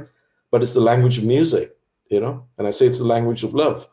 And just being mindful that we can transcend all those boundaries and all the things that we are challenged with, and I don't want to get into the weeds here, but I think it really changes the way we approach life and the world. And really, it's really a huge opportunity to see the kids coming together and sharing the ideas. And those ideas, again, are planting the seeds for something into the future, right?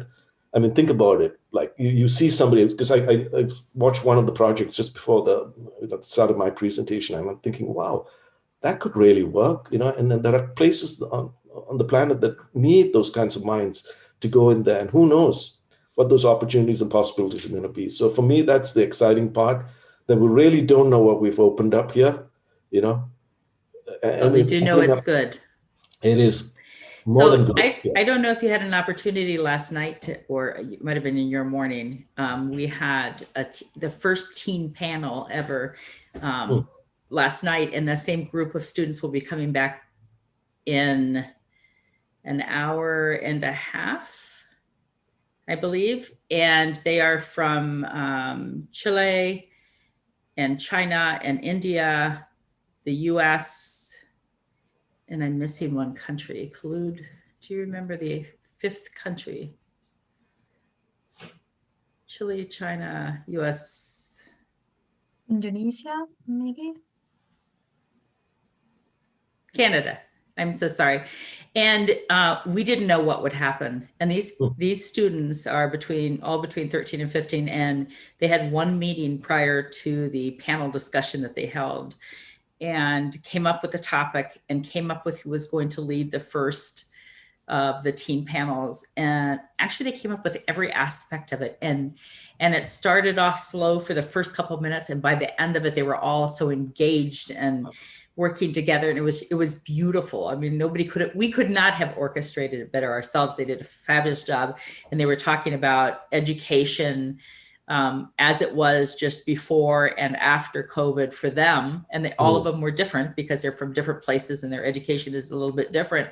And then they're coming on in an hour and a half, and they'll be talking about some of the solutions they can think of, or some of the things that they think will improve the relationship between themselves and their teacher, or their schools and themselves and their, you know, and their family environment around COVID. And if you have a chance to step back in and listen to it, do so, or watch it on YouTube. But that's kind of the same thing. It's just getting the kids together from all over the place. There's commonalities and there's some very different aspects to their lives, but it's very cool to get them together and just give them the platform to do it themselves. Perfect. Yeah, I most definitely will be back to listen to the students, because I think that diversity and that range of experiences that we put together collectively, I think those collective insights what really will transcend, you know, so many of the challenges that we are currently facing.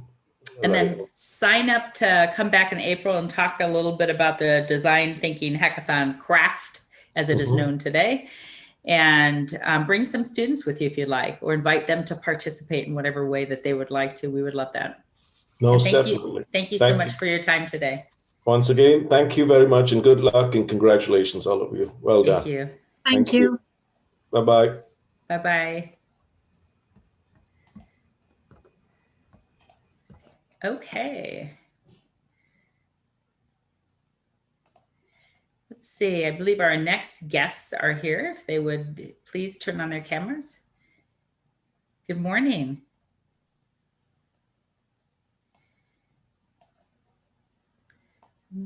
The sound is not working. Yeah. It doesn't look like they are muted though. Can you guys hear us? Can you hear me? I can hear you. Yes, I can hear you both now. Thank you. Okay, hi. Hi. Hi. So we have with us today Karishma. Yeah, I'm Karishma. And Ritvik.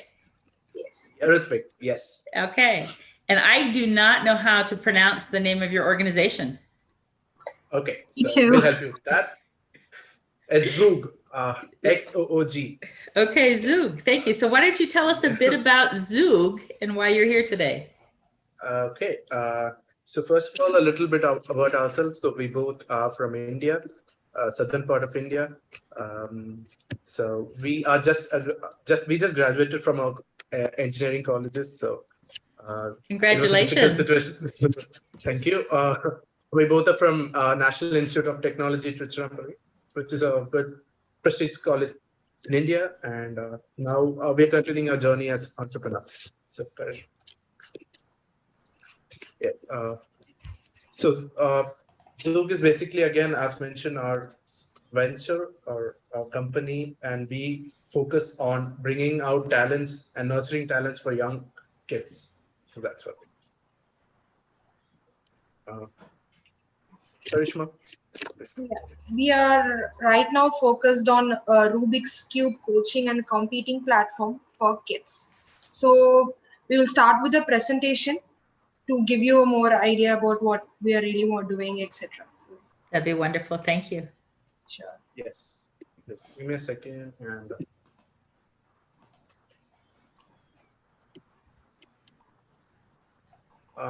I hope you can see my screen. Yes. Okay, wonderful. So I guess, as mentioned, I am Ritvik, that's Karishma, and Zoog is the name of our company. So a little bit about ourselves. Into the setup. Okay. So yes, STEM. Yes. So we like to start with STEM. What is STEM actually? STEM is nothing but science, technology, engineering, mathematics. That's what we know as STEM. But is it a course? Like being an engineering student from one of the best institutions in India, we know like what exactly we want from STEM. You know, if it's a different software or different course, different subject, anyone can learn the subject, right? It's just a fact. Anyone can learn a software. Anyone can learn, the things to do. But the core attributes that differs from the person to person is their problem solving ability, creativity, and their thinking, and how they decide based on the data. These are the core activities that is needed, skills that are needed for a kid or a college graduate or whoever it is to sustain through STEM, not only sustain, to excel in STEM based curriculum. So, yeah. Yes, these skills that makes us differ from the crowd. These skills makes a person stand out in the STEM education. It's a fact that every year 10 million people graduate in STEM, but only few of them are extraordinary. It's because of this. They have the interest and the intelligence. So let's say if a kid is interested in what in STEM, we help them in intelligence. How we help them? So Rubik's puzzles are brain food. So that's how we call Rubik's puzzles. So why exactly? So let's see what research has. So how research has supported this. So Rubik's cube is one of the ways that will help you to get into algorithms, memorize them, and understand multiple spatial thinking processes. So as I mentioned, since algorithms are the basics of programming, mechanics, and so on, it is one of the ways to nurture or tinker STEM education goals. So yes, this was one of the code by James Brown, who's an executive director of STEM Education College. And below are some of the research done on how it actually helps, how Rubik's puzzle helps. So basically what happens is when we start doing cube, if we just learn how to solve, it's just simple algorithms, that there will be no benefit from it. So if we can learn to solve within like 20 seconds, 10 seconds, things like that, our brain's processing speed, visualization, the spatial intelligence, everything like folds brain, like folds through the things. So this is what Rubik's cube does to the brain. So we figured it out, we experienced the same. I'm myself a developer, and I used cube a lot. Like when I started cubing, the way I program, the way I think the algorithms, it was really fast, and I was more efficient when I started cubing. So we thought if we can feel the same, why not get it to the world and help many kids out there who has difficulty in understanding and difficulty in algorithms. Yes, that's what we present to.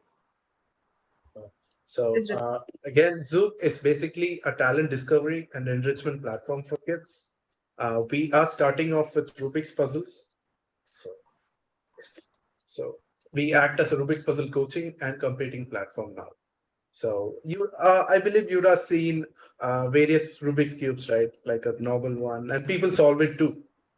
So that's what. So we have more than 12. There's actually more than 12 puzzles which can be solved with logic and algorithms.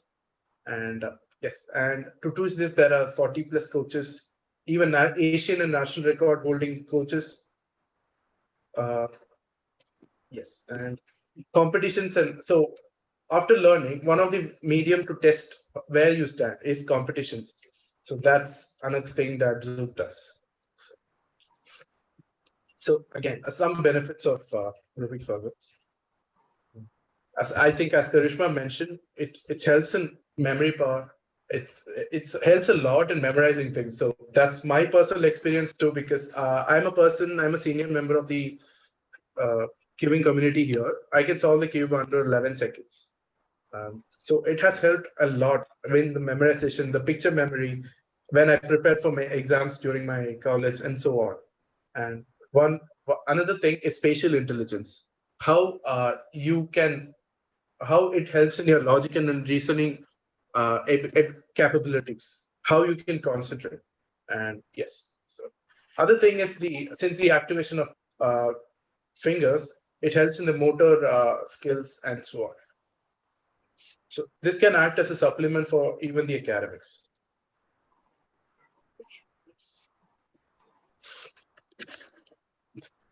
So we have different levels for each puzzle. So here's an example for 3x3 puzzle.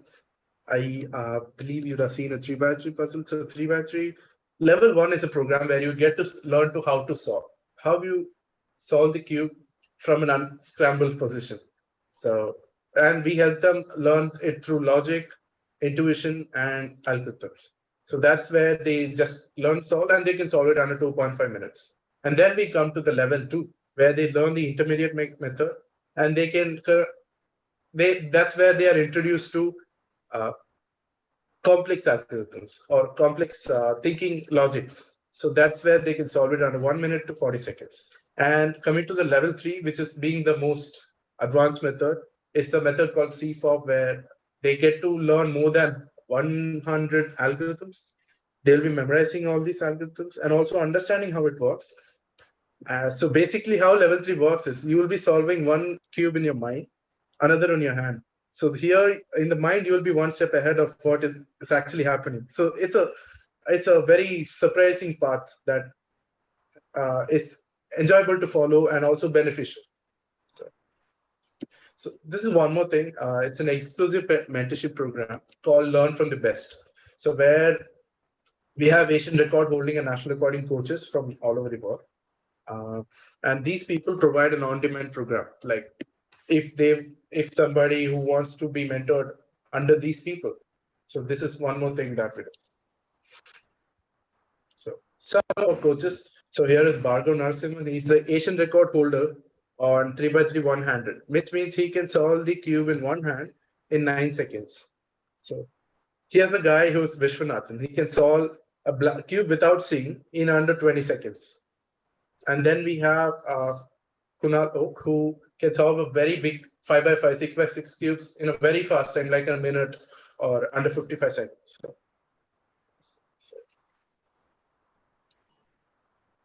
So a little bit about, we'd like all of you to listen to our youngest cuber and fastest female cuber, who is our youngest being Ryan and fastest female being Daksha Kanya. So let's listen to them. Okay. I think I'm having some issues.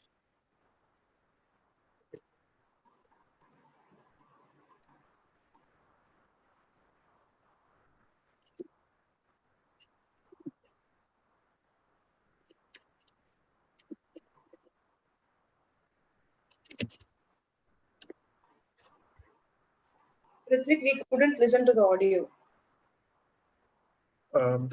Yes, one second.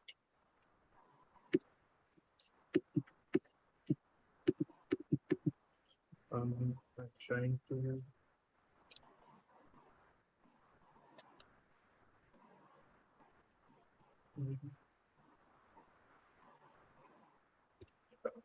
Are you guys not able to listen to the audio? I thought I heard something at the beginning, but I don't hear it now. Okay, give me a second. Okay. Is it good now? No, I cannot hear it. No. Okay. So I believe there's an issue. Just make sure in the view option or somewhere more, you can share sound, computer sound. Okay, got it. Just got it. Thank you.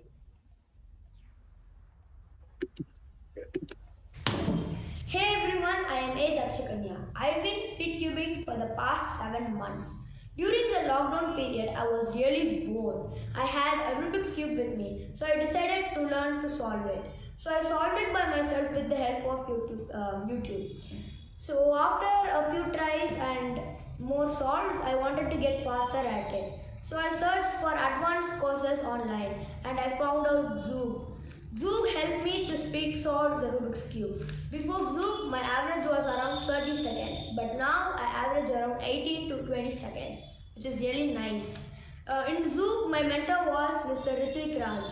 He helped me to speed solve the cube and he is a great inspiration for me. Cubing has improved my academics, my IQ level and my muscle memory. My dream is to become the world's fastest female cuber and participate in more competitions. Thank you. Okay. So that was some nice words from Daksha Kanya. And she was solving the Rubik's cubes while she's talking and not even looking. I am so embarrassed for my lack of talent. No. That's doable by anybody. It's not like that. Okay, so now that was Daksha Kanya. She's a very smart student. Maybe she was looking in a mirror while she was talking. Okay, and here we have, right.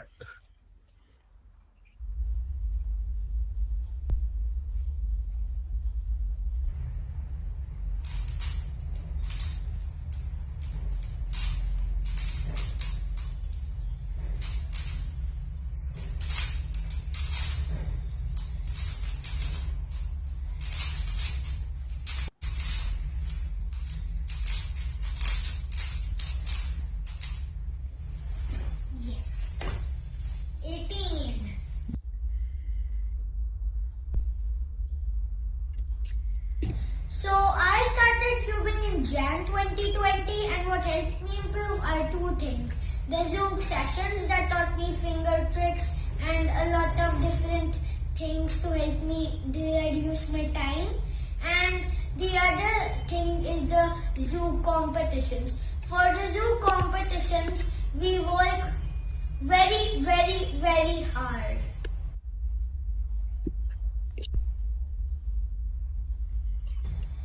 I learned two things. One is anything is possible. All you have to do is plan and practice. The other thing is to never give up. Let me share this interesting story about Max Park. Max Park, as a child, had to deal with autism. His father and mother brought him a cube just to help him exercise his fingers. But do you know what? He became the world champion in 2017. Isn't that awesome? Some words from our young champion.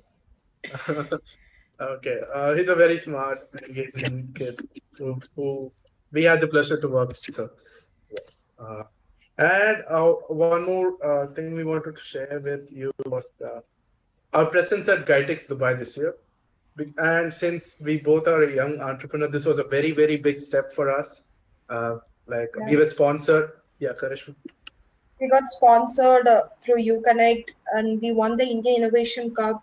So all our pod, everything was sponsored for us, and we had around lots of visitors, and one of our articles got published in the College Times, and many people get to know about Cube and were very interested to share a problem, and our community got growing from there. Yes, we are looking to help lots of people like Ryan, like Daksha Kanya, to become the fastest, to become the best in what they do. That's our whole motto, like be the best at who you are. Yeah. Yes, that's a little bit about our Zoom. So, okay. Yeah, can we stop this share? And okay. Well, all I can say is I hope they never make a Rubik's Cube personality test or success test, because I would be a dismal failure at Rubik's Cube. I think that's one of the things that I've always stayed away from, only because I was worried about the frustration to be able to do it. And there were no classes here to teach people how to do it. I think it's an exceptional idea, and it's. Thank you. I guess I never would have thought about what kind of impact this kind of program could make, but as you've described it, it makes a lot of sense. And it's once you learn one discipline, you can apply that discipline to everything that you do. Yes. Yeah, exactly. So yes. Exactly. So everything is online, no? Like everything is online. We have coaches. We conduct one-on-one or group sessions with the kids. So even a kid from US or Australia or wherever the part he is from around the world, he can access to the classes. He can get access to the class, and the prices are very affordable. Like our main aim is to increase the community. And what age group of students are you typically working with? So we are working with 8+, since that's a minimum requirement for the understanding of directions, but 6+ with parental guidance. So these are the two age groups. This is the age group we generally work with. So it's when it's 6+, the parent also gets to learn. That's a fun process. Yeah. So do you feel like with this type of learning experience, though, the younger students are easier to teach this to than the older students who have maybe more set in their way, or not necessarily? It's a 50-50 case where, I mean, since everybody understands in their own way, this is a little hard to answer, but yes, it's very fun to, know how kids think when it comes to such a logically demanding puzzle. Yes. Like say for for older people, it's easy to teach. Like the way, let's say it takes 5-6 hours to learn to solve for a kid, it just takes 3 hours for older people to teach. And it's also beneficial for like people who have Alzheimer's, a lot of people because it makes the brain active. And it has different kind of benefits for the kid. It has different kinds of benefits for an elder person. Yeah. So I heard you talking about 12. You have 12 kinds of puzzle. So, I mean, is a standard rubric cube? It's just you have come up with 12 different designs of what you want it to look like in the end that you're teaching them? There are more than 12 puzzles existing from 1980s, which is developed by the manufacturers. So coming up with a solution for it, how to solve is what we do. The logic, the algorithm, the intuition, everything. Yes, these puzzles are already existing, and I would like to show another video if it's possible. Sure, you have time, yes. Yes. I had no idea that there were 12. I'm sure there are more than 12 puzzles within that Rubik's Cube. I had no idea. Like I said, I stayed away from Rubik's Cube out of fear of failure with it. So someday maybe you can teach me. It's very easy for you to learn. It's very fun too. That's it. So I'll show this video where you can see the puzzles and the coaches and everyone. Yeah.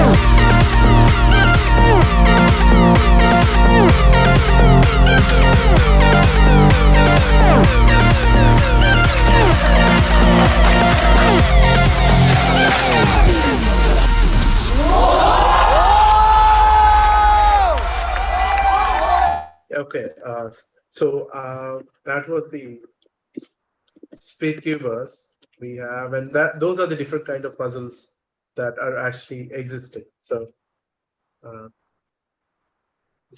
mean, it's a very big community. It's a community that has grown very much in the past 10 years. Like at one point, people were confused on how to solve, and now it's more of like, how do I get into the 8-second range, 6-second range? How do I compete? How do I get to the world championship? So, yeah. So there's a world championship that happens every 2 years. This year's edition is cancelled due to COVID, but it's a very, very fun event to watch. And many countries, like more than 1,000 participants from all over the world, come to compete. It's like a mini Olympics. So, yeah. And is that a Zug competition or somebody else's?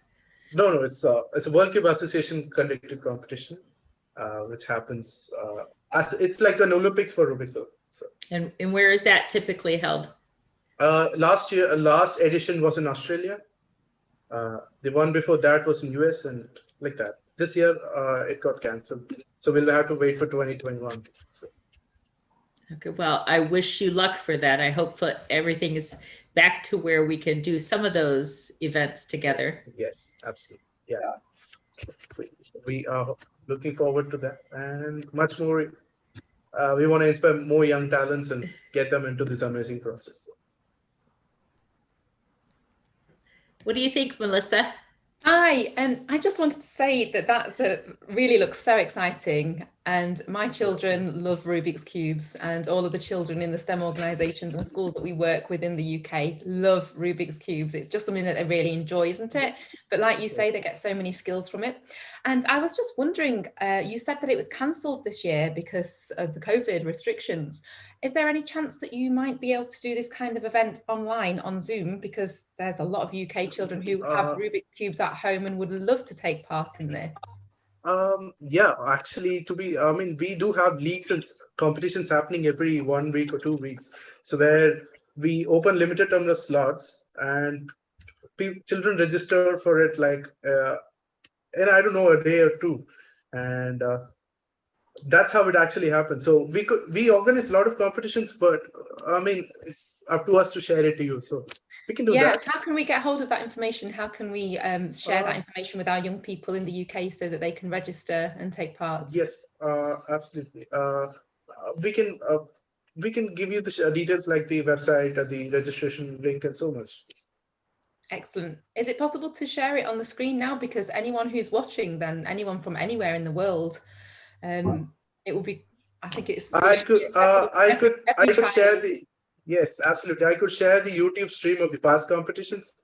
I could show the finals if that helps.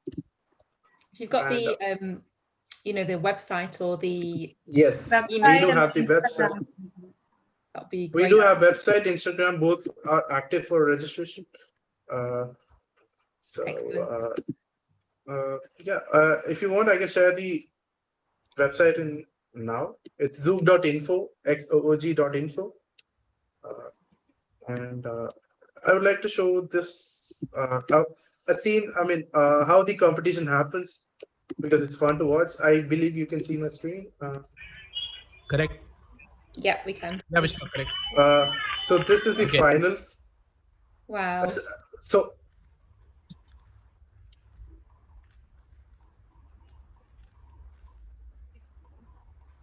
So this is the finals that both are. Vishwa. That looks like a +2. Okay. So I mean, it's a fun event. Don't touch it. So I usually act as the like the host for the competition. So children from all over the world come for this competition. So this is a very young kid. Yeah, and again, so what? Your first call? Sir, I will go second.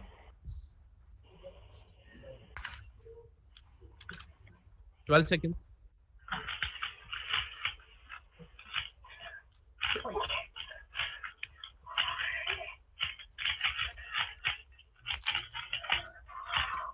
Wow. Oh, you lied. 16.78. 16.78. Okay. And 14.46. Okay. 14.46. Okay. So yes, that's how the competition happens. So I mean, can you share a website on the Instagram profile or something so that people can know if you could share it onto the screen just so that anyone watching can take can jot that down. Absolutely. So I hope it's again. I think it's visible. Okay, so here we have the website. Excellent. So it's zoog.info, xoog.info, info. Yeah, Great. there you can get our phone number. Like we can add you in our closed WhatsApp group to learn more about the cube and our future programs. Or you could just fill this. Or you could just fill this, and we'll get in touch. This and we'll contact you. Excellent. Thank you so much. Yes. Yeah. Wonderful. Really, it's amazing. And the price of our programs are simple. In level 1 costs around $30. Level 2 around same 30. Level 3 is around $50. These are the price. If it's exclusive, it's more. It depends on the mentor and the program choose. And the programs are really affordable, very affordable for the kids too. And we provide scholarship to the students who we feel would be very, possible to go into the international competitions. We sponsor them too. Excellent. So I do a lot of work with organizations doing a lot of robotics and coding, and I just think that the Rubik's Cube, it just really helps children to get that understanding of problem solving, and it gives them that understanding of maths and coding and all those really key things that are really important for invention and robotics and all the jobs of the future. So I think, and it's such a fun way for children to get involved and start learning those skills. I think it's really great. Thank you so much for sharing. I'm really pleased that I saw this. Thank you. Thank you very much. And thank you, Ms. Julie, for the appreciation of the website. So, yeah. Yes, and please find time in 2021 to teach me. Yes, absolutely. How, for the very first time, to perform with the Do you do Rubik's an Cube. adult version? Do you have an adult program and an adult competition? So that adult competition, we could organize one. Yeah. International adult Rubik's Cube competition. Be amazing. Absolutely, absolutely. So I need a handicap though. Me too. I just turned 61 yesterday, so I get to have a really big handicap. Happy birthday, Julie. Happy birthday. Thank you. Thank you. Okay. Yeah, I mean, generally how the trend is, the kid comes to solve, the parent waits for the kid to finish his competition. So what they started doing, they started learning how to solve and they started participating in the competition. So now it's a whole family. Wonderful. Well, I thank you both very much for your time today, and come back in a future gift and give us an update on how things are going. Sure. Yes, Thank you. absolutely. Thank you. Thank you. Thanks a lot. Bye-bye. Bye. Bye-bye. Bye-bye. Melissa, would you like to introduce our next friend and guest? Yeah, absolutely. So this is Erin from Canada, who works in the TLP Canada Teaching Learning Partnership. And I believe she's going to do something very exciting today. She's going to be hosting some cool teen panels today. And I'm going to hand it over to you, Erin. She is very innovative and very exciting. I'm sure this is going to be a very exciting talk. Thanks so much, Melissa. It's great to see you. Good morning from Canada. Julie and Dr. Melissa. It's a real honor to have the opportunity to share a bit about some of the exciting initiatives that have happened recently at the Learning Partnership in response to COVID-19. But I would also love to emphasize in response to a strategic plan that we actually initiated pre-COVID-19, which among the many silver linings in this really tragic chapter, COVID has catalyzed our leaps forward towards our ultimate vision and goals as an organization. So I think today I'm going to illustrate one of the ways how. Welcome questions as I'm going. This is a massive undertaking for our organization, something we're really proud of. Admittedly, one of my favorite things to talk about, and I recognize I'm close to it, so it might get confusing. Hopefully not. Anyway, as I mentioned, I'm beaming in today from Toronto, Canada, where I'm the National Director of Development at the Learning Partnership. The Learning Partnership programs Canada-wide. Our headquarters, though, are in Toronto. And where I live in Canada, we have a tradition of honoring the original caretakers of our land. And before I dive into telling us more about Take Our Kids to Work Day 2020, bigger, better, virtual, I wanted to take a moment and recognize that Toronto is located on the traditional territories of many nations, including the Mississaugas of the Credit, the Anishinaabe, the Chippewa, the Haudenosaunee, and the Wendat peoples. And as I mentioned, our work spans coast to Canadian coast on the traditional territories of even more nations and greater Indigenous peoples, both recorded and unrecorded. And we recognize the presence and endurance of all of these Indigenous peoples, and we are grateful for the opportunity to work and play together to provide inclusive innovation education programs to ensure a land that is well kept and peaceful for all, well beyond our lives here. So I'm going to share my screen, if that's okay, for perhaps the most underwhelming looking presentation of GIFT this session. Well, what is not on screen, it is made up in you, Erin. I appreciate that. So Take Our Kids to Work Day, bigger, better, virtual. I thought I would walk us through today, giving us a bit more background or context about the Learning Partnership, who we are, and how Take Our Kids to Work Day fits into the scope of the work that we do and feeds into the mission and vision of our organization, as well as some history about where we're coming from going into 2020, which was, like in so many places, an unprecedented year for this program. Then I thought I'd dive into what does bigger, better virtual even mean, and then highlight some key takeaways. So here we go. The Learning Partnership is a Canadian organization that seeks to inspire and equip today's students to become tomorrow's problem solvers and change makers. We offer a suite of experiential innovation education programs that are designed specifically to illuminate or animate the mandated curriculum expectations across all the provinces in Canada, with a focus on kindergarten to grade 8 students. And then we offer Take Our Kids to Work Day in grade 9, which similarly articulates the curriculum there. The other thing our programs are designed to do is to really pump up the global competencies, or we call them the 6 C's.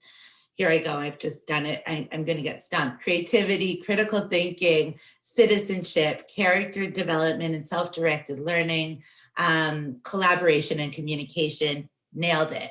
Not bad before a cup of coffee. We really also rely on demonstrating those skills because of the mutual interest across sectors, from educators to the public sector, to the private sector, in cultivating students who have these global competencies or skills for the future in order to ensure that they individually thrive in the future, that they're prepared to enter the workforce, whatever that looks like in the future. As we know, jobs are changing rapidly and the landscape of the workforce is going to be very different in 2030 than it is today. And also to reflect the investment of our private sector in illuminating this. Now, Take Our Kids to Work Day was actually the first ever initiative that was launched, the Learning Partnership, when we were founded in 1994. And it so fulsomely articulates this shared interest in and shared investment really in preparing students for the future, and a rallying of all these sectors, education, public and private. The model was inspired by an event that our founding CEO heard of that was actually started by Gloria Steinem and some collaborators in the USA, which was called Take Our Daughters to Work Day. And that initiative continues and has become more expansive and more inclusive as well. And it really, as I mentioned, reflects our ethos at TLP. It's an innovative way to address the shared goals across numerous sectors. Since 1994, so this is a lot of years now, Take Our Kids to Work Day has become the most recognized career education event in Canada. Every year, approximately 200,000 grade 9 students visit a workplace on the same day. It happens to be the first Wednesday of November as we program it. We work very closely with our educator partners across the country who are administering this program and taking on the nasty logistics of getting students out of class and into the real world for that day, shadowing their parents or guardians or friends. We work closely with workplace hosts who open their doors and give the students a really great look at what they do and the types of opportunities they can look forward to in the future. And of course, the government who provides support as well. This is really about building bridge from the classroom into the real world. In some ways, it's the send-off of TLP's initiatives as a whole, and an opportunity for students to see how the skills that they develop in experiential innovation education are applicable to the jobs that they get to see that day. What's really key is that the event empowers volunteers to all chip in and prepare students for their futures. We expose students to careers they're curious about or perhaps ones they haven't considered yet. We connect students to like-minded peers and prospective mentors, and we give students the valuable chance to step out of the classroom and to experience the workforce. But TLP can't do that all alone. We depend on thousands of workplaces and thousands of volunteers to galvanize around this great cause. Over its lifespan to date, approximately 4 million students have participated, which is a staggering number. I will admit I am one of those 4 million. I participated when I was in grade 9. Take Our Kids to Work Day notoriously was a day in my life I realized I was not going to be a lawyer. And here I am now with the great privilege of getting to be part of Take Our Kids to Work Day. Now, 2020, like everywhere in the world, was impacted. At TLP, we were impacted by the realities that COVID had put onto all of our sectors and all of our realities.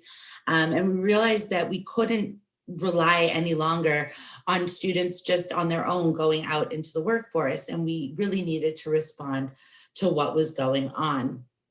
So phase one, I'll admit, was we rallied the great will and massive generosity of our lead national partner, RBC Future Launch. That's the Royal Bank of Canada, who are hugely invested in preparing students for the ever-changing future. So there's great compatibility, wonderful expertise, and huge generosity there. And we were so thankful that they stepped up and stepped in to fill the space that we saw in terms of what students needed this year for a meaningful Take Our Kids to Work Day experience. Then we were able to actually bring on board 4 other supporters from various sectors. But before we actually took action, the first thing we did was we reached out to our educators and asked what they needed. What we heard was that they needed very different things. Some provinces were back in school or expected to be in-person learning by November 20th. Other provinces expected to be fully virtual. Others expected maybe a bit of A and a bit of B. Nobody fully knew, but we knew that every possibility was potentially going to be our reality when the event came. Similarly, workplaces were finding themselves in uncertain and various situations. So what we realized based on this audit was that we needed to do something that was flexible, that was modular, and that was accessible so that as many students across Canada could participate as possible. And here's what we did. We came up with a model that was really based on 5 virtual components. The first was a pre-recorded cornerstone event. It was hosted by an RBC Olympian named Erin Latimer. Very honored to share my first name with her. She's an awesome Paralympic multi-medalist skier from Canada. And she led us through this 20-minute session that gave us a good look at a scan of all the different types of sectors that we were featuring throughout the day. So we got to see some bits and bobs of a simulation center at an Ottawa hospital. We heard from skilled trades folks in New Brunswick, a hairdresser who had actually come from a very diverse and inspiring career trajectory, nonlinear to get there. We heard from bankers and consultants and an amazing innovator and entrepreneur who's created an accessibility app that has just won her multi awards and tons of recognition. And she's a real game changer up here being in Canada. And it was really a very fast-paced, captivating, high-level scan of many of the career opportunities and program opportunities that we were featuring throughout the day. In addition to this, we offered 4 breakout sessions that were streamed in real time, live, and featured different sectors, each of them. And these were offered twice per day, recognizing the fact that we were trying to be as inclusive as possible for the varied time zones that we see across Canada.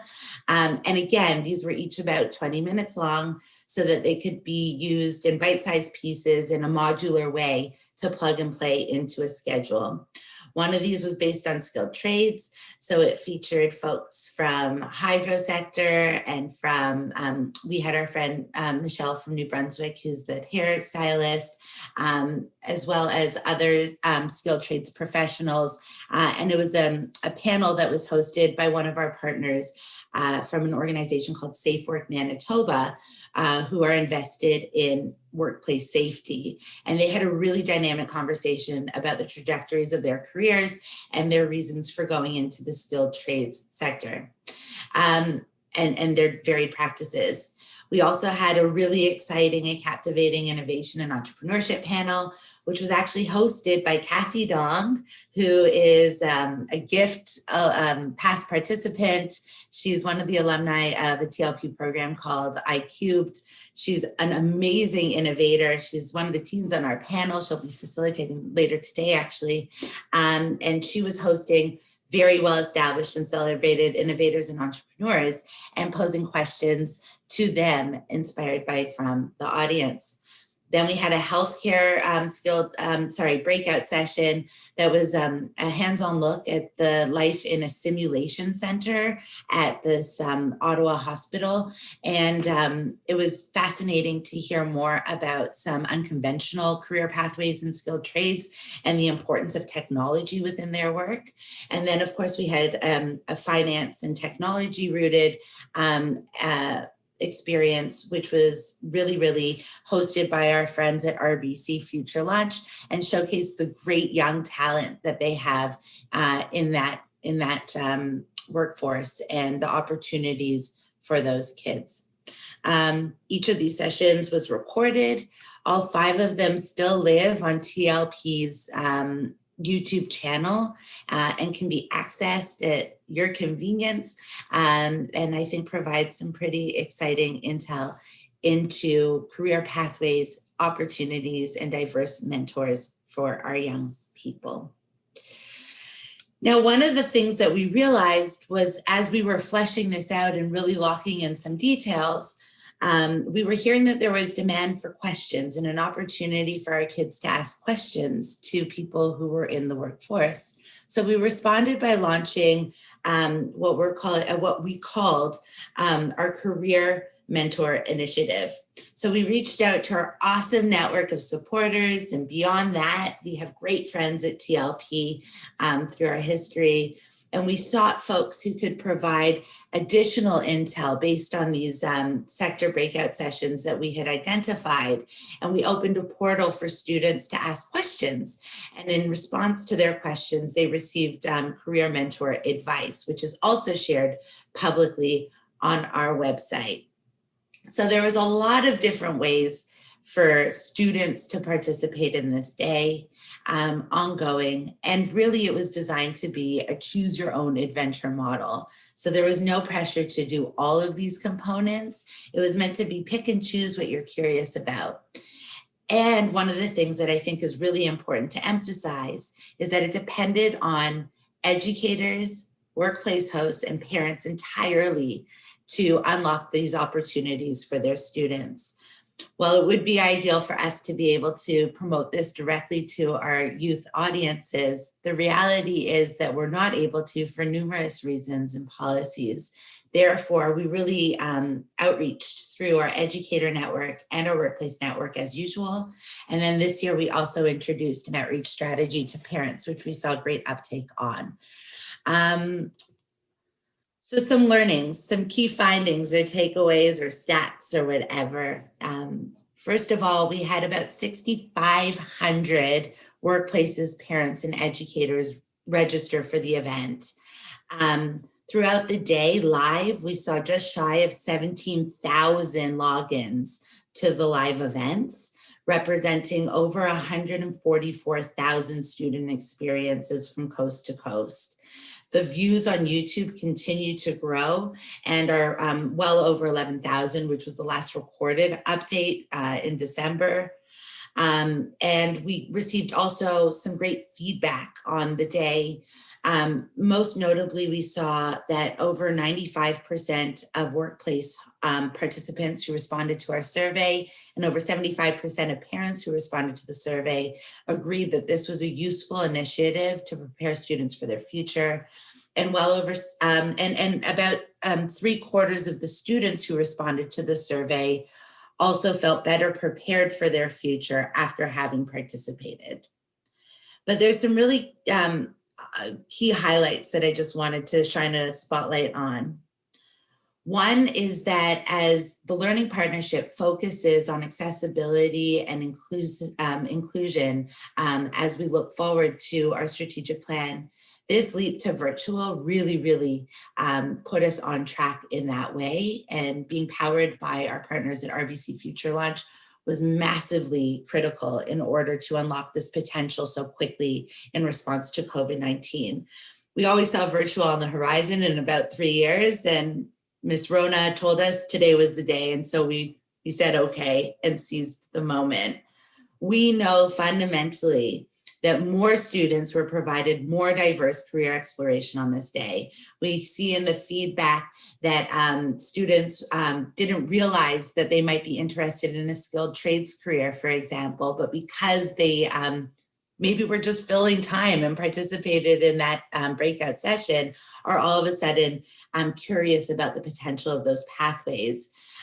We also heard overwhelmingly that some students who were unable to participate in the historic model that was dependent on recognizing or identifying a place to go shadow or a person to go shadow on that day suddenly had an option that gave them some exposure to career pathways and mentors as well. We received amazing letters from big cities, metropolises in Canada, as well as more remote locations celebrating this opportunity. A huge other lesson is the importance of collaboration. We knew this was impossible at the gates on our own. We have always depended on the goodwill and galvanized volunteerism across the country and across sectors. And 2020 was really I would say it highlighted that necessity even further. We saw volunteers get messy with us and figure it out. As we designed this and put it into action, we recognized opportunities to bring other specialists in. For example, live events is hard virtually. We didn't even realize the complexity of it necessarily out the gates. And as we saw those registrations grow and grow and grow, we realized we really needed to enlist some help, and we're able to find support and learn with those specialists as well. And then I think as we look ahead, one of the key things that we know is that we need to continue to lean into this career mentor experience, for example, and find other ways to increase the interactivity in this model and have some great ideas brewing behind the scenes as we start planning for 2021, which most ideally will include both the opportunity for students to go back into the workplace, as well as us supplementing with virtual programming in addition to those experiences. So that's a little bit about what we did on Take Our Kids to Work Day 2020. I'd be happy to bring up some of the resources if that would be useful, or if there are some questions. Those are some awesome numbers. Your participation numbers are just wonderful. I really think, while I'm sure it was a lot more work for you, Melissa, or Deborah, excuse me, and the whole crew, I think it probably opened up such greater potential for the kids to learn having it electronic, because they weren't just going with their parent to the job that they probably hear their parent talk about already. It was expanding the horizons for them much more. So I think that's 2020 has made it kind of cool. So how do you, and I'm sorry if you covered this, how do you think what happened this year will change your program going forward? I think it fundamentally changes our program going forward. I think this, as we were talking to folks, and this is before we had all the specifications and details in place, really this was an opportunity to reset our baselines and reestablish what it is that Take Our Kids to Work Day can provide our young future workforce. And I think with confidence that we will build from here. And we look forward to the opportunity to reintroduce the historic model as well. But in terms of our focus areas as an organization, ensuring that students have access to exploration beyond what's already within their immediate wheelhouse, this is key to us achieving that goal. Erin, I think it's so cool that you were actually involved in this program as a student and now you're working on it from the other side. That's such a cool thing. And it must be really lovely for you to see how it's changed and how it's evolved, in some ways out of choice and in some ways because you had to. I just wondered, how do you think that the experience impacted you as a young person? And do you think that the experience that you had how could you compare the experience that you had to the experience that young people are now getting on this new virtual experience? It's a great question. I'll say when I participated as a kid, I had no exposure to career pathways beyond the ones that my family represented. And I think it really sparked my curiosity of what my options beyond those career pathways were when I spent a day at my father's law firm and was totally just not compatible with how they had designed the experience for me. And that was important learning. I think learning what you don't want to be is almost as important as learning what you do, especially as we watch the workforce or the landscape change so quickly, because we don't know what we can be when we grow up, never mind what we want to be. So that was really formative. It was also formative to have the social opportunity to be part of a cohort of peers that I had not met before. And I think something like GIFT actually also represents that opportunity. Seeing people who think similar to you or have something in common with you was really important. But what I don't take for granted also is that I was really privileged to have the access to that experience. And that this new trajectory from TLP, unlocking and breaking down the barriers for equitable access is really what gets me stoked.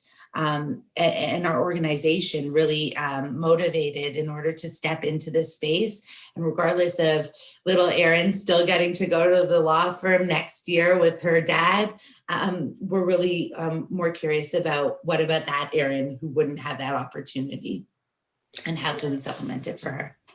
And from what you're saying about the virtual program that you ran in 2020, it sounds like young people weren't restricted to just hearing or having an experience of one career. They were able to hear from experts in various industries. And although they weren't there physically, they probably got more of a wider experience of a variety of careers, not just, okay, I went here and I liked this, or I went here and I don't want to be a solicitor, but they actually saw a wider range. Although it was virtual, they probably, would you say that it was probably a better, wider, more of a range of careers that they were able to be exposed to? Absolutely. Hit the nail on the head, Melissa. And we actually, I would say, and this is anecdotally, I haven't shaken this data out, but that was feedback we heard mostly from parents as well, was their gratitude for the further exposure of diverse sectors for their young people, so that they also were empowered and could have meaningful conversations about career pathways with their students. But they were also still really grateful to be able to give their students a look at what they do so that they could better understand who they are and what they're talking about. So lots of great cultivation of conversations and discussions for sure. And I'd also point out that we did supplement each of these breakout sessions with some educator resources or guided activities in order to help some self-directed or teacher-led learning for the students based on the career pathways. So those tools continue to exist on our website in addition to links to the YouTube channel, and would highly encourage anyone who's curious to go check it out, because I think there's some great stuff. And if you have feedback, please send it forward, because we definitely are looking towards evolving and strengthening and growing this as we start planning for 2021. Erin, could you show us a link to that? So that Gladly. I'm actually, if you don't mind, I'm just going to pull up the website. Great.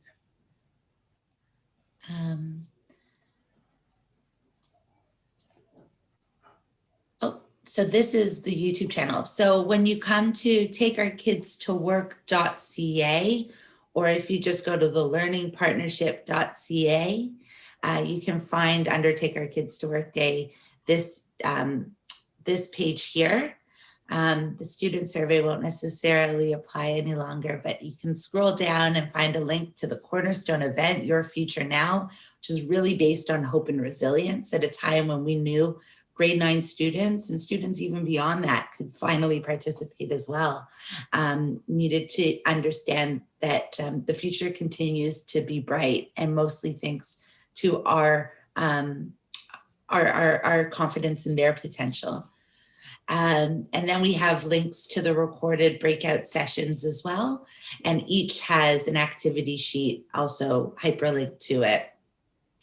And then as you scroll down, you'll actually see that there's a big picture educator guide, which is a rich Bible of context and content through the educator lens. And if anyone's interested, we also have resources for parents as well as for workplace hosts, which articulated a bit more about how they could use the day and the programming. And then just celebrating our partners who were so generous in coming on board and enabling what happened this year. So the learningpartnership.ca is a great place to start. Or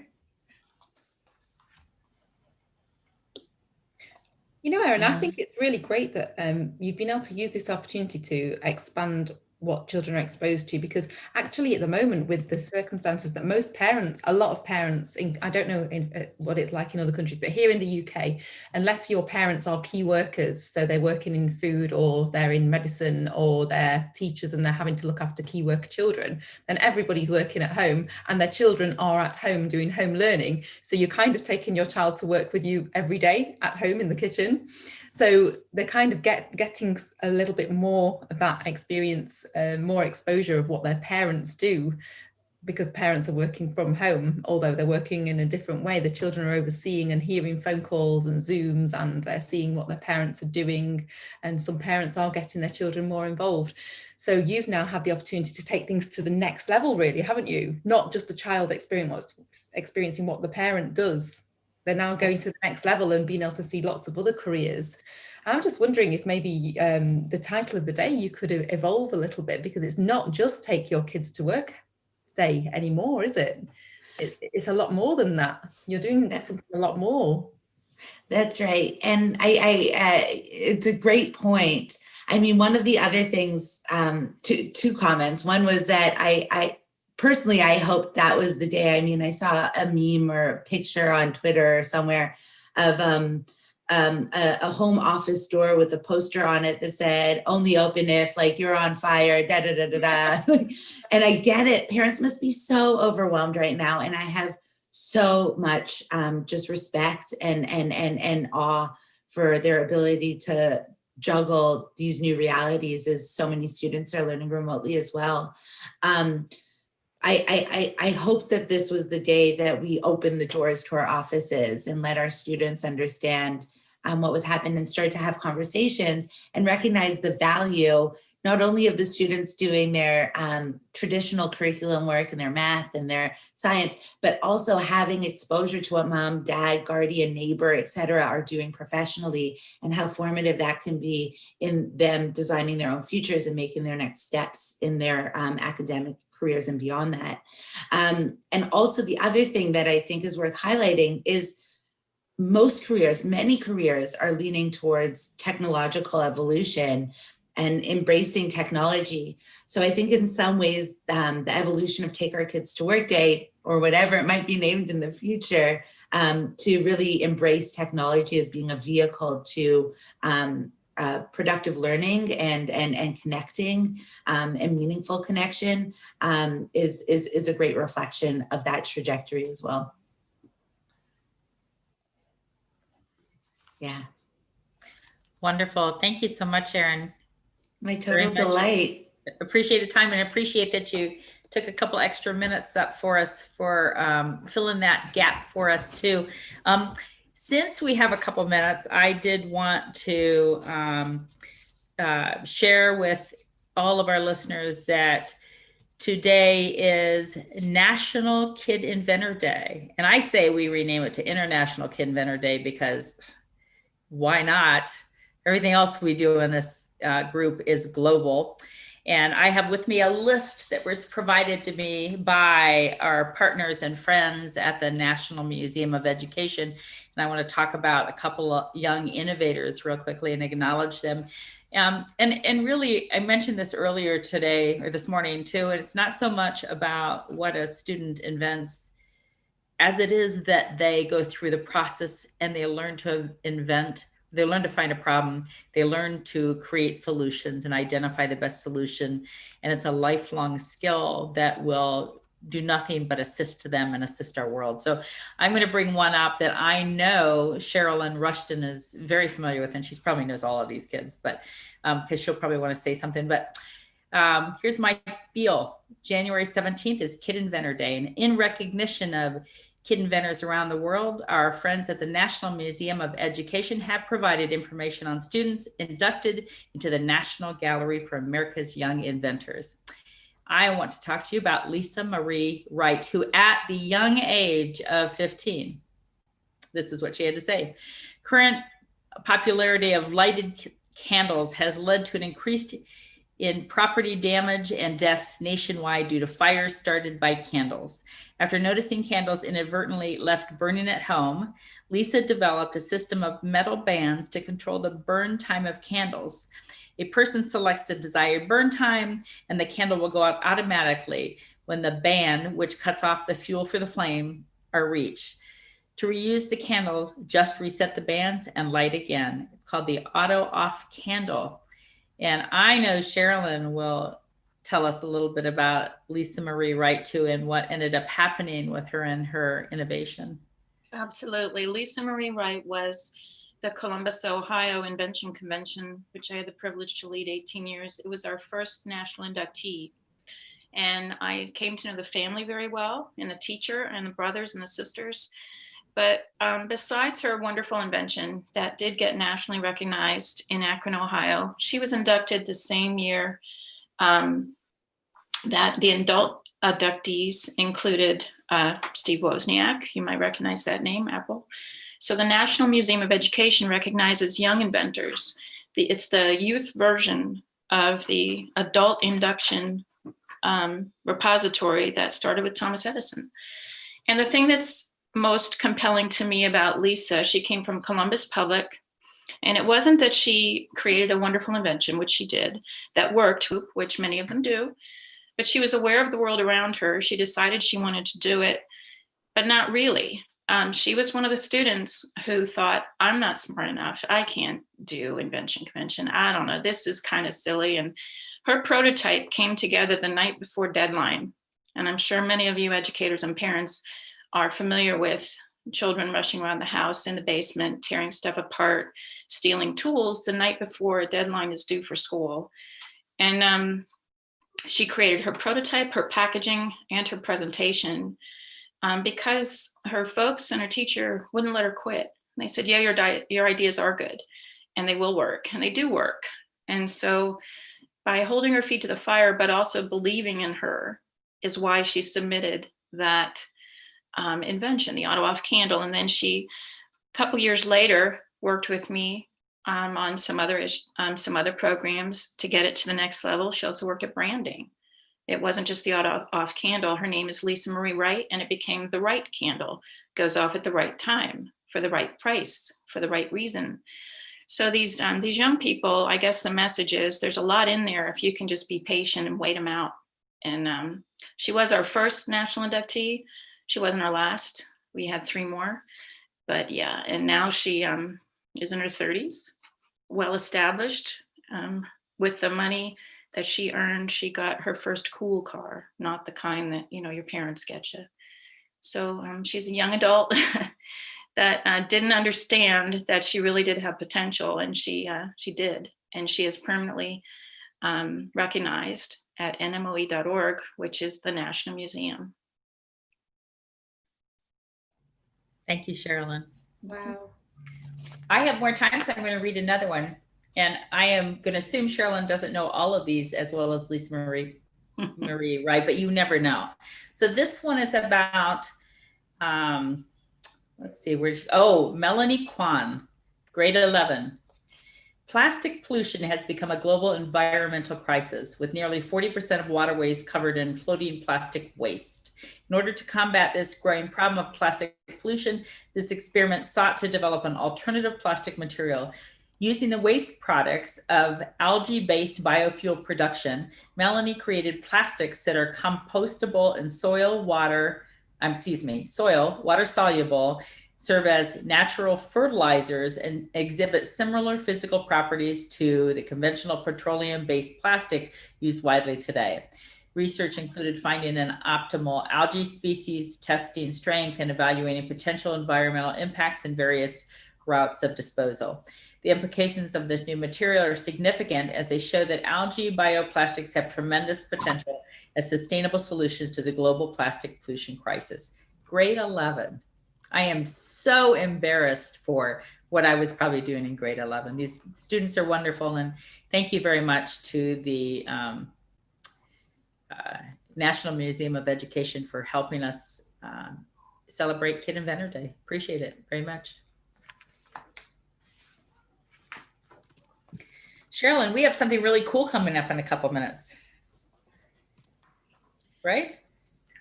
I don't even know if cool is a big enough word. I don't know if cool is a big enough word.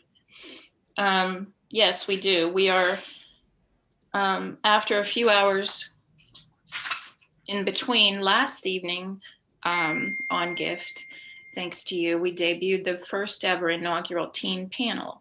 And that was an on-time, real-time collaborative discussion. This wasn't a prepared presentation like many are.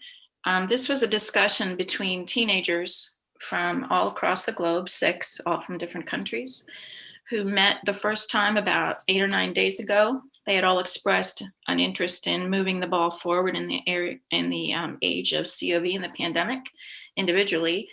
And who better to ask how to navigate the educational future moving forward than the ones who are actually in it? And I used to say in the chair, but they're not in the chair anymore. Many of them are not in school buildings. Many of them are at home. Many of them are going, I thought I would like having my mom as a teacher, but maybe not. Many of them actually are tired of looking at a screen. Who knew? iPhone, I guess, is different than having to Zoom all day long. And as a result of your gift, which allows us to meet all these young people, we're almost a year into the pandemic. So this is going away, but things are changing. And so the teen panel met. The average age is 13, they're teenagers, just by luck of the draw. And they discussed the conditions in their own countries, which we learned a lot last night about the different conditions. They learned a lot about each other. But the most compelling thing is this is the first teen panel. It's a discussion between young people across the globe. They wanted to solve problems, that's a commonality, but they also each individually expressed a desire to develop relationships with their peers across the globe. Chile wants to know what's going on in Canada. China wants to know what's going on in the US, and they want to develop relationships. And that's what they did. And we watched it in real time as they defined their current conditions in their individual countries, their challenges. And today, as a follow-up, next up, these same teens who have had about, I don't know if anyone rested, I didn't, I was too stoked by yesterday's conversation. But now there'll be phase 2 is now that you've defined the problems, some of them, what are you gonna do about them? And more compelling for us as educators and leaders and teachers and parents is what do you need us to do to help you? Because we all, in the programs, many of whom are represented on Gift, are striving to help young people through this. So just for kicks, let's ask them, and we did. And now they're gonna offer not only their suggestions, they're gonna offer their what they would like to see, what they need to get through, because their futures now, they're living it. And so we are going to have the phase 2 session shortly. I see my co-host, Aaron.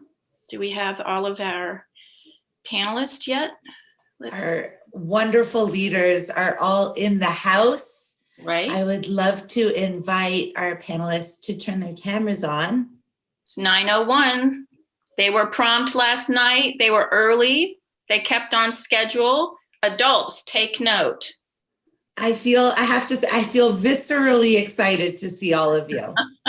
I'm just so pumped for this conversation to continue and just humbled, I think, as Sherilyn articulated so eloquently, to get to witness your wisdom and innovation. So I think there's nothing left to say. I think this is where we disappear and we say, welcome, team panel. And we somewhat disappear because last night, as we've mentioned, they are the drivers. The young people are the drivers. We disappear. We are the guardrails if anyone needs help, but they proved last night they need no help. And even the leadership was taken on by Artash last evening. Gratitude to you. You did a stellar job. Today, our leader is Kathy Dong. But I will relay, Kathy, I'm not sure if we mentioned this, and to our panelists, the one thing that we will repeat is in case people did not see the team panel last evening, we're assuming everyone did because it's so cool. But if this is the first time they're seeing team panel, they don't know you yet. So if you would start, our leaders, Kathy, and to the panel, if you would also introduce each other as you did last night for people who are seeing you and meeting you for the first time. So take it away. Thank you, Erin. Thank you, Sherilyn.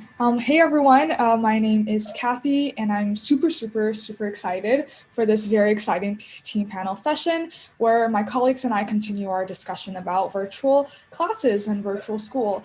So we will be discussing and exploring and brainstorming our solutions to the problems we came up with in the last team panel session. It will be indeed innovation in action. So let's start with a quick introduction of our colleagues. I will start with introducing my colleague, Emily Louise. Emily Louise is from Chile. She is 13 years old and a grade 8 student. Emily was born in Belgium and moved to Chile when she was 2 years old and has been living in Chile ever since. She loves to watch movies and bake in her own time, and she has 3 dogs and 3 cats.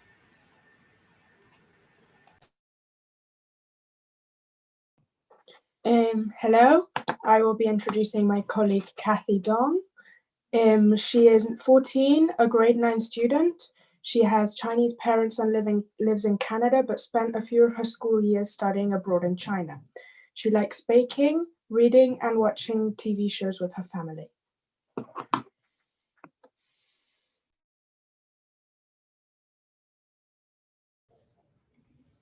Yeah, and it's my honor to be presenting my colleague Samyak Shramali from Portland, Oregon, USA. Sam is interested in the fields of biomedical engineering and deep learning. Science and innovation have always been a major part of who he is. Sam loves to innovate to help others and for the betterment of our society. Other than innovation, he also plays the violin and the piano and the swimming. Hi, everyone. I have the honor to introduce Artash. Thank you so much, Artash, for your great introduction of me. Thank you so much. So Artash Nag.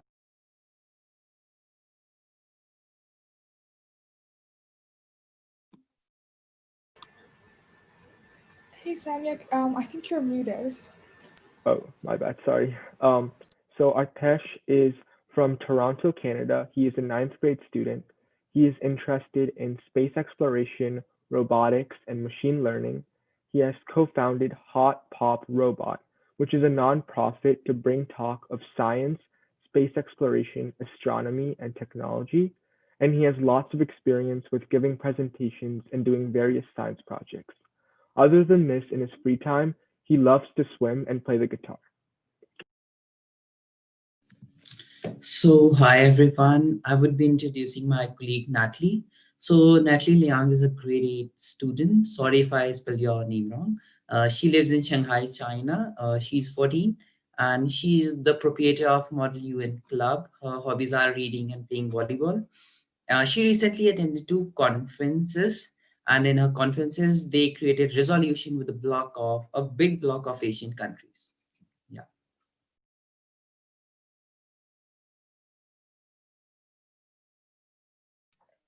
So hello, it's my honor to be here and introduce my colleague Rashid. Rashid is from India. He's studying at a public school. He's 14 years old, just the same as me, and in grade 8. He likes golfing, and as he introduced, there is still a lot of cases in India. Thank you, everyone. Now we will move on to our solution sharing and discussion portion of this panel. So each of my colleagues will share a problem they came across during virtual school and a solution they came up with. Then we will have a panel discussion where we discuss how these solutions can be implemented internationally. For example, changes to be made to accommodate more students from other countries and any other ideas that sparked. I'm sure you are all very excited to hear these solutions as well. So let's get started with Artash. Thank you, Kathy. So excellent. Well, one thing I really noticed when school started online is that the relationship that teachers could develop with students and students could develop with teachers was thoroughly compromised. And while students may have found it easy to some level to integrate online classes, since having been spent so much time on social media and online apps already, teachers would have had a much bigger issue because they also had to get used to the logistical aspects of online school and grading assignments, for example. So this is definitely a major problem because a teacher is not just for teaching you. It's also a mentor that can put you on the right path for school, someone who can develop a personal relationship with you and understand what are your strong points, what do you need to improve in, and then customize their lesson plan to be good for everyone in the class. And I think a new approach could be instead of having teachers just being teachers in online school, they could also become content creators. So they could take their classes and create them into cool YouTube videos.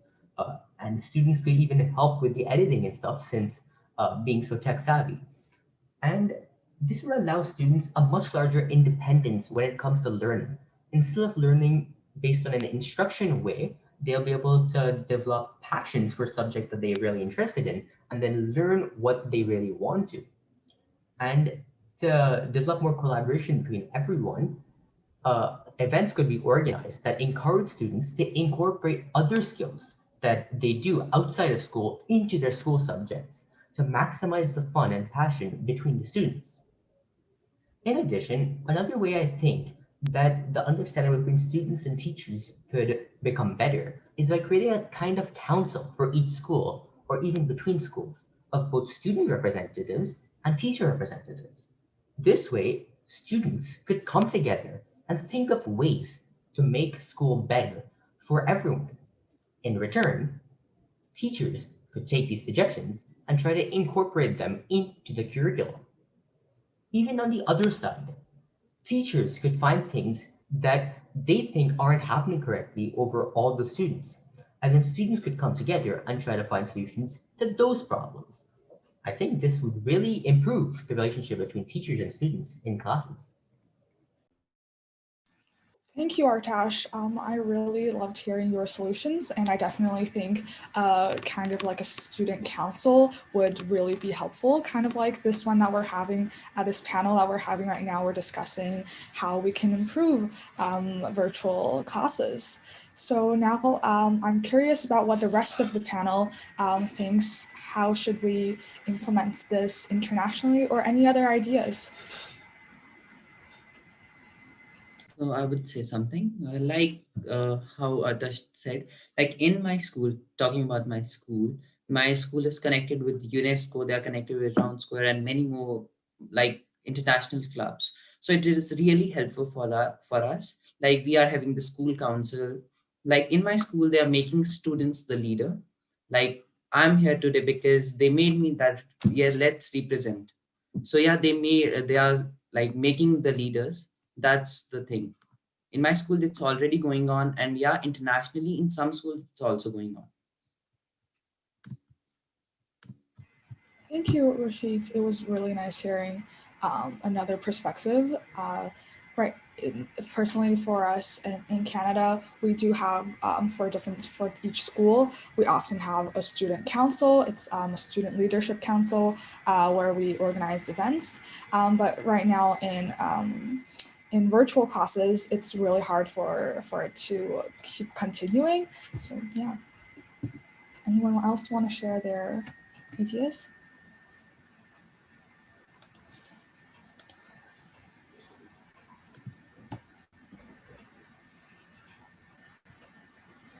Yeah, I would actually like to add on a little bit to the point that we're talking about. So, like more than what like a student council does, I think all of us should really take responsibility for our own learning.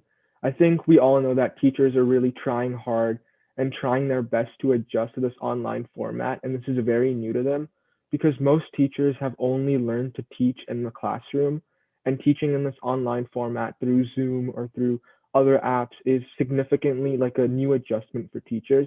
So instead of creating like a council, I think all of us should just take initiative and have the self motivation to just learn and have like control of our own learning and our own desires. So we should really communicate with the teacher over email or over through Zoom while in class and just let them know what we need. I think that would really help shape the classroom, and I think that would really significantly help our learning. Thank you, Samyak. That you brought up a really good point.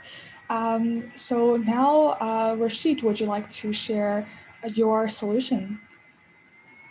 Yeah, so like we are talking about sharing a solution of a problem we came across in our virtual class. So like in India, all the institution, all the governments, all the institution of private and public sector, they are focusing on creativity in everything. Like in the virtual classes, the one thing I saw that we are lagging a bit in creativity. Like I have noted down the importance of creativity. Like in according to the National Education Association, in a piece written by Dawn Ruppis titled "Creativity in Classroom," she claims, "Is there anything more satisfying than making something creative? A quilt, a web page, a decoration, and invention. It involves all your senses and creates new knowledge that didn't exist before." So yeah, that's the only reason in India we are basically focusing on creativity, and that's the solution, and that's the problem for which I want the solution. Like there should be creativity in everything, and I have come with a solution to, like, we have to change our mindset first. Like we don't need to go with the traditional mode of traditional mode of learning, traditional mode of education. We need to change our mindset. Like if I'm learning today, I should not just learn the textbook answers. I should first think what is the thing, then get it and explain it in my own words. That will increase my creativity too. Like I'm using my vocabulary. So yeah, it will increase the creativity skills. So yeah, these are the things. Like we could even do ask open-ended questions for making creativity and all. Like we can even the thing teachers can do, like we would be having meaningful conversation. Like I agree with dash because I disagree with dash because, like this kind of conversation would totally lead into creativity in mind. Like there would be a tinkering in mind, like why would I do this, why would I not do this. Like total tinkering should be there, which I think, and this is very good and very necessary for our future too. Yeah. Thank you, Rashid. I definitely agree with you on developing our creativity, and also in this new time. We're adapting to these new changes, and we need creativity and new solutions for those problems. Thank you. And I'm curious about what the rest of the panel thinks.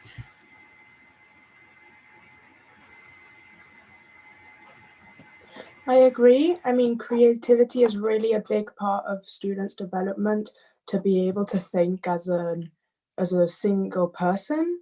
So I do think that it should be implemented in learning a lot more than the teachers telling you exactly what you have to do. They should give you an opportunity to be creative and to do things the way you want them and creatively. Yeah, I agree with Emily as well. It's also why we're innovating and we're inventing here. We're creating creative solutions to problems we're seeing in the world. So next up, Emily, would you like to share your solutions on problems you face in virtual school?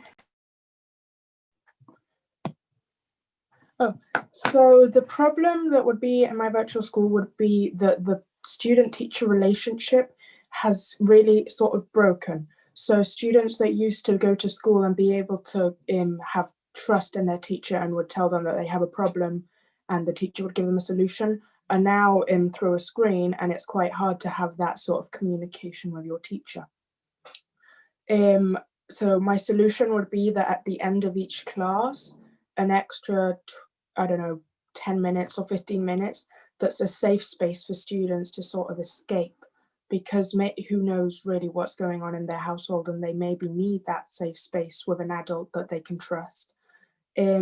So I would make a 15-minute gap at the end of the class where students can talk with other students and their teachers, and it can really be to help students that are going through things that are really hard. So yeah, that would be it. That is a really awesome suggestion. I totally agree that teacher-student relationships have kind of broken in virtual school because it's really hard to communicate with our teachers, and that 15-minute period after class would really help with any questions or anything that the student doesn't understand. What about the rest of the panel? I'm curious about what you guys think. So I have to say I totally agree with Emily Lewis, because during our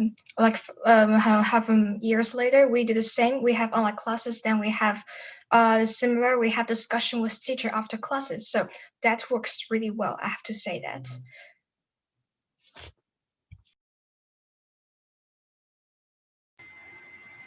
Thank you, Natalie. Next up, Natalie, would you like to share your solution on a problem you faced in virtual school? Well, I have to say this is the problem in China. I don't know about other countries, but at least in China, it is this situation. I think that teachers like smart students. Yeah, that's the truth. A lot of people like smart people, but during class, teacher only keen on those students who are smart, get high grades in exams, and another kind of students which a teacher like emphasis on is those students who are really naughty, and the teacher need to teach them to stop doing that, stop doing this. So these kind of students will get all attentions from teachers. So what about the other students? How can they make for a relationship between teachers, and how can the teachers to communicate with them to know them better? So my solution is that we need to separate our class into smaller ones, because we have 40 students in one class in China. Is like that, and I think a class of 20 students is enough, so that teacher can know each students better and teach them, educate them, and teach something beyond knowledge, and give them chance to go to competitions, go to clubs, and yeah, that's all. Thank you, Natalie, for that amazing suggestion. I definitely think that it's a little different in Canada as well. So in Canada, we have around 20 to 25 students in a class. So, yeah, this might be something. This might be what you're suggesting, like a smaller class. It would really help with the teacher can help the students more in a smaller class setting. And what does the rest of the team panel thinks? Yes, Emily. In my class, on online school, there are about 16 people that connect per class, because there are students that don't connect. But I do think that is a good number, because the teacher has the opportunity to give each student attention and be able to explain without being able to, without needing to worry that there is a student not paying attention, and they're able to explain properly. And if students have questions, they're able to answer all the questions and no one has their question unanswered. So I do think that is a good number, especially on online school where it's not the same. So yeah, I agree with Natalie and Kathy. Thank you, Emily.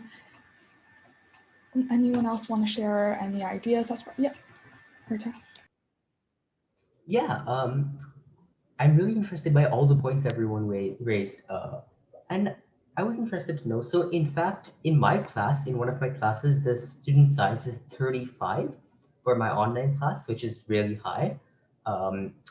In offline school, it was lower, but in online school, it seems that they've taken flexibility with this. But I wanted to respond to Samyak, who said that students, obviously, taking students' initiative would be the best solution ever, because if all students can take the step forward and take initiative in class, then everything would work out perfectly. Except that convincing every student to take up initiative in class is a very hard task. It's like you have an anthill full of ants. Bringing all the ants outside of the anthill is much harder than moving the anthill itself. Therefore, reverting back to the student council idea would allow for a much larger kind of movement, especially since students are much more comfortable with sharing their opinion when it's anonymous or through a representative. So I think that would really help. Thank you, Artash. I feel like I kind of face the same problem as well. I think in virtual school, because for our school board, our virtual schools are directly operated by the school board, and there aren't enough teachers to have many small classes. So sometimes, for example, for my English course this quadmester, we have a class of 32 students and the teacher has to teach 2 classes. That sums up to like 70 students in total. And sometimes students have to email the teachers as well. And sometimes I feel like the teacher doesn't have enough time to mark assignments or really get to our questions. But that brings up a really nice point. Rashid, did you want to share So something? I would like to share this one thing. Like earlier in India topic, you are talking about India. The teachers used to focus on the smart student, and it's the truth. Many teachers used to do this, but it's not every time. It's just sometimes they used to focus, and it would be like depending on the situation, which I think like they were according to the situation they used to interact with the students. But now talking about online classes, like in my class we are 35 students, like the total strength of my class, we all are attending the virtual class. So our teacher has done one best thing, like she interacts with all the students, like we are using Microsoft Teams, so they are arranging from A to Z alphabetically. She starts from A, ends with Z, and she covers all the students, which I feel the best, that she, in the virtual mode in which people are not able to interact, she's interacting with all the students. And even when we ask ma'am why you do so, like it would waste your time also, like it's very difficult to cover all the lesson plan in a meeting of 1 hour or 2 hour. So we asked, then ma'am said now in the new education policy of India, every person is important, every student is important, and there would be like no differentiation according to who is smart, who is a loser, and all those type. So yeah, that's the thing I noticed. Thank you, Rashid, for sharing that. That sounds really, really awesome that the system is changing to accommodate students. It doesn't matter if they're smart or if they might not be as smart as some students. Thank you. So Samyak, would you like to share your solution to a problem that you face in virtual school?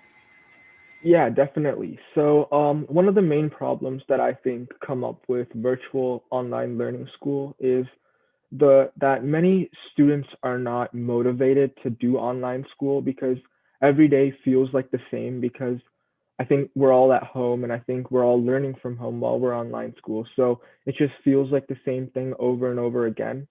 And I think teachers are really trying to get past that by putting out more creative assignments like videos to make for students, and really allowing students to bring out their creative side by giving out writing assignments or giving out video assignments or giving out just assignments like art assignments that really bring out a student's creativity. So I think teachers are trying to get to a point where students aren't bored with online learning because it just feels repetitive with the same thing over and over again. I think that's one of the biggest problems, and it could easily be fixed. Like, I think teachers are already working towards fixing this problem, but I think more actions could really be taken towards fixing that problem, even by the student side. I think the student side, the students can just try to be more motivated, or like push themselves to be more motivated by applying new techniques, like focusing on one class at a time while they're in that class, or trying to do multiple assignments at a time. Or I think just I think the student interaction part really would help teachers even further to make online classes less repetitive and less boring. Thank you, Samyak. I definitely noticed the same thing as well. My teachers have been trying to motivate us with creative assignments. So, and they've been changing their usual curriculum and assignments to accommodate this. So my teacher has recorded videos and brought in guest speakers so that we're not bored at any time. So that was really, really nice to see. Well, what about the rest of you guys? Any thoughts, ideas? Yes, Emily. I do agree that motivation in students is a really big problem, but I also think that it is a difference about what the student's situation is in the household, because some students just really miss going outside and seeing their friends, and other students really like it, or other students might have a really bad situation at home, and the teacher can never know. So they never really know what to do to help that student. So I think that the best thing that the teachers can really do is just be there for the student and ask them what's going on and do the best they can to help the student through these very tough times. Yeah, I agree with you, Emily Louise. My teacher has expressed that some students she taught this school year has really liked virtual classes so far, because before COVID, they were in schools and they didn't have a very positive experience, and they felt very discouraged from sharing their opinions in class discussions. But in this virtual setting, because we're not turning on mics or cameras, they can just type their thoughts into the chat, and they're actively engaged in this conversation this way. But for some students, I feel like personally for me, I felt more discouraged during virtual classes to share my opinions because it's through a chat, and sometimes if I'm not typing fast enough or moving on to a topic before I could even finish typing. So definitely I agree with you, Emily, that yeah, teachers should be accommodating, and I'm really glad that I had very understanding teachers.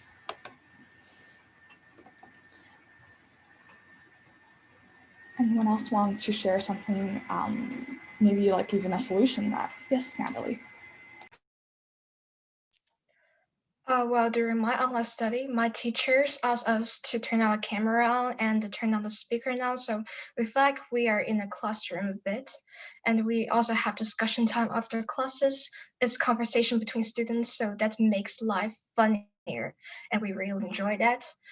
And I think another thing to push us to study, I know it's really frightening to have this, but I think we need to motivate us is that we have exams during online studying. So just bring us some goal. We need to work for something. We need to study for something. That's a solution I can give. Thank you, Natalie, for giving that solution. Yeah, definitely a goal, something that students can ultimately work towards can definitely help motivate students. For us in Canada, we canceled exams and culminating tasks, projects for this school year. We're not sure what we're going to do for the next for the other half of the year yet, but right now we haven't had any exams. It's just been all schoolwork.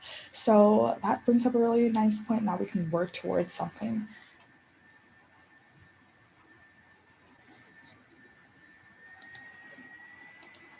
Does anyone else want to share any other ideas?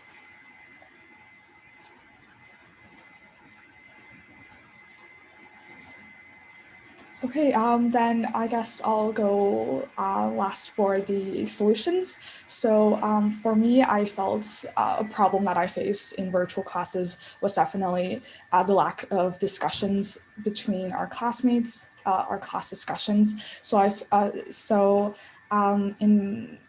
in one of my courses, one of the big parts of that course is to discuss with your classmates or teacher and really develop those perspectives and see a different perspective.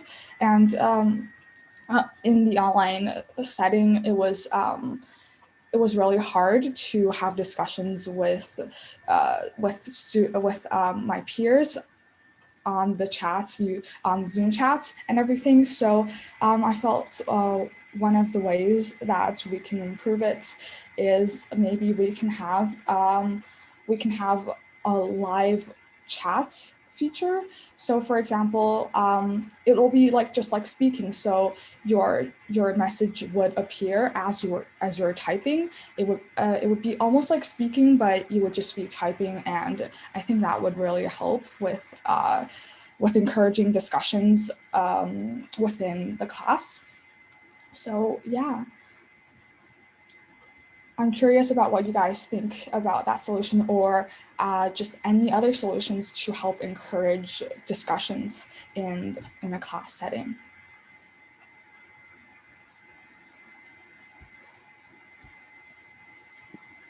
I think that being stuck at home and being in quarantine and lockdown, students don't, or friends even, don't really want to talk to each other through online.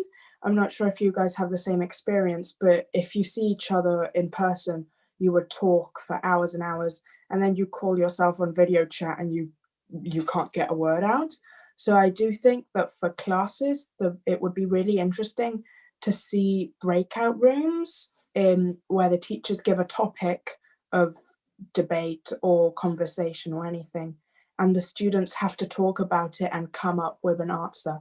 It doesn't really have to be related to the class, as long as it's for the students to engage in conversation, because I do think that is a really important part of school, is being able to debate with your classmates and talk about the topics and see everyone's opinion, because it teaches you to respect other people's opinions, even if they're not your own. So I do think that is really important. Thank you, Emily. I think you brought up a really, really awesome point. We've only had one breakout room so far, and I felt it was really, really nice to have this breakout room because we were all actively participating in that activity. I was participating more and I felt more involved than in any of my classes, so that breakout room session was really, really nice. What do you, any of you guys think of discussions? Oh, yes, Aritash. Oh yeah, I just like to say for the past 10 minutes, I've been really inspired hearing the different perspectives from everyone. And I just wanted to share a little bit about how I could put my own solution into place. Because these solutions, education is not country-based. Education is for everyone. Therefore, our solutions should definitely be international for everything. So one of the things I was thinking of as for a solution, uh, I mentioned the YouTube idea earlier, and YouTube is an international platform. Almost anyone can use it. minus in certain countries. But I would suggest maybe perhaps a kind of matchmaking kind of thing. So students, for example, could access a web app and tell what they're passionate about learning that's outside of school. And it could pair them up with a teacher that knows a lot about this topic. And, it doesn't even have to be a teacher from the same city or the same country. This can be a whole kind of international network. And this would enable students and teachers from all around the world to connect, because together it can make a really big difference. And this would definitely need for a much bigger kind of collaboration on the global scale for this to happen. Thank you, Artash, for that amazing suggestion. Definitely, this would be this would involve everyone internationally, and it would be really, really interesting to see how all of this would connect and work. We still have a few minutes left. How about we each go around and talk about how we can implement this in our own countries. Samyak, would you like to start? Yeah, for sure. So I think I really liked Artesh's idea with the YouTube matchmaking. I think that would really allow the student to get their personal needs and exactly what they want to learn and get them connected with the teacher who teaches that subject. So I think that's a great idea. But I think with that, I think there's a lot of YouTube videos already available, and students have that option in most countries. Students have that option. So I think what we really need is a live interaction feature for that. So instead of just having a matchmaking where you find a video with a teacher explaining the subject, I think what we need is that you get connected with the teacher and then they give you a live lesson with like 15 other students from all around the world. So that would really be an interactive, fun experience, and you would get to meet like 10 other people, 15 other people, and get to learn from them, get to learn what they do in their countries, also getting to learn your subject at the same time and getting to learn from an amazing teacher. So I think that would be a great experience. And I think that feature with any app or like on YouTube would be amazing. Thank you, Samyak. I really love that suggestion. It would definitely help with sometimes we're bored at home with the asynchronous class time, and we can just go on YouTube and take a live class with our international peers all over the world. That would sound like an amazing program. Natalie, would you like to share your thoughts on this idea? Yeah, I totally agree with you too, and I think it will be a really nice experience if different students from different countries can join together, share ideas, just like what we are doing now. And I think, yeah, life lessons are really necessary, and our teacher really gave us during online studying time, and that's all. Thank you, Natalie. I definitely agree that online live classes are really, really important. It's just like in-person classes are live. Emily, would you like to go next? I agree with Artash and Sam's point of the matchmaking app or website, because I do think it's really interesting, because I live in a city where there aren't many teachers for different subjects that are not really common. So here you either do football or there aren't going to be teachers for something that's really outside of the box. Or if a student wants to learn acting, for example, there aren't any teachers here. Or if they want to learn some exotic kind of music instrument or something that's not really common. So I do think that a matchmaking app is really interesting for people that live in a place where those teachers aren't available to teach them in person. And even if we do go back to normal, that app is going to be really useful for kids that live in rural towns and places where they don't have teachers for this type of subject. That's a really awesome suggestion, Emily.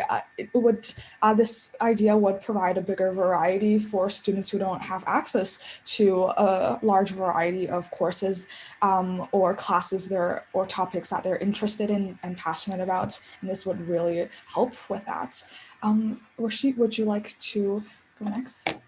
So like Artash said and Samyang said, so it was a very nice idea, like collaborating with everyone is like globalization. It's very useful for us. And the one thing I hot right now is like all that we discussed, it's based on the interaction we do with all. Like we are interacting, we are knowing what are our perspective of things. So like I think interaction is more, and for doing interaction more, I think student-led activity should be there. Like we should have Braza sessions. Like in my school, we are having Braza sessions, we are having debates, we are having like roundtable discussions, we are having many different events. And the thing I said, like student-led activities. So like if there is my annual function of my school, so why not we students plan everything we are doing, and then yes, it would be a student activity, and like we would be gaining a lot of things like how to handle things, how to arrange the things, and yes, it would be very helpful for us. Thank you, Rashid, for that great suggestion. It would definitely build our leadership skills and really develop those skills. Thank you. I was really inspired by all of these discussions and perspectives. So thank you guys so much. And thank you to all of my colleagues and Erin and Sherilyn. And so this session really helped me to expand my perspective, and I really hope that our listeners were also inspired by all of our discussions.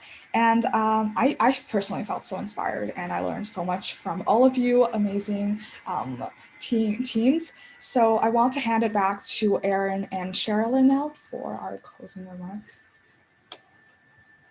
Wow. You want to go?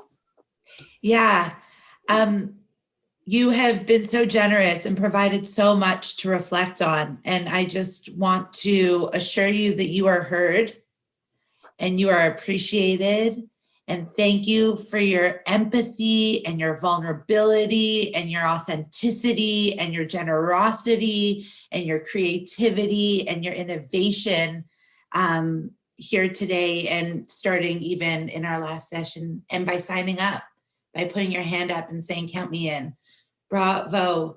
I'm curious, what next? What now? As we look towards the next panel and the next conversation, so much came up today. What do you want us to continue to talk about? Or what do you want to continue to talk about? That's the question. What's next? I think change really begins together, and all of us working together. I think all around the world, all of us working together would really bring out change. I think to bring change, I think we have to implement these solutions together. We should try to spread all of these solutions throughout the world. We should try to connect with our teachers and let them know of ways that they could improve online learning by giving them some solutions. We should really try to talk to our parents, try to tell them what we're feeling right now in online classes, and really tell them how they can help us really improve our online learning experience. And I think change really begins as a society, and change begins together and as a world. So I think without working together to implement these solutions, I think nothing would happen. Sam, you just gave me a perfect segue, which you may live to regret. I hope not. I am going to ask each of you there's one word missing in all the words Erin mentioned that you are. You're also courageous. It takes a lot to step up and lead. There's a difference between talking and actually. One of the phrases I've used in my lifetime is be a verb. And by a verb, I mean be visionary, be entrepreneurial, be radical at sometimes by thinking outside the box, and be a person who does with action, just as you just said. And it does start with the individual. So you think you're done? I hope not. What I'm going to ask each of you, because I've listened to varying suggestions that you've had and recommendations, one of which is more interaction with innovators or things you're interested in person. There's the next gift coming in April. Guess what? Consider, and you can either give me a thumbs up right now or consider, I believe I've seen friendships formed in the last 10 days. I would be stunned if you all did not keep in contact with each other. I hope you do, because the bridge has been built and now it's yours to walk back and forth. And I think you offer so much. But taking to heart what you've said in specifics, if you together as a group of 6 determine of all the program presenters that you also see on GIFT, some are, robotics, some are music, whatever they might be, or someone else, between now and April, if you can collectively pick someone who you would like to learn from as a group, and if on the April gift, we actually try what you've suggested, which is a small group of students for an hour on gift with one instructor, interacting to see how it works, because as you all know, the proof is in the pudding. So teachers and worlds and administrators and organizations, they like to see, well, that's a great idea, will it work? So would you be willing to, and would you be interested in trying out at least that one suggestion? You 6, drive it, pick some subject that you would like to learn about. Could be music, could be art, could be dance, could be reptiles. My husband's up next. You might want to learn about reptiles. And then reconvene as a session in April, the 6 of you. And I would also ask that each of you pick one person to bring with. So we've got a dozen young people like yourselves, and actually demo and prototype if a live, we'll say 12 young people learning and speaking, real-time conversation on gift. See how it works, see if you like it. What do you think? Thumbs up? I don't give you a choice on live YouTube, do I? I just have gratitude for you all. And we will also be back in touch about another thought that we had about taking everything you've just so generously given in 2 hours and acting on it. Because shame on us if we don't. Yeah. So, Erin? I think just to keep this going, and in the spirit of just a moment of reflection, hoping we can revisit what we did to wrap up yesterday's session together.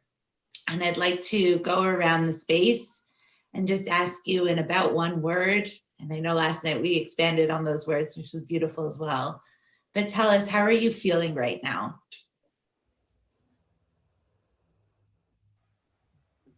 Kathy, you can lead your team.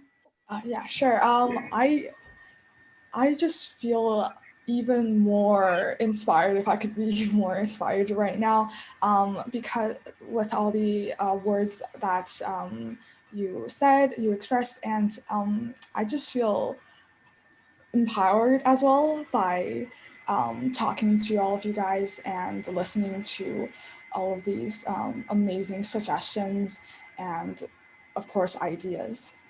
Yeah. Sam? Yeah, so I feel amazed. I think seeing all these wonderful ideas come out and being part of such a great group is really amazing. And I think I'm really inspired to go out there and make some change happen in society. Rashid? So it's only one word, the best. Like, it's the best team panel I have ever been. Like, I have attended many sessions before, like the roundtable discussion type of things, but this was the best. Like, it was very amazing to be a part of this and meet all the new people. Like, we are just 6, but it thought like we are hundreds of people discussing a lot of things, a lot of information we got. So yeah, it's the best. Natalie? Well, I couldn't be happier and more exciting, and I'm really inspired too. I'm looking forward to the next team panel, and it's such an honor to be here and talk with you guys, share my ideas. That's really nice. Emily Louise? I'm excited to see what we come up with and what changes happen, because it's so amazing to see kids meet up to create this change.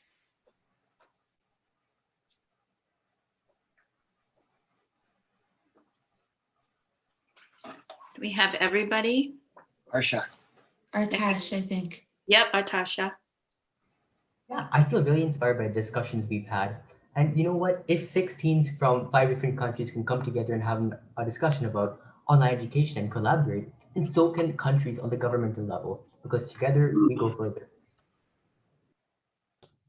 Yeah, I was just thinking that this is such a powerful message. Just you guys being here, speaking together, sharing ideas and solving problems together in such a professional way, that just gives out such a big message to the world. And you really should be very proud of what you're doing.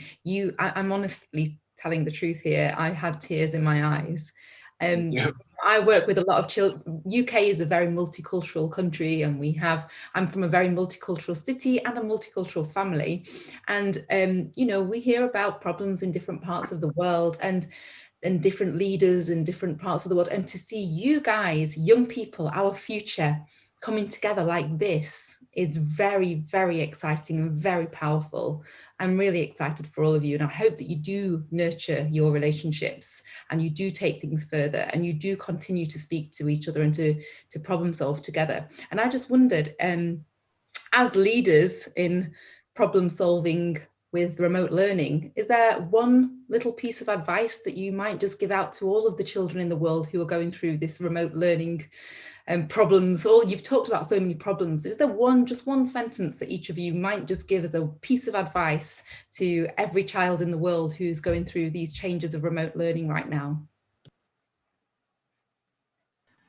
Yeah, I would just say, just try your best, because teachers understand what we're all going through. There are different problems we're going through in our own time, but just try your best and go for it. If you want to express an opinion in class, just go for it. Thanks, Kathy. Anybody else got a piece of advice? Emily? I would say you just wait. I mean, it is going to get better, and if your goal is, if you're unmotivated and you feel like this is going to go on forever, just wait. It will get better, and you can motivate yourself by thinking of that. That's great. I like that. Anybody else? Yeah, I'd say that either way, online education or in real life education starts with school but ends with you. So education does not have to stop with school. The future is in your own hands, so it needs to start with yourself. So Absolutely. you can do whatever you want if you put your mind. Yeah, you can have loads and loads of school education and facts in your head, but if you can't sit together in a global group like you are doing now and speaking in a professional way that you are, this is real education. This is you guys are really showing a high level of education. I don't know how many facts you have in your head and how many school lessons you've attended and if you're good students or not. I assume you are, but this is really high level educational stuff that you're doing right now. Did anybody else have one piece of advice for children across the world who are all going through the same problems as you? Natalie? Just don't be afraid to be here, and you will learn a lot from this. Everyone will be happy with that. Everyone will like that. You get a lot of ideas and learn a lot. Something beyond knowledge. That's really nice. Did anybody else? Is there anyone? Oh, Jim, go for it, Jim. I didn't want to step on any of the young minds here or on their opportunity to speak, but my verb from all of you is validate. I live in the future. I'm a futurist. This is the future I wanted to see. And seeing all of you organically just talk about it as if it was a foregone conclusion that this is the way the world is going to be. Not only does it fill me with hope, it fills me with passion to make it happen. Now I believe it can, and I found warriors, and we're going to do this thing. Thank you. And it's going to be led by our youth. And I think that this panel really exemplified the fact that when we give space and time and energy to our youngsters, it's infinite. So here's to the future, verbing together. But this all happened because Erin and Cheryl started. No, it has nothing to do with us anymore. But thank you. This is about them. Virtual applause. Well done. Okay. Well no done, one thanks team. the seed. They only stand beneath the tree. So So I think without further ado, we've already started to bleed into our next presentation and encourage everyone to stick around. Yeah, the good news is he's standing right next to me. Awesome. The young people, you're welcome to stay as well. This is an interesting. Thank you ever so much. Lovely co-hosting with you, Erin. I'll go ahead since I'm right here. If you want me to introduce him. Our next presenter, also known as my husband, originally from London, England. Bye, you guys. Thank you so much. We'll regroup soon.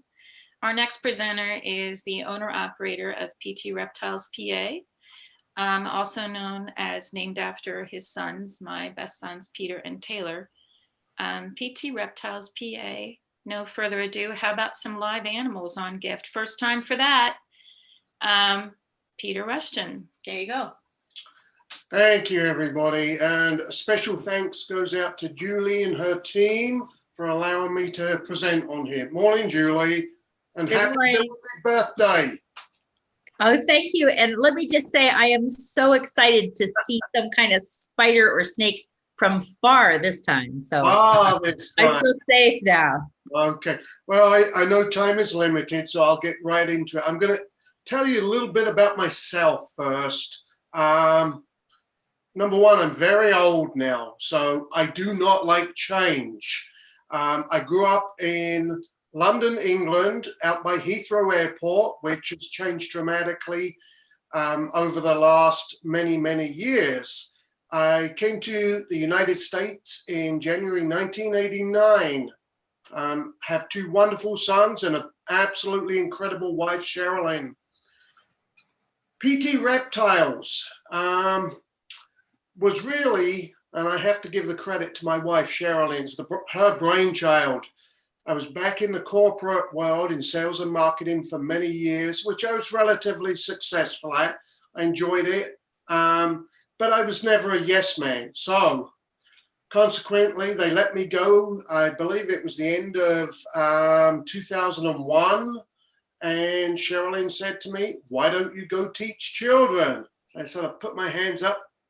Okay, how do I do that? So from there, we had to come up with a business plan. And the business plan was to teach children from basically 2 years old up through 8th grade.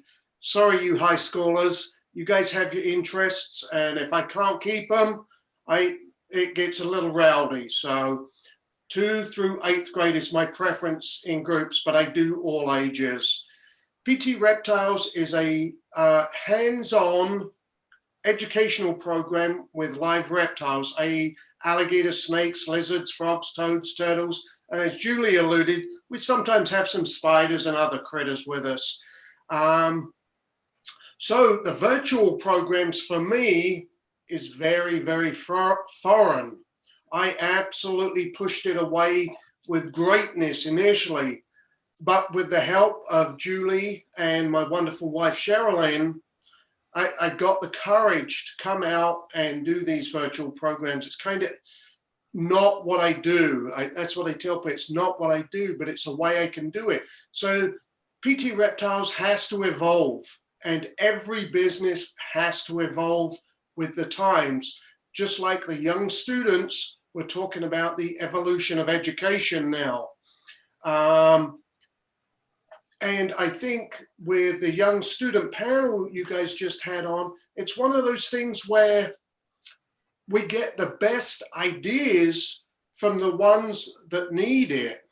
The young ones, I believe, are more creative than adults. I think their brains are just not limited anymore. Like I said, I don't like change. I don't like things to change. So we have to continually think about the evolution of what we're doing, whether it's just living or whether it's a business, whether it's education, whatever it may be. And obviously GIFT, which I'm a part of now, and thank you, Julie, is a huge evolution.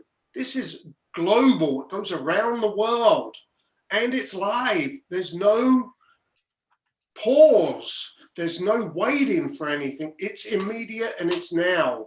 So it's just kind of incredible. That being said, that's kind of a little overview of what I do, who I am, etc. And I'm always open to questions and things like that. You can reach me many different ways. And I'm sure if you go through Julie and her group, her team, they can get to me whatever way. Now, I am going to show you just a few of my critters, the ones that have been, I call them my old faithfuls. The first one I'm going to pull out, this little guy, he's been with me now, coming up 24 years, this little guy. This guy is my mainstay. This little guy is a ball python from Central West Africa. He is going to be 24 this year, so he's very dear to my heart now. We have a great relationship. The ball python comes from Central West Africa. It's the most popular python kept as a pet now, because these guys come in so many different colors and patterns. And again, that's a part of the evolution of my business. I can now teach about genetics. Who would have thought teaching about animals and then taking it a huge step further into genetics, codominant and recessive genetics. Now this little guy, he would just hang out. He is just super sweet. People don't realize that there are about 60 different pythons in the world. And most of them are very small like this. They're very tiny. There are a couple of giants. There are actually 5 giant snakes in the world. We have the African rock python, the reticulated python, the Indian python, the Burmese python, and the green anaconda. They're the true giants of the world. These little guys, this is as big as he's going to get. He's not going to get any bigger. He may grow ½ an inch in the next 10 years, if that. Snakes do continue to grow their whole life, but the majority is in their first part of their life. They do not have fangs. They're obviously not venomous, but inside his mouth, he has about 100 needle sharp teeth that all curve backwards. So anytime these things grab something, the teeth grab, and if their prey pulls away, the teeth actually go in deeper. So they actually get a very good grip. Super, super sweet snakes. I mentioned they come in different colors and patterns. So I'm actually going to get another one out. So I'm just going to go off screen for a couple of seconds. 1 second.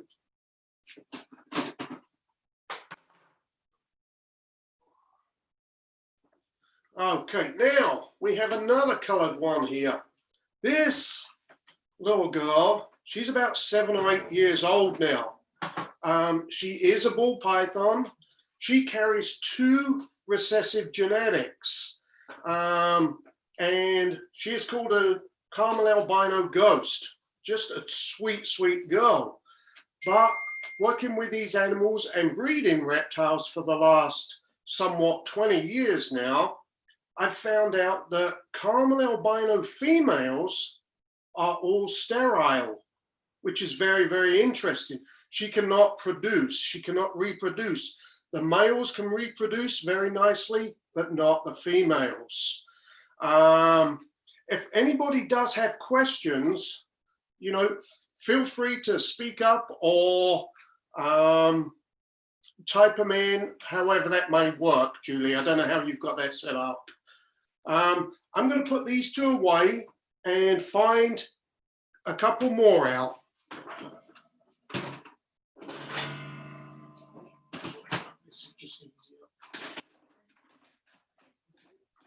Okay, there's 1, there's 2. Okay, now, these guys are always one of the favorites. This little guy right now is an American alligator. It's a tiny little baby, just a few months old. They've kind of been near to my heart from working with them over the years. This guy's probably maybe 9 inches long now, and these guys can grow up to 15 feet long. And It will take him a number of years to get there, but he will grow on average anywhere from 6 inches to a foot a year for probably the next 10 years. And then he will continue to grow. But as you can see, they're just a sweet little creature. They rarely bite, especially at this age. And as they get older, they actually become very handleable if they're worked with on a daily basis. There are many, many restrictions in keeping these around the United States now. So if you want one, you'd certainly have to know all your laws. If we can, I'm going to be very quiet and we'll see if we can get him to do a little sound. Can you hear that, Julie? Yes, Okay. I can. It's kind of cute. It is actually his call for his mother. And he will actually continue to do that for about the first year or so of his life. In the wild, the American alligator stays with its mother for about a year, from when they're hatched to the following spring. Then the mother will drive them away and she will have another clutch of eggs. Problem is, these little guys get eaten by everything. They're not very big and they're kind of tasty morsels for many things, including fish and birds. So these little guys get eaten a lot. They do cover a fairly wide range in the US. They're actually in as many as 10 different states. They're in Florida, Georgia, North and South Carolina, Alabama, Mississippi, Louisiana, Texas, and in the bottom corners of Oklahoma and Arkansas, which most people don't realize, but it is just the bottom corners where they meet Texas. Okay, the American alligator, a killer. Number one, A1 predator. Okay, there he goes. Now, let's see what else we can find here. Let's see. Oh, these are always a favorite. These are just the coolest little creatures. The Russian tortoise. This is an adult Russian tortoise. This is as big as the little guy gets. I've had this guy about 17 years. When this little guy was donated to me, he was this size. Most people don't realize the big giant land tortoises you see out there all live by the equator. The three largest ones, the Galapagos tortoise, the sulcata or African spur thigh, and the Aldabra tortoise all live right along the equator. The Russian tortoise hibernates for more than 6 months of the year. Consequently, they don't eat or drink, so they don't grow. Obviously, on the equator, food is readily available 24/7 for them every single day of the year. So they just continually grow and grow and grow. I advise people if they want a turtle as a pet, please take a look at the Russian tortoise first.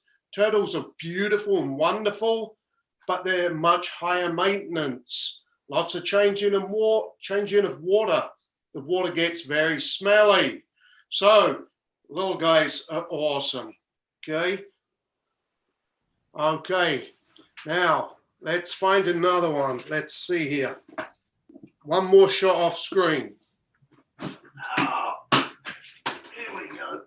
There. That's a heavy one, I think. I think so too. Come on out, Shelby. I have a picture of my daughter at one of your birthday parties, Peter, holding it was M&M. Oh, wow. That's adult. It was an adult alligator, yes? Not quite, but he was big. He got big. I think we decided that she weighed about 2 pounds less than the animal, and she was bent over almost in a back bend holding it. Yeah. They're great. I usually work with them up until they're probably 5 or 6 feet in length. And then because the number one rule I live by when I do my programs is safety. If I personally cannot overpower the animal, I will not take it out. It's really that simple. Safety, safety, safety. This little one, this is Shelby. Shelby is an African spur thigh. Shelby will be 18 years old this year. Shelby weighs about 35 pounds now, so very, very big. But these guys can reach 110 pounds. So Shelby at 17 or 18 years old is kind of small still and will continue to grow. Just an absolutely beautiful creature. On her legs here, what you will see is some really sharp spikes. Those are actually called osteoderms. The osteoderms are exactly the same things the dinosaurs had to protect them, the bony plates they had on their backs and things. She will put her head in, she will bring her legs up in front of her face, so her predators bite down on bone and not flesh. So they're actually for her protection. Many years ago, people believed that, I know, I hear you, believe that you could tell their age by the rings on their shells. They are growth rings, but the thing is, tortoises and turtles have multiple growth rings a year, depending on how much food is available to them. Shelby right now has well over 40 or 50 different growth rings on there, but we know she was born in 2003. And again, she was donated to me by a young lady that actually went to school with my son, Peter. So we know her age. She's just a beautiful, beautiful creature. Peter, how old can Shelby get? How old? Scientists believe that these guys can live more than 200 years. So consequently, you know, because we do not have, or we've not had the technology to actually read that, you know, it makes sense. These guys take a long time to get big. So she's going to be around for a long time after I'm long gone. Good to hear, but, you know, good for Shelby, not so good for me. So my son, Peter, will probably get this one in many, many years to come. Okay, let me find another creature out, because these are kind of fun for me.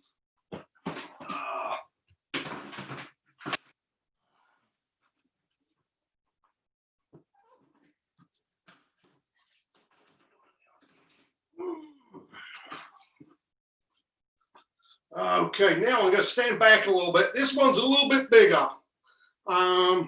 This is Peaches. Peaches is an albino Burmese python. These are one of the 5 giants of the world. Peaches is a boy or a male.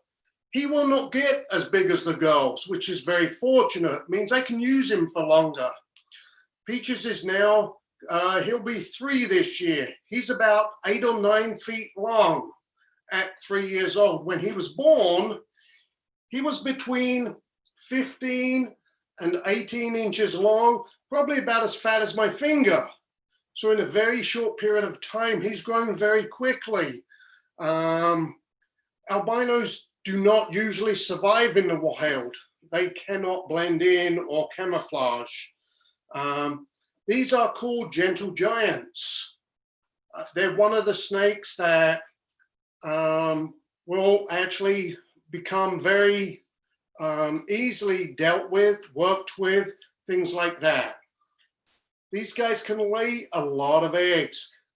The record for the most amount of eggs a python has laid actually goes to the Burmese python. It's over 100 eggs. The eggs are about the size of a goose egg.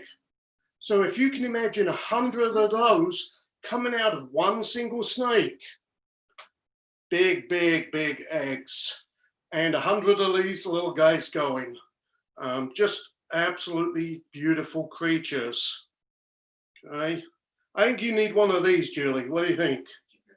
I think I have a basement full of those already, Peter. Thank you very much. Not Burmese pythons. No, not Burmese. Peter and my husband are friends, and over the years, my husband has now taken on some snakes too. Not the collection like Peter has, though. Yeah, no, Burmese pythons are sweet. My largest one of these, I actually have a female that's about 15 feet now, and She's kind of a handful when she comes out, but she is friendly. She's just big to deal with. Good morning, Max. How are you doing? Good. Good. You like these guys? We'll give him a little close up there, right in there. He's very friendly. He's super, super friendly. All right, let's find another critter out. Let's put Peaches away. In you go, Peaches. Okay. Let's see. Here we go. This one's for you, Max. I understand you like these guys. What do you think? Whoa, he came straight at the screen there. He came straight at the screen. This is a white tree frog. He comes from Australia and Indonesia. I like to work with the amphibians a little bit because there's such a beautiful collection of animals. The problem is they're so sensitive. These little guys, if you have any chemicals on your hands, it will actually kill them. In the summertime, I cannot use them. Sunscreen is very, very toxic to these guys. So I don't use them in the summertime. So these little guys are awesome. What do you think, Max? You like that one? He has a little spine. He's what? He has a little spine. A little spine? Kind of. Yeah. Yeah, it might be a reflection. Oh, might be a reflection down here. Yeah. Let's see. It's an interesting color. It's kind of like a pale olivey look. Yeah, kind of olive. These guys in the wild naturally come in greens through to the browns and even a blue color in Australia. They're a pale blue color in Australia. What's very interesting, all of these animals I've shown today are bred in captivity very, very well today.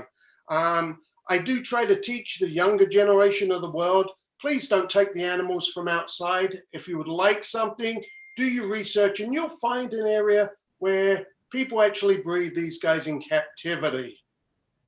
I think he's going to jump again in a second. Maybe he likes you, Max. That's what it is. He can see you on the screen. Okay, let's put this little guy back.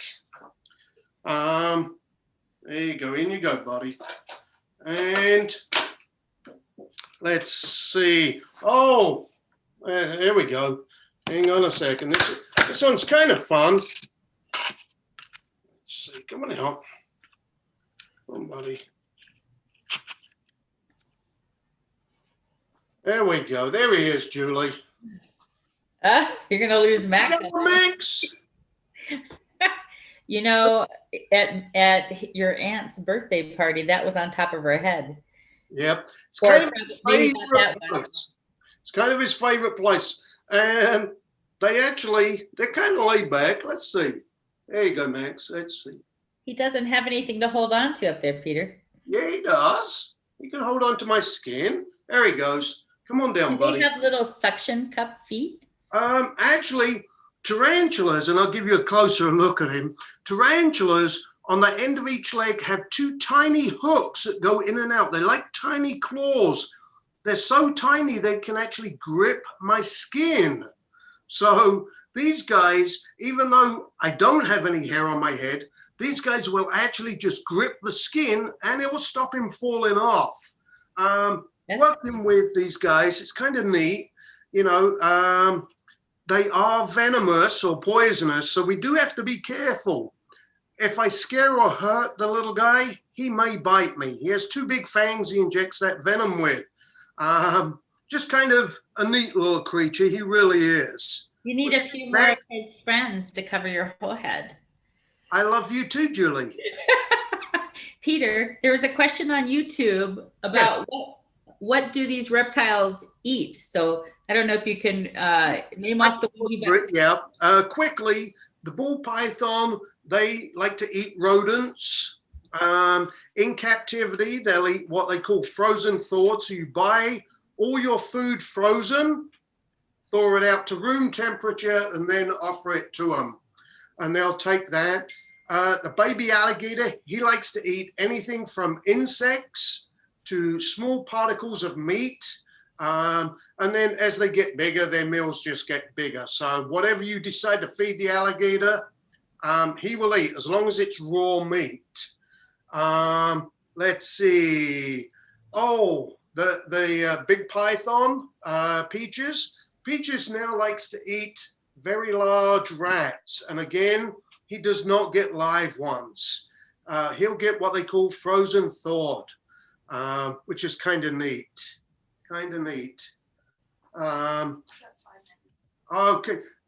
I believe I've got about 5 minutes left, so I'm actually going to find another creature out. Julie, you want this guy on your head next time? No, thank you, Peter. Okay. All right. Max might, but not me. Max does. Well, if Max comes to visit us, we'll go out and we'll find a bear as well. How's that sound, Max? I understand you like bears. As long as I'm inside, I'm fine. No. As long as you're inside. The bears are actually scared of you, Max. They won't come near you. They run away as soon as they see you. They really do. Okay. It's fun. Can you believe a man who wears a spider on his head? Yeah, kind of crazy guy. Kind of crazy guy. Okay, now this one is actually a milk snake. Comes from the southwestern part of North America. He's called a Pueblan milk snake. He does mimic the coral snake, which is a highly venomous one. But it's really, really simple to tell the difference, especially when they're still like this. If the red color is next to the black, it's okay, Jack. But if the red is next to the yellow, I'm a dead fellow. So if the red is next to the yellow, he's going to be venomous. If the red is next to the black, it's okay, Jack. This little guy's probably 8 years old now at least. He's doing a great job. He really is. These guys will live anywhere from 15 to 20 years in captivity. What most people don't realize, in captivity, we deal with a lot of creatures that wouldn't make it in the wild. In the wild, on average, maybe 1 in 100 snakes become adults to breed. The fatality rate of wild animals is very, very high. Living here in the Pocono Mountains of northeastern Pennsylvania, one of the things I watch every year are when the white-tailed deer have their young. They'll have their young in May time, right around May time, most of them. They usually have 2, sometimes they'll have 3. But about 3 months later, they're already down to 1 baby. So the white-tailed deer population drops in half almost immediately that they're born. People don't realize it. And one of the main predators of the white-tailed deer here in the Pocono Mountains is the black bear. They will actually find them very easily and take them out. Okay, I don't know how we're doing for time. How are we doing for time, Julie? 6 minutes. Wow, you've given me plenty of time.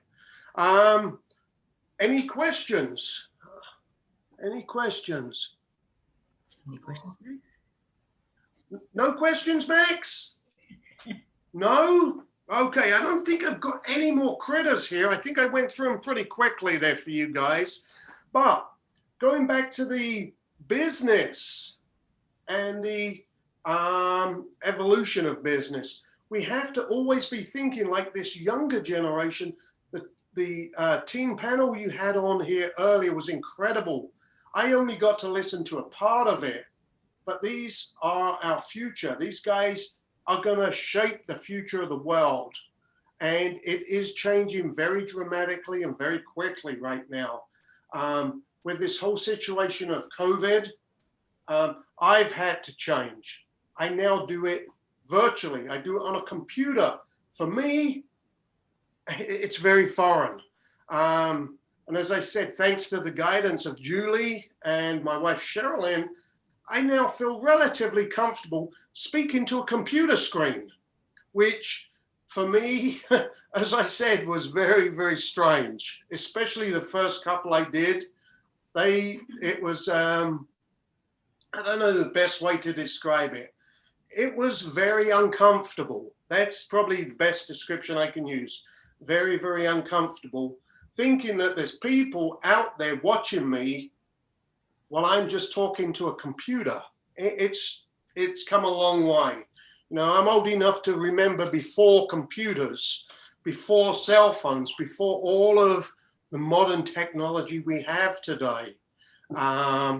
And when I look at the technology, I just wonder where it's going to be in 10 years, 20 years from now. It's going to be one of those things that even if I try to imagine, I'm not even going to get close to it. Say hi to your dad. Okay. I do believe I'm going to do a shout out, and I hope you don't mind this, Julie. I know Mum and Dad are watching in England, so I love you, Mum and Dad. Hope you guys are doing well. And hopefully I'll get to see you guys sometime later this year when everything settles down. All right. Peter, I have a question for you too. Yes. I'm sorry, were you done with your shout out? I didn't. Yeah, please, go right ahead. I know that there are some educators watching right now. Yes. And if they want to invite you to their classroom, or if a library system wants to invite you, or frankly, anybody wants you to invite you either in person or via Zoom, how do they reach out to you? They can reach out to me through Peter at ptreptilespa.com. That's my email address. Or if you have a pen and paper handy quickly, I can certainly give you my phone number, which is area code 570-234-8410. Those are the best ways to get me, or they can get me through you, Julie. How's that? Okay. That's probably one of the simple ways.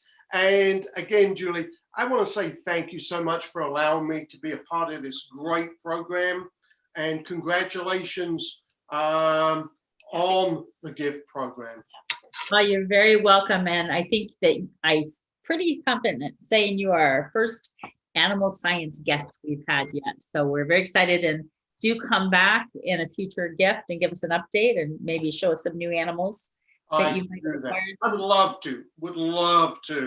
And again, any of my business knowledge that I can share with the younger generation, I'd be willing to share that too, Julie.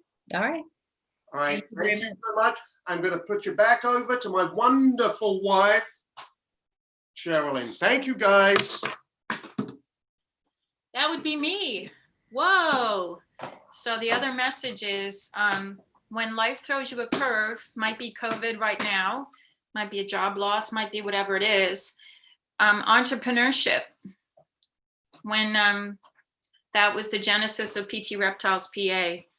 When he was young, long before I knew him, I've known Peter 21 years this June. Apparently, he loved animals and nature and always came home with pockets full of all kinds of, animals and mice and whatever. And then took a swerve into corporate. But when you lose your job, sometimes you are married to me, who says, well, this should be your job. He's passionate about animals. He knows a lot about animals, but it can be a business. So like with all our young people, if you're passionate about something, you can also do it. It can become an avocation. So thank you for having us, and hi, Mom and Pop as well. There you go. There's your son. And thank you, Julie and Jake. Next up, right? Yeah, I guess I'm next. You are. Carolyn and Peter, that was great. Right? It really was. How fun was that? I'm trying to think of things that I can. Easy enough for us all to say from a distance and through Zoom. It's a little scarier up close. I've seen these animals. I'm Thank sure you for that, Julie. I'm not afraid of snakes. Of course, it's fun for you. You don't live with them, Jim. I also tell Peter routinely he's got the best wife ever. So there you go. And Julie, Max was kind of the perfect co-host for that segment, wasn't he? I wish I had brought him in sooner. I wasn't thinking, because I know that he loves to. You should have. He like almost headbutted me when Peter pulled out the tarantula. I was watching that. He's not a fan of spiders, but he's from the Pocono Mountains, Pennsylvania, right? It's going to be a challenge between the bears and what he now knows lives at your home. Well, and the white street frog tried to leap into the screen. That is true. Tell us about you, Jim. I'm intrigued. Are you? Yes. Why is that? Tell me. Because of just all of your accolades, as in your bio, but I like interesting people. Well, I hope to be one. Thank you for having me. This is wonderful, and I invite the people who are watching to come join us here on the panel group, because I want to make this a little bit more of a conversation. And because substantially, this is about young people, and because some of the older people on here either started as young people or are parents to young people, I kind of want to begin with a story about one of my favorite people on the planet. Let me start by my introduction for you all. My name is Jim Friedman. I am professor of creativity at Miami University, which means essentially I teach kindergarten to college students. This is my creative license. I am licensed to teach creativity. What this is the earliest known picture of me with a mustache. Actually, I've had the mustache for a very long time, and students ask me how long I've had it. So that's me when I was 4. But the story I want to tell is important because creativity is so vital to us. And the study of creativity has only been going on for a very short time, relatively. We've studied science for hundreds of thousands of years, and medicine for thousands of years, and philosophy for thousands of years. We've only studied creativity for about 70 years. And one of the things that really exploded that was this guy whose name is George Land. And George Land is the guy who NASA decided to ask to lead the charge to send us to the moon, land on the moon, and come back. They did this in the early 1960s when nobody had ever done that before. And George Land knew that if he was going to have scientists get us to the moon and come back, because it's never been done before, he needed not just the smartest people, but the most creative people, the people who could think differently.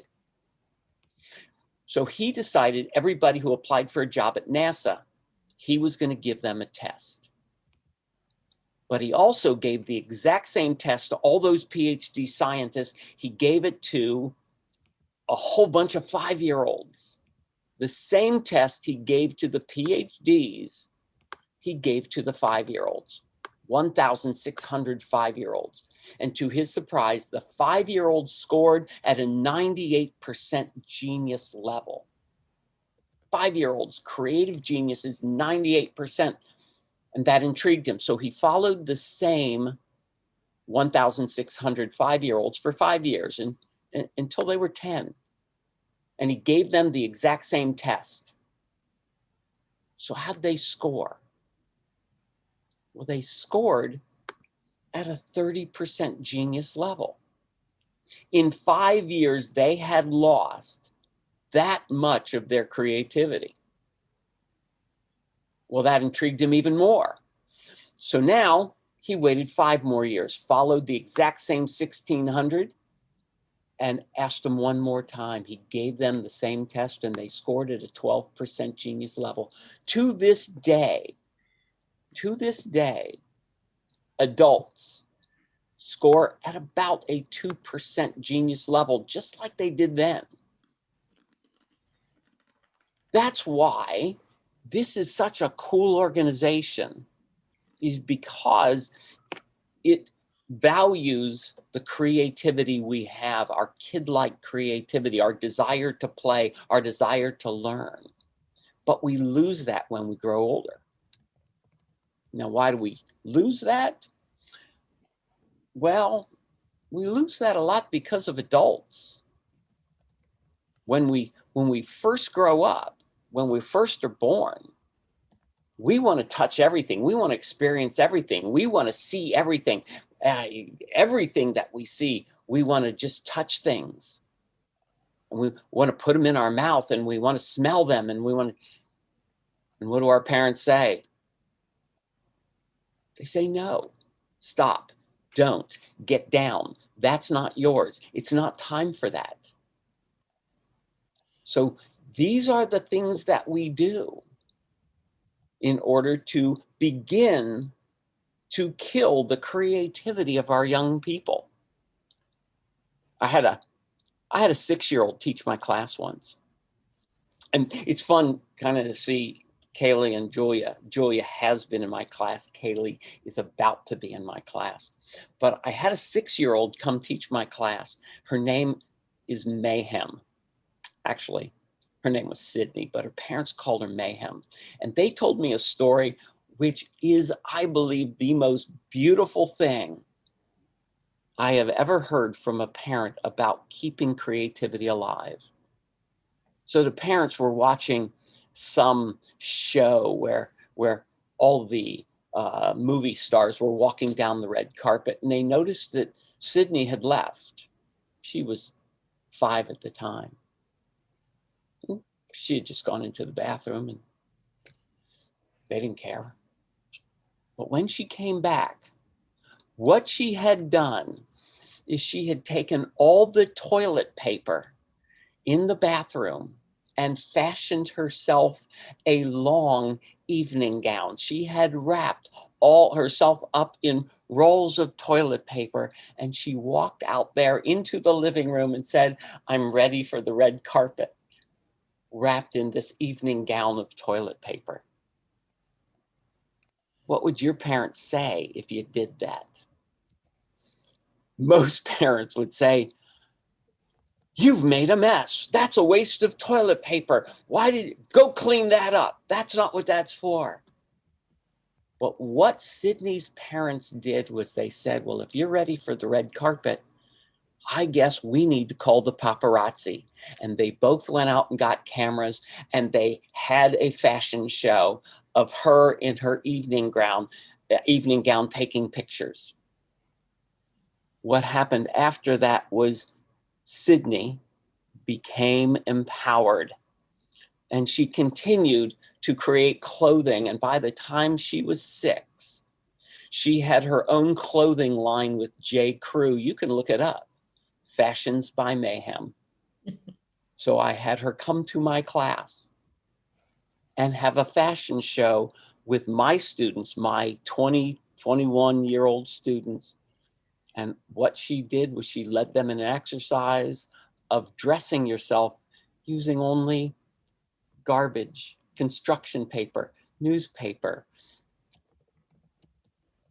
If we learn to say yes, if we learn to open ourselves up to the possibilities, then we keep creativity alive. Hey, Ethan. How you doing, man? I'm pretty good. How are you? All right, where are you from? I'm from Fairfield, Connecticut. Fairfield, Connecticut. Yep. How have you expressed your creativity recently? So I'll actually share a presentation. So I'm a co-founder of Three Ducks Design.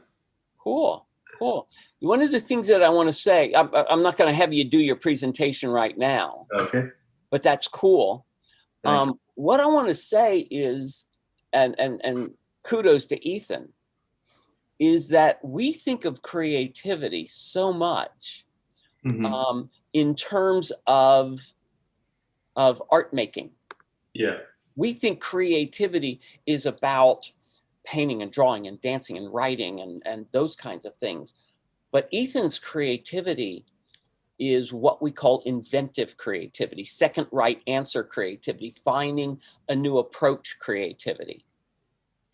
And that's the type of creativity that Julia and Kaylee are really here about. And that's kind of what brought us all together.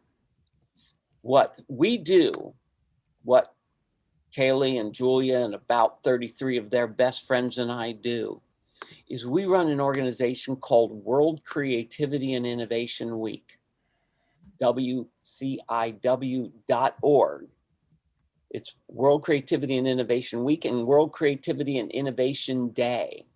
And what this is a celebration around the world that invites young people and old people, or I should say young people from 2 years old to 102, to celebrate creativity every day, and to use their creativity to make the world a better place, as I'm sure Ethan and his three ducks are doing.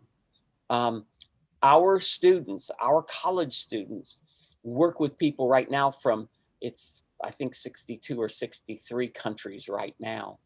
And they also do a whole bunch of social media on Facebook, Instagram, LinkedIn, Twitter. And so we're kind of here to get you all excited about creativity and to join the movement and to let us know that you're out there celebrating creativity. We'll put you on our website. We will shout out to the world all the great things that you all are doing.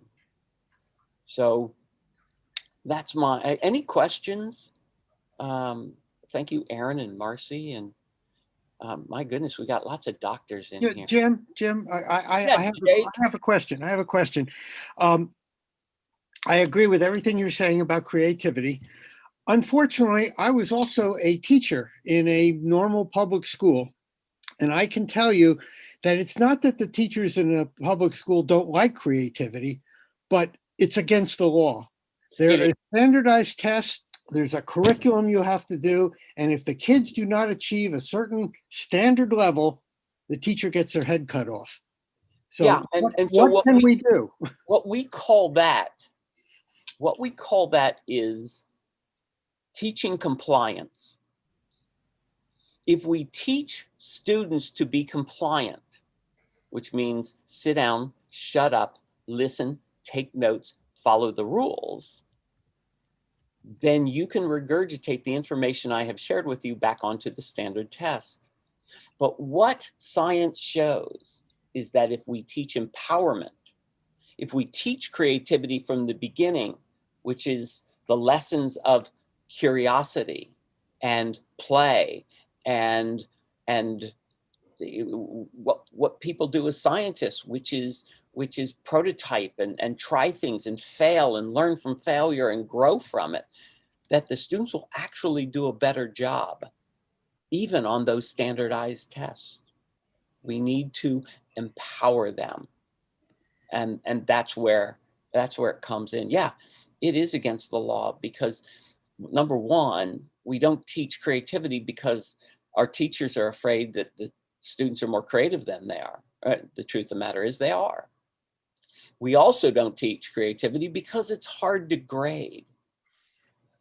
And secret to Kaylee, who's going to be in my class beginning next week, I don't grade your creativity.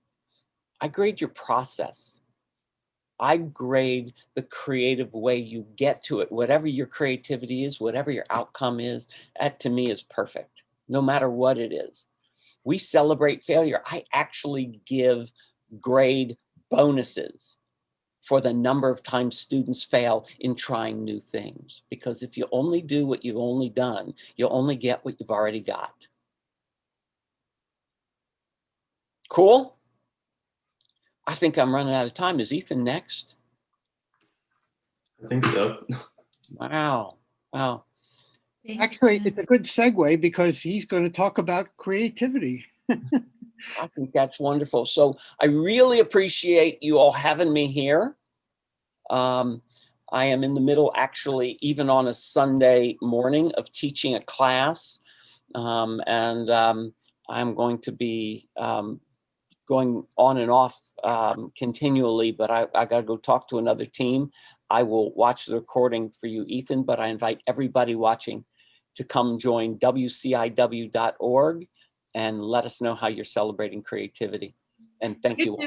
Will you do one thing for me, please, before Absolutely. you go? Will you repeat the quote you just gave? I'm trying to type it quickly. If you only do what you've always done. The quote is, if you always do what you've always done, you'll always get what you've always got.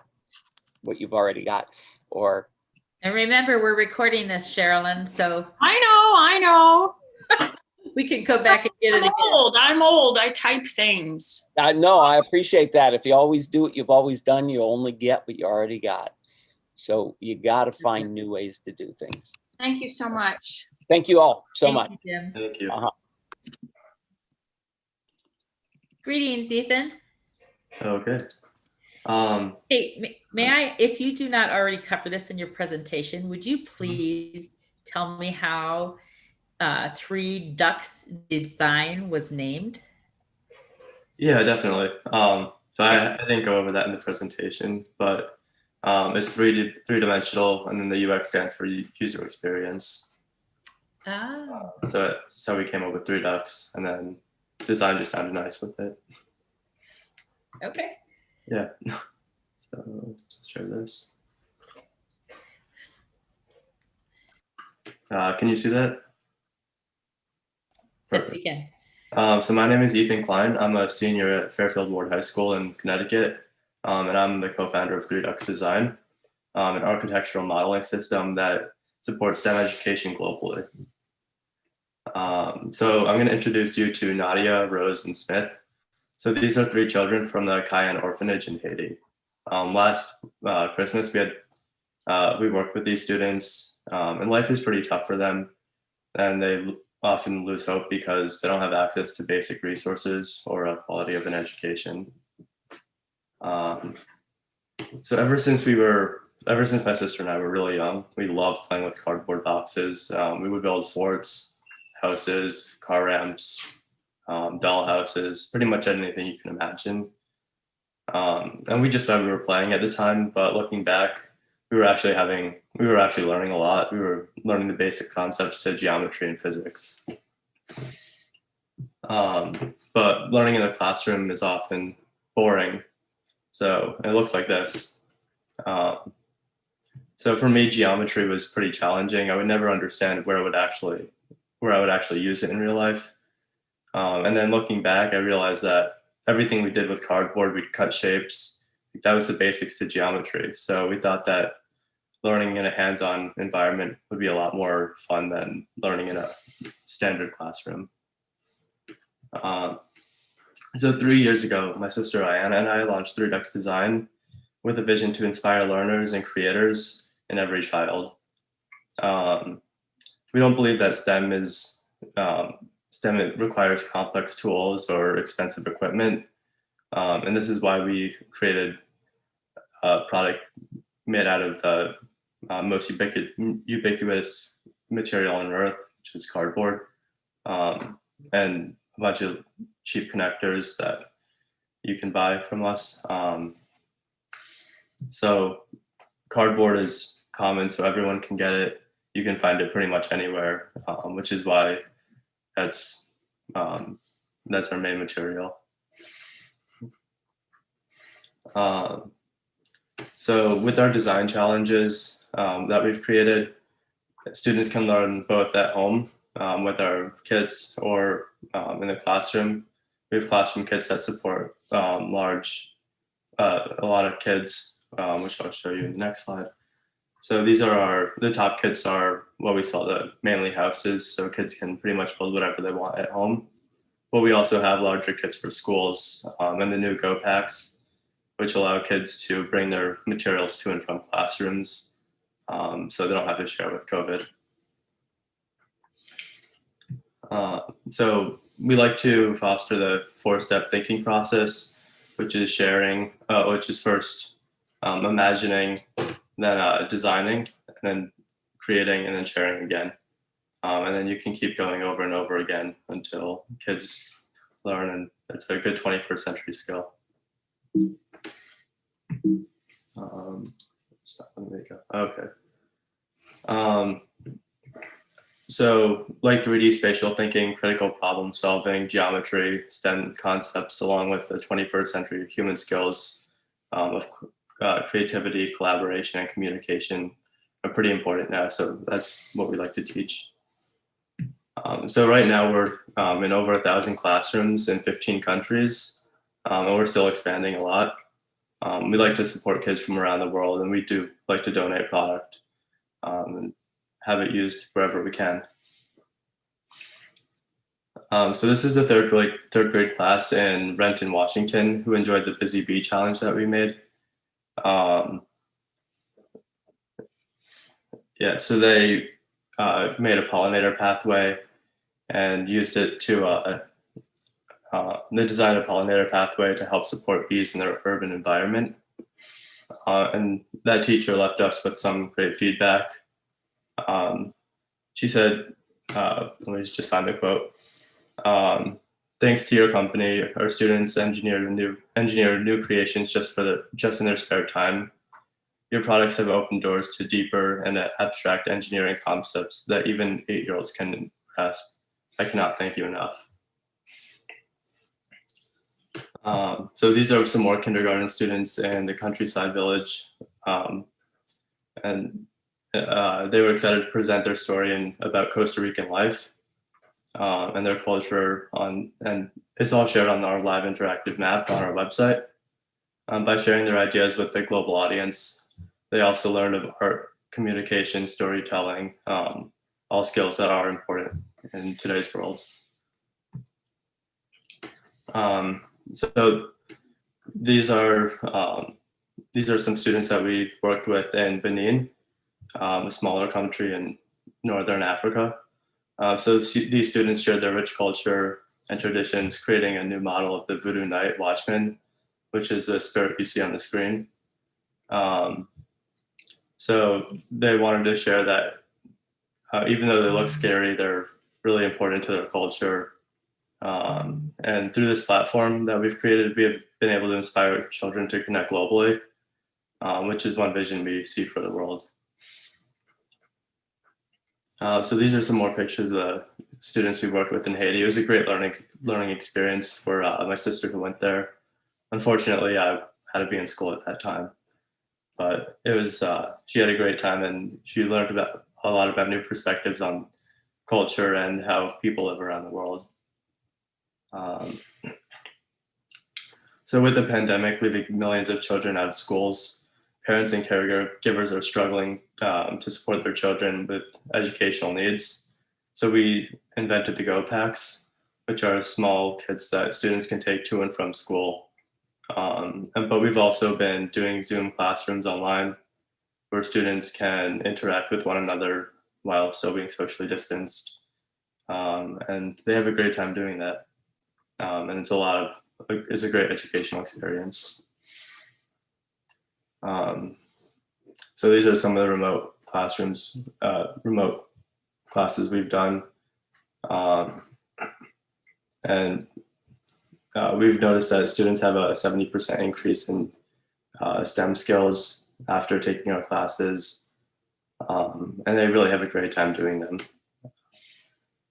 So this is the rest of my team. So my sister, my mom, and I are all co-founders.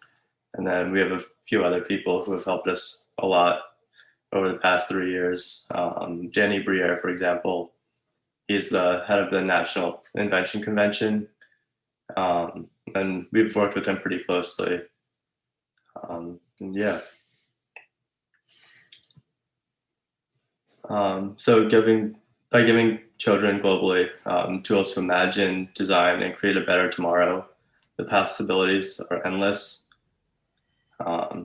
We love working with students, and I'd love to continue to do so in the future. So I'll finish off this presentation with some words from this 5-year-old named William. Here you go. I love free design because I love building everything I really want every day.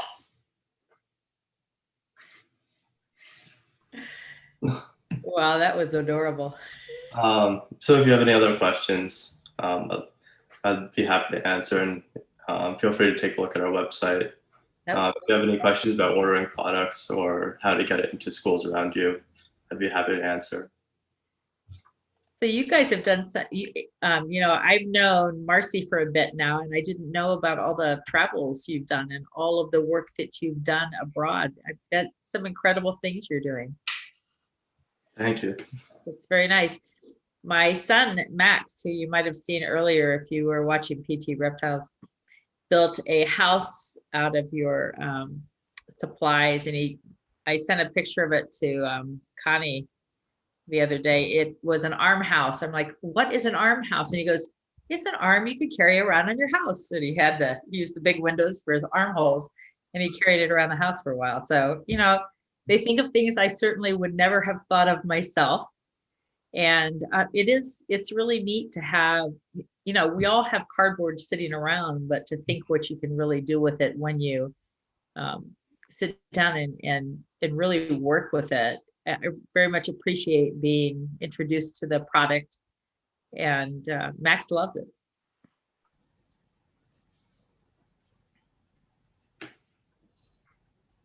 You did good work. Good presentation, Ethan. Thank you. So can I say something too?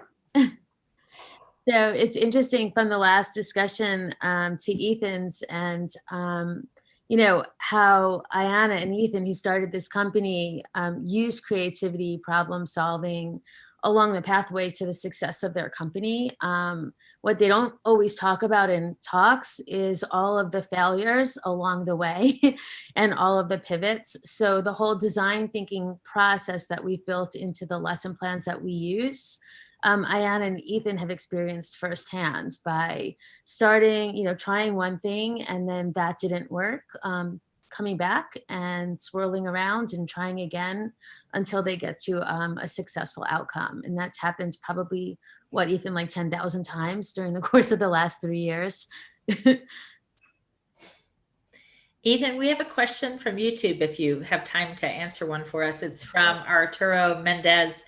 And he said, Ethan, what is your most rewarding experience? What are your future plans for 3 Ducks design? And congratulations. So the most rewarding experience with 3 Ducks, that's hard. I would say seeing it being used in multiple countries. Like the first time we sent something overseas, it was just like the thought that we're now in other countries, we're an international, I guess, company. So that was really rewarding. I'm sorry, what was the second question? What are your future plans for 3 Ducks? So I'm still looking to expand a lot. I want to start traveling to other countries and being able to work with students in person. I was hoping last summer that would have been possible, but COVID, so that made it a little bit more difficult. But hopefully next summer I'll be able to travel overseas and get to work with kids across the world. That's wonderful. Thank you. Well, thank you so much for presenting today. Thank you. Really appreciate it. Are you sticking around for the next presenters as well? Yeah, definitely. Okay. And I think I have a very short window of time here, so I am going to make an announcement in between presenters. Let's see which announcement would I like to make. Let's see, in case you didn't already know it, Ethan, today is Kid Inventor Day, so happy Kid Inventor Day. Thank you. You and your sister, who are quite the inventors. And in recognition of kid inventors around the world, our friends at the National Museum of Education have provided information on students inducted into the National Gallery for America's Young Inventors.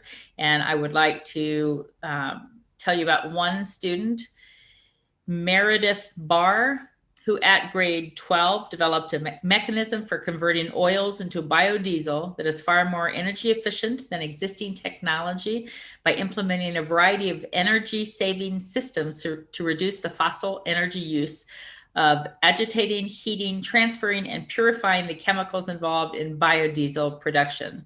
Meredith tested an original system of purification that uses no energy and determine the rate of agitation at which each process of biodiesel production is the most energy efficient. The ratio of fossil energy input to renewable energy output of her processor indicated that it is 132% more energy efficient than the current standard technology. Oh my gosh, I don't know what I was doing in 12th grade, but it was nothing like what Meredith did in 12th grade. Thank you, Meredith, for your contribution. Happy Kid Inventor Day, and thank you to the National Museum of Education for providing us this wonderful information. Perfect timing. And I think that we are ready for Connie and Ria. If you would please turn your cameras on and your mics. Hi, Ria. Hi. Hi, Connie. Hi. I have heard your voice a few times in our house when you were putting on one of your workshops, but I don't know that I've ever met you in person. It's very good to meet you. Nice to meet you too. And I will leave it to you two experts and go ahead with your presentation. Okay. Thank you. You're welcome. Okay, can everyone see that? Okay, cool. Ria? All right. Hello, everyone. My name is Ria Shah, and I'm the founder and president of Team STEAM. And my name is Connie, and I am the head of finance. And we are here to talk to you about a program that we built through our passion for STEAM, which is science, technology, engineering, arts, and math. So, oh wait, do you want to go to the next slide? So Team STEAM is a program for elementary school students ranging from 5 to 10 years old. This is a program that enables kids to deepen their passion for STEAM. They can also learn more about and engage with science, technology, engineering, arts, and math. It's run by high schoolers who all share a love for STEAM, and it's an amazing way to captivate younger kids into learning more about simple machines and problem solving, as well as the basics of the engineering design process. We also work to provide a way for kids to stay motivated and engaged during the pandemic. We're partnered with the 3 Ducks Design, which you just heard about, and we use their kits to be able to help these younger engineers explore their interest in STEAM.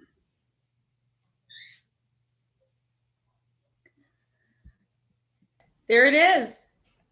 That's the ARM house. So it all started last summer when Miss Klein, as you heard before, one of the co-founders of 3Ducks Design, had put out a post saying that she needed volunteers to help mentor kids in Kenya. I quickly looked up 3Ducks Design and I immediately fell in love with it. I am and always have been an engineering girl, and engineering really runs through my blood as my dad and both my sisters are engineers. So as you can imagine, this was something that would have fed my creative mind when I was younger. The way that 3X Design, as you probably heard before, made a way for kids to play with all sorts of cardboard and make whatever they desire was so inspiring to me. And I knew I had to reach out and become a part of this wonderful idea. So I reached out to Ms. Klein asking if I could become a part of this. And well, here we are now. But unfortunately, this volunteering opportunity wasn't able to unfold over the summer because of the pandemic. So we had to improvise a little bit. But as you can see, this picture on the slide is one of our little engineers, Max, with his newly designed ARM house. So as time went on, fast forward to about late October, we came up with the solution of working with local kids. Ms. Klein had talked to some of her friends and managed to gather 4 kids around the age of 7 that I ended up running a 4-week session with. So I had never done anything like this before. I had never really worked with kids, but after seeing how much I enjoyed working with them and how much they enjoyed working with me, I knew I had to share my experience with others. In addition, I also saw what a great opportunity this was for kids to stay safe during the pandemic while still engaging in activities that they love. So this is when I founded Team STEAM. I introduced 3X Design and the idea of mentoring kids in STEAM to my friends who also attend Wilton High School with me. They all really liked the idea, and I managed to gather 5 of my friends initially, and now we just got a new member. So Ms. Klein and my friends really helped me build this, and they are continuing to help me build this, and I couldn't have done it without them. So even though this club has been active for just 2 months, we've had over 45 kids participate in our program, including kids from other states such as Connecticut, Colorado, Ohio, Pennsylvania, and Texas. Also, since we have been getting requests from parents and kids to do another 4-week session with us, we came up with the idea that if they wanted to continue, they could pay a small fee of $20, and these $20 would fund another 4 weeks worth of classes, as well as a full kit for another child who wants to participate in our program. And here we have an amazing video of one of our kids. I like this class because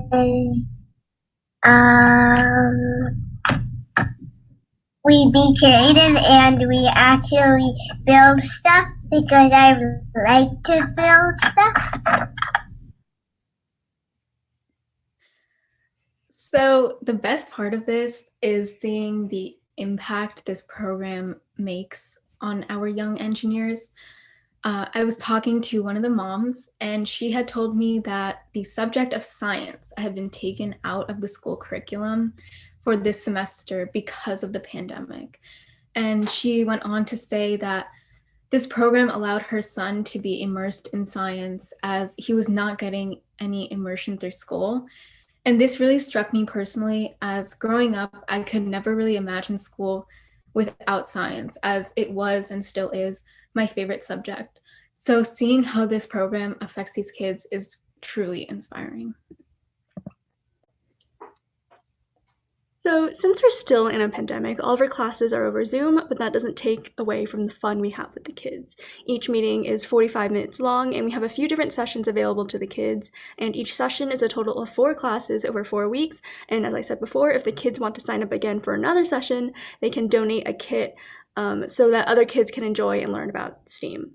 We each get our own kit so that we can build and design to solve tasks that were given. For example, the session that I recently taught had a zoo theme, and during each meeting, we got to design a new exhibit for a new animal using simple machines. In the picture you can see here, we were all challenged to design a pulley system for elephants to eat their food. So when I first got set up with my first group of kids, I would be lying if I said I wasn't nervous. I'd rarely worked with younger kids before, and I didn't know what it would be like. But these kids, they were so fun to talk to, and their creativity was just mind-blowing. Watching them draw and explain their designs was incredible, and I got to see these kids show their innovative and creative skills to solve challenges, something that you can't really see in everyday life, especially when most things are online now. Not only do I have an opportunity to be able to teach these kids about STEM and art, which I have to admit are my favorite subjects, I get to watch them think and problem solve when they're trying to find a solution, and now I know and get to experience the real joy their teachers have working with them. So my vision as a leader is to have every child across the country who wants to really connect with their STEM and art passions participate in our program so that they can do so. We hope to keep getting more and more children involved in this program, as we also think it's a great way to get kids involved in activities outside of school while still staying safe during the pandemic. We also hope to get more high schoolers involved in this. So hopefully we'll see a new chapter of Team STEAM opening up at high schools all across the states.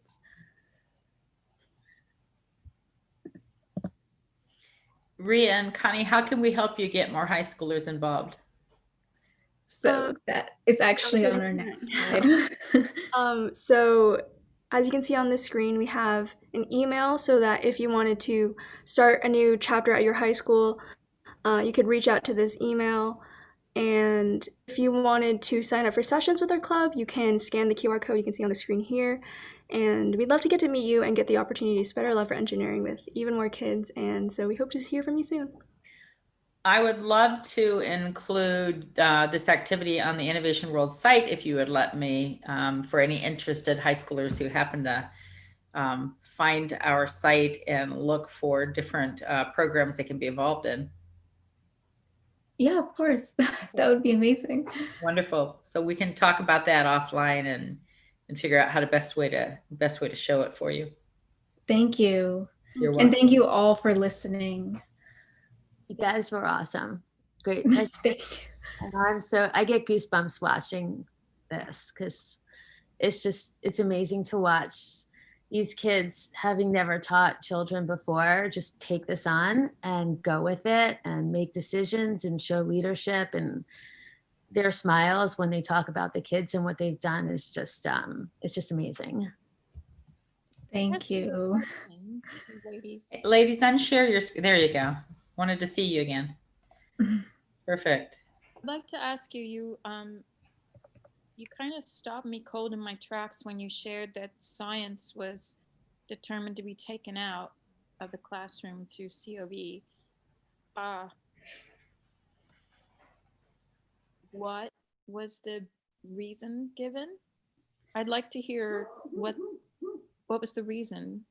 I am not sure. I think it was just so that the children don't get overwhelmed during the pandemic. So I think it's going to be put in next semester, but it was taken out for a whole semester. I guess what I'm asking is, I wonder if it just could be recast, because there's science in everything we do. There's science in boiling water for spaghetti, and there's science for everything. So what aspect of teaching it, were they afraid that young people would be injured, or that what was the, or if you don't know, that's okay too, but it just, I'm not sure. Yeah, if I can just jump in for a second. Sherilyn, I know large school districts in Connecticut that never teach science, period. It had nothing to do with COVID. Ever. Never. In Connecticut, there is a standard test for writing and reading skills, and also for math, but there is no one for science. So if the kids aren't if the state isn't evaluating the students' achievement in science, then there's no reason for the schools to teach it, because that's how the schools are evaluated. I didn't know it had been taken out. I just didn't know that. But if you ask them, they say, well, we do. In third grade, we have 45 minutes every other Thursday. We teach science.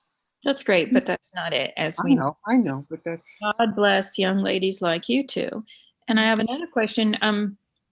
Do either of you foresee, you're already teachers, so I can't even say becoming a teacher, you're teaching, and incredibly effectively and inspiring. Have you thought about that as an addition, either as an avocation or just or is it just wrapped in what you're doing, which is, I think, exactly where you need to be, because you seem to enjoy it.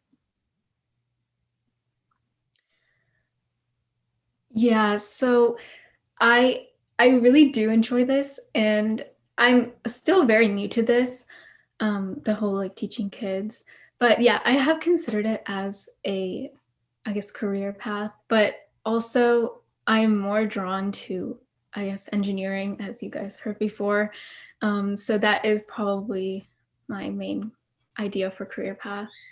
And I'm glad you said that. My question was curiosity driven, not that I think you should be a teacher as a career, because I think you already are. And I think this platform is much more impactful, the reach and scope. And it is important when you're teaching anyone anything to retain the joy.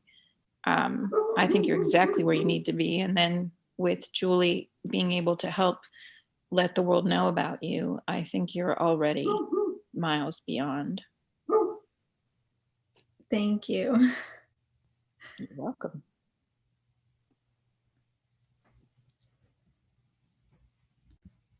Thank you so much for your presentation today.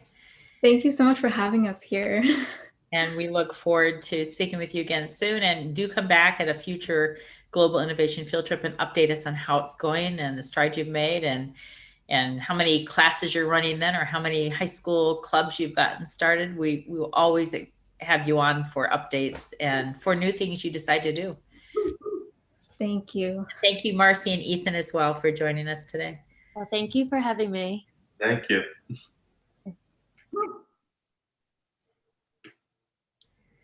So let me promote our next panelist.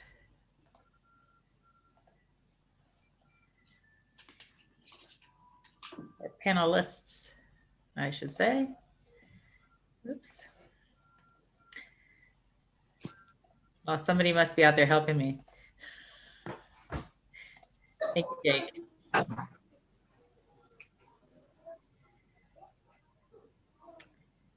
Okay, Tamba and TechnoSpark, we see you've joined us. Can you turn on your cameras, please? And your sound, if possible.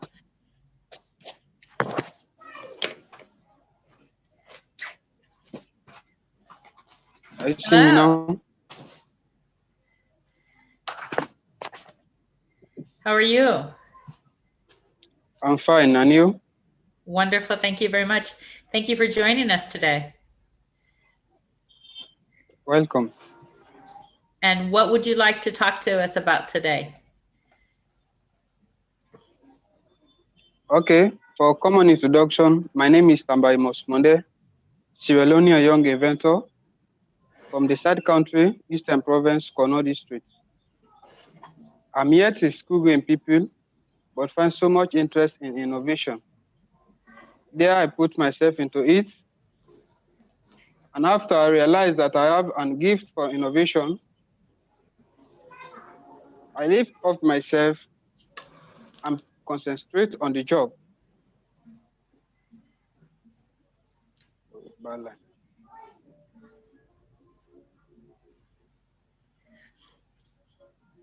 Hello.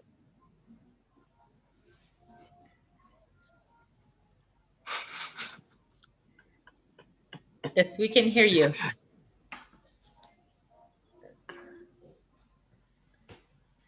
Oh, Madi present. Okay.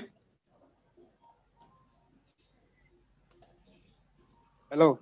Please continue. We can hear you. Please continue. Okay, today I'm going to show you what I have just innovated. I've innovated a generator which cannot use fuel or neither a diesel.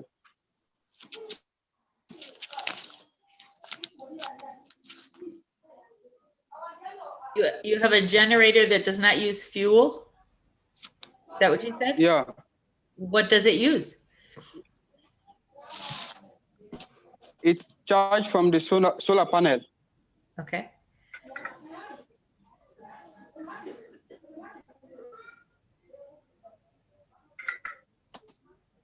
I'm going to show you first all the parts of my device. Okay. Great.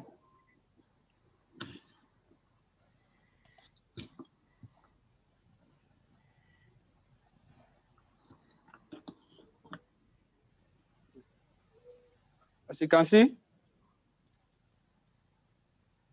yes. This is a generator. This is a multimeter to check the voltage of the current. Here is a switch for the light.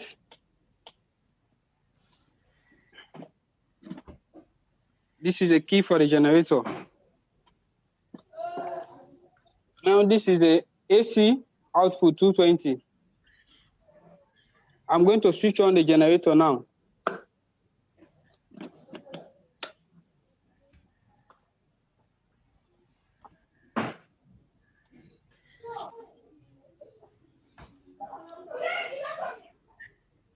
The generator is on.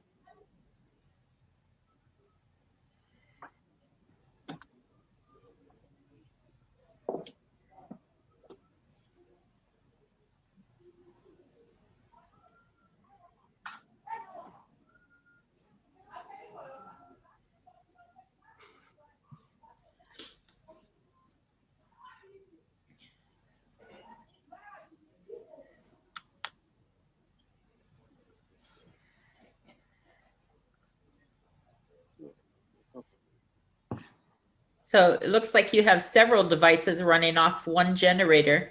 That's very good. Yes, yes, yes.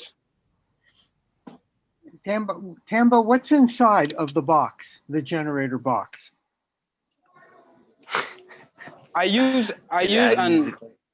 a battery, yeah. I use a battery and I build my own inverter to build this device. Okay, okay. And how do you And charge? it's charged from it. Okay, it's charged from the solar panel. Ah, okay. Only 2 little panel I used to charge the generator. Okay, very good. Very good.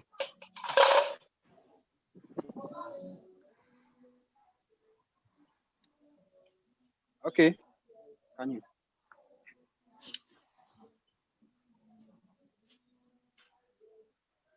Tamba, how long will the fan run on the generator? How long will it run? I charge it for 20 minutes and it serves for 2 days without running off. Really? Wow. Yes. How is that possible? That is very, very impressive. So powerful. That is very impressive. That is very impressive. How long did it take you to create this generator? I started this project from last year, January. So till now, it's one year ago. And what was the most difficult part of creating this to where it works so well today? The most difficult things to create this device for me to buy the instruments that I need for the device. That make me take a long time to make this device. Did you buy an inverter or did you make your own inverter? I make my own product. Oh, that's very good. I make my own product, yes. Very good. Very good. Have you tried to sell this? Because I think people would be very interested in buying this product. Yeah, so many people meet me for this product, but fortunately for now, I'm not interested to sell it first because I'm trying to improve my talent. Later, I will do business. But while you are improving your talents, you could still be making money to help you buy more parts.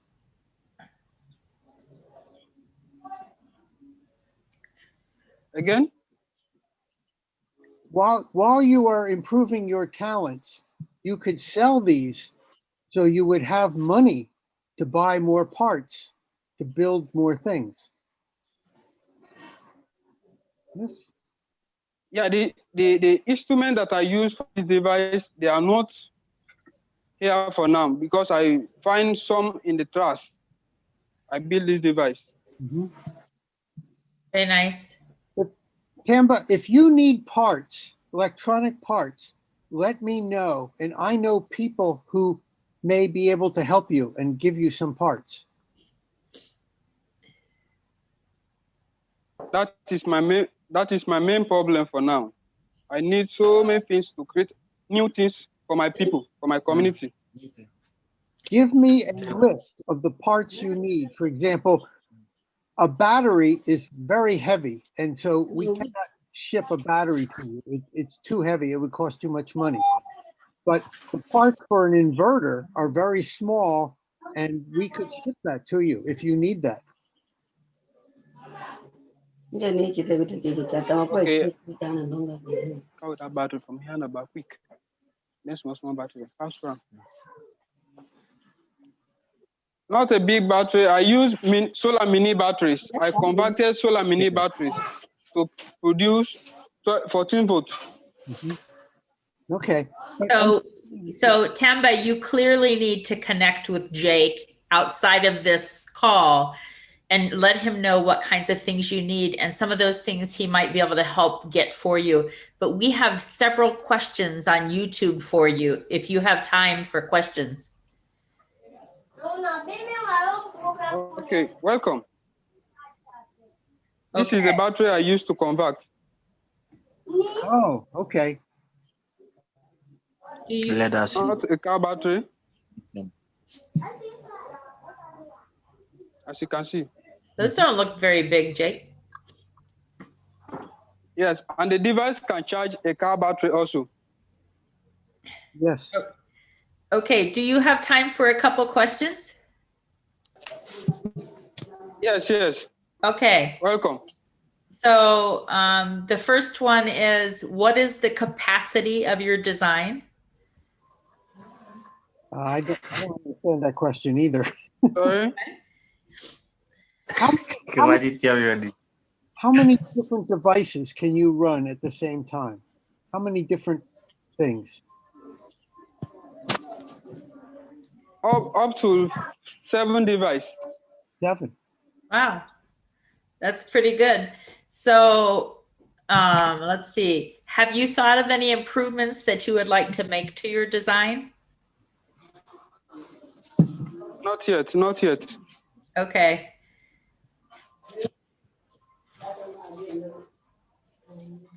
Okay, thank you. Thank you so much. How much does that box weigh? How heavy is it? Your generator, how heavy? Sorry? How much does it weigh? If you have to pick it up, how heavy? Kilo. 1 kilogram, 2 kilograms? I think it is so portable and easy to handle. Very good. It's very, very nice. It's a wonderful invention. Very nice. Very good. Thank you. Thank you very much. You have my email. Send me a list of what you need and I will try and get it for you. Okay? Thank you so much, sir. We will try. Thank you. And come back again to show us what you're doing in the future, please. I promise. Thank you. Very good. Thank you. I promise to innovate more. Oh, good, good, good. Thank you very much. Welcome. You did a good job.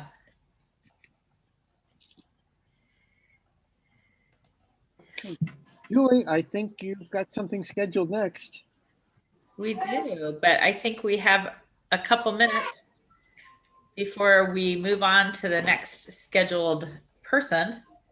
And so I am going to do my little spiel again and talk about a young innovator, since today is Kid Inventor Day. And by the way, Tamba, I know that you're an attendee again, but happy Kid Inventor Day, or Young Adult Inventor Day, I should say.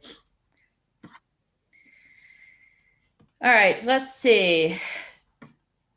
Here's one that I know is one of Sherilyn's favorite, although Sherilyn has a lot of favorites. January 17th, Kid Inventor Day. In recognition of Kid Inventor Day around the world, our friends at the National Museum of Education have provided information on students inducted into the National Gallery for America's Young Inventors. And here is one I'd like to share with you. Or 3, I should say. Michael Votter at grade 9, Michelle Votter at grade 7, and Mark D. Wright at grade 7 developed NanoMist, which is a patented smart drug that continuously responds to a diabetic's glucose level by releasing precise doses of insulin as the body needs it. An accurate closed-loop diabetes management system that functions from the bloodstream itself. The NanoMist eliminates some of the dangers of diabetes, which kills one person every 10 seconds. Delivered via a monthly nasal inhalant, the NanoMist is zero maintenance replacement for all of the diabetic glucose monitoring and insulin delivery equipment. Their design was tested at OSU's College of Pharmacy and received much feedback, positive feedback from nanotechnology and medical experts. And maybe Sherilyn, if you have just a second, I'm not sure since this took place, what has happened with this adventure or with this innovation, I'd say, not adventure, and maybe you could give us an update. Sure, there's a couple of updates, actually. This was from the Columbus, Ohio program, and these were homeschooled young people.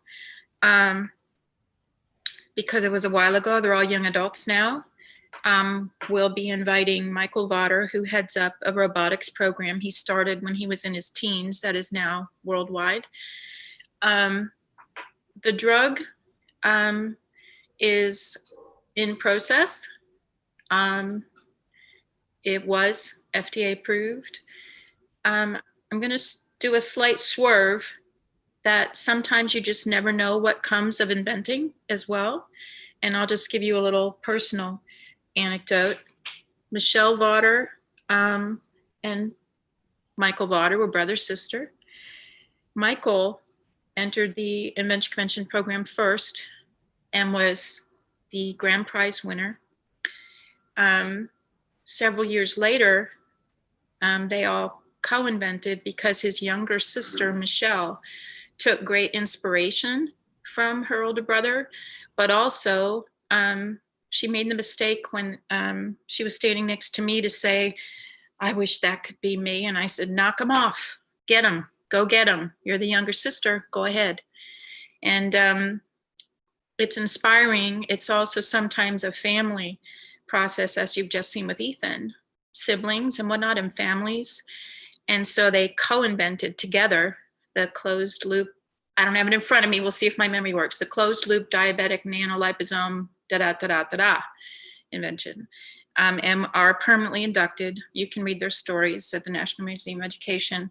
But on a personal note, sometimes you get to know people who really love what you love. And turns out that Michelle Votter and Mark David Wright, her co-inventor, loved each other. So sometimes you don't realize it. They are now Mr. and Mrs. Mark David Wright. So co-inventors sometimes actually find that their shared passion and working together and learning together and going together. They were the first, I don't know if they're the only, but they were the first young inventors who actually decided they loved inventing, but they loved each other. So Michelle is a physician's assistant. Mark David is pursuing his path as well. But not only did they invent, they invented a family, and they're carrying on as husband and wife, something you never would have known. And now the world knows. Sorry, Mark David and Michelle. But you never know what joy comes from inventing when you follow your passion. They all wanted to help people. They started out as friends, and now they're husband and wife. And the story continues. Thank you. And thank you to the National Museum of Education for supplying us quite a few different pieces of information on young innovators inducted that we were able to use as part of our celebration for Kid Inventor Day, which I'd like to have changed to Kid Innovator Day, because there's also all sorts of ways to innovate. And I welcome to all of you. I'm sorry. I'm throwing things in my office. Welcome to all of you. These are the program leaders that I am privileged to work with every single week from all parts of the United States and abroad, and through inventfuture.global. There's actually quite a few more people who aren't on today, but they may pop in. And I welcome you all this morning to the closing of the first Global Innovation Field Trip of 2021. In addition to folks that we have as part of Invent Future Global that support this gift program, I've also invited another special guest, Jim Bruner from the Past Foundation, because he's like brethren to all of us, because he's been on here. I think this is his third gift program, and he's done a phenomenal job at hosting. And so I think he's just part of the family now, and he had to join us. So I'd like to do just a quick round. If everybody would please share your name, your organization, and your country of origin, that would be wonderful. I have no idea if the order that people show on my screen is the same as everyone else's, but Dr. Melissa Butt, you are on the top of my screen. So I'm going to ask you first to begin, introduce yourself, your organization, and your country of origin, sorry. Thank you, Julie. So I'm Melissa from Discovery STEM Education, which is an educational organisation in the United Kingdom. Thank you. I might be next. On my picture, I am Julie Shively. I am from the United States, and I operate Innovation World, and I help with the Global Innovation Field Trip. Jim, you might be up. All right. Hello, as Julie mentioned, I am Jim Bruner. I am light challenged in my office, but I live in Columbus, Ohio in the United States, and I work for Partnering Anthropology with Science and Technology, where I serve as the Sultan of Systems there. I'm also a longtime judge and passionate advocate for brilliant young minds, innovators and inventors. And thank you, Julie, for inviting me. And thank you, Jake. And thank you to all of you for the amazing work you guys did this weekend. I am floored. Erin? Thank you. I'm Erin Schachter. I'm the National Director of Development at a Canadian organization called the Learning Partnership. Our mission is to inspire and equip today's students to become tomorrow's problem solvers and change makers. Honored to be here. Ting? Thank you, Judy. Hi, I'm Ting from IDE Education, China, and our organization located in the South City in China and hold invention convention events in China. Thank you. Sherilyn? I have somewhat of a trilogy by way of explanation, I guess. In a former role, I was in the executive director of the Invention Convention in Ohio, United States, for 18 years. Put an intermission in there to care for my parents of 10 and a half years. So I'm new to being back in this world and be part of Julie's initiative, which I'm not only proud and honored, but just joyful about. So if you count that I've been working with Julie again for several months, you have to go back more like 30 years with a little intermission. So I am whatever she needs me to be and whatever I can bring to this organization and this effort. We're still working on a title. Oh, no, we're not. I understand that you are the ambassador of Epic Ideas. I love it. And there you go. There you go. There you go. Ambassador of Epic Ideas. Claire? Hi, my name's Claire Evans, and I run the an invention education program in Chile called Yo Invento. And in South America as well, we run it in other countries, in Argentina, in Costa Rica, and Guatemala. You had some wonderful students on this event. Thank you very much. Thank you. Antonius? Hi, my name is Antonius. I'm work in Korea from Indonesia. So Korea is the organization that concern on social enterprise to empower kids, youth, and educators. Thank you. Thank you, Antonius. As many students across the world would say, Dr. Jake, or did they say Professor Jake? My name is Jake Mendelson. My mother told me that I should always try to work with people who are better than I am. And now I am working with 20 people who are better than I am. So you all have made my mother very, very happy. Thank you. Noor? Yeah, hi, my name is Noor. I'm the co-founder of a company called Sotero. I'm based in Abu Dhabi. Been here for a couple of decades. And my primary role is actually to try and develop the culture of innovation and hands-on learning with children, and bridge that with the industry. So that's really where I'm focused on. And I'm really honored to be part of this fantastic group. Thank you. Thank you, Noor. Arturo? Hello, everyone. I'm Arturo Mendez. I am in Monterrey, Mexico. I work for Tec de Monterrey, which is a major high school and university and graduate school in Mexico. I'm a teacher. I'm also a learning enthusiast, and I'm a football coach. And but more than that, I have just become your fan and fan of all of the kids and everyone that shares ideas here. So thank you very much. Arturo, you look a little bit different than the last time I saw you in this 24-hour period. Did you Well, not? today I shaved. I shaved because I just brought the kid inside me, you know. So yeah. Very good, thank you. Lisa?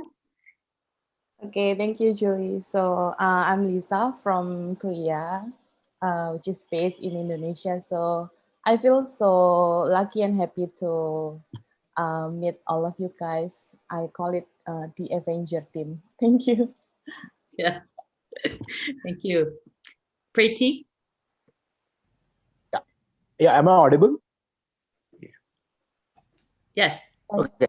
So, hey everyone, this is Pratik. I'm from India. I'm the founder of Makers Dunia, and our motive is to come up with more consumers instead of more creators. Sorry, to come up with more creators instead of consumers. And we are working hard to bring technology and STEM education among the curriculum of Indian education system. And I'm so privileged to be the part of such wonderful organization where we are connected with the entire world and the companies who are working in different continents as well as different countries to just bring innovation in the life of students. Wonderful, thank you. And you had a large block of students last night, or my last night, your morning, I guess. And they were wonderful as usual. Thank you. Hold on one moment. Somebody's raised their hand. I changed my background to the Avengers Tower. I really like that designation. I have a question for all of you. And, you know, I thought of this question yesterday, was further inspired by the team panel that happened today, just listening to them and the positivity through all that we've gone through in the last year. And I really want to focus on positivity with this question. And as significant as the impact of COVID has been on every one of our lives and our livelihoods, I would wish that each of you could tell me something that you feel good has come from the pandemic this past year, whether it relates to your family, your work, your future. Share with us something good. And anybody can start. Yeah, so like, if I may start. Sure. Okay, so like during this pandemic, the one thing that has been that India has achieved is students, they are more comfortable with digital education, because so far we are like lacking in the digital education, but pandemic has educated students how to use internet, how to research their work on Google, and specifically how to use devices for their. So definitely during this pandemic, India has grown more into digital education. Thank you, Pratik. Claire, Thank you. You were trying to say something? I'll jump in there. Yeah. I mean, for me, it's been a very, very productive year. And I think we extended the project far wider than we had ever thought we would. Having been based in one small region of Chile, through this virtual connection, this virtual network, we were able to actually reach out to students in other countries and run the same course that we run in this particular area of Chile. We were able to run it in Argentina, and we ran it in Costa Rica and Guatemala, and we're able to run an invention convention combining bringing in students from all of these countries, which this was something that I never imagined that we would be able to do. It was never on the cards, but now our vision for the future is so much broader, and this was also largely inspired by the work that we've been doing with Invent Future Global, so that really has inspired us to just reach out. And I think students are becoming so adept at presenting online, at talking online, at communicating across the world. I think it's actually been very, very fruitful.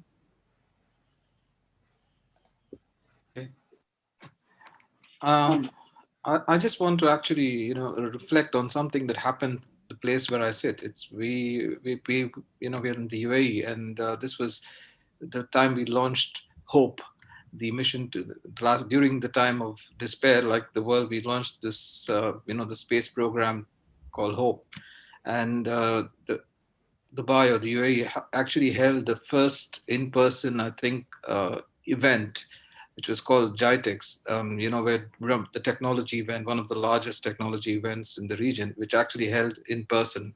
That was an achievement. But the reason that it was a special achievement for me was I identified a couple of people from that event who were actually, winners of a certain pavilion, and they presented at the IFG. I think there was the Rubik's Cube people. I don't know whether you've seen their presentations, the zoo. So the way I look at it is, instead of going, trying to do innovation within, this was a fantastic time to actually attract and showcase, being almost in the center of, equidistant for the southern and the northern hemisphere. So that was, I think, the fantastic thing that happened this year.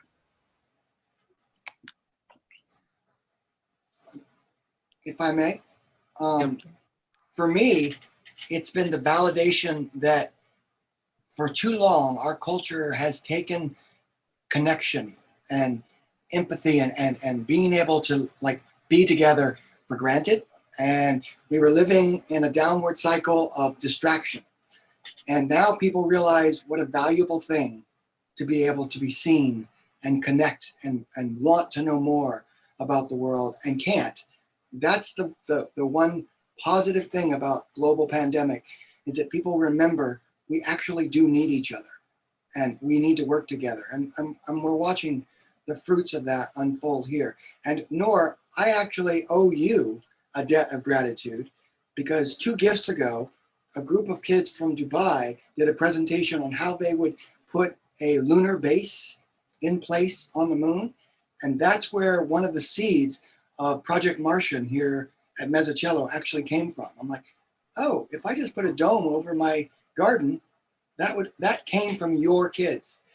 That's a positive thing, to be able to connect and inspire each other despite a global pandemic, is the very best of humanity. And that's my positive. Thank you.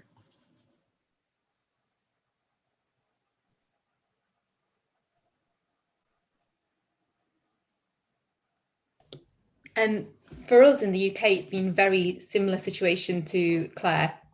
So we had started to do some global work, but having the pandemic and doing lots more online things, and children having that opportunity to be at home and have an online platform more often, because that's what they're used to doing, has just meant that we can do a lot more global work, and global opportunities have become a lot more accessible to a lot more young people.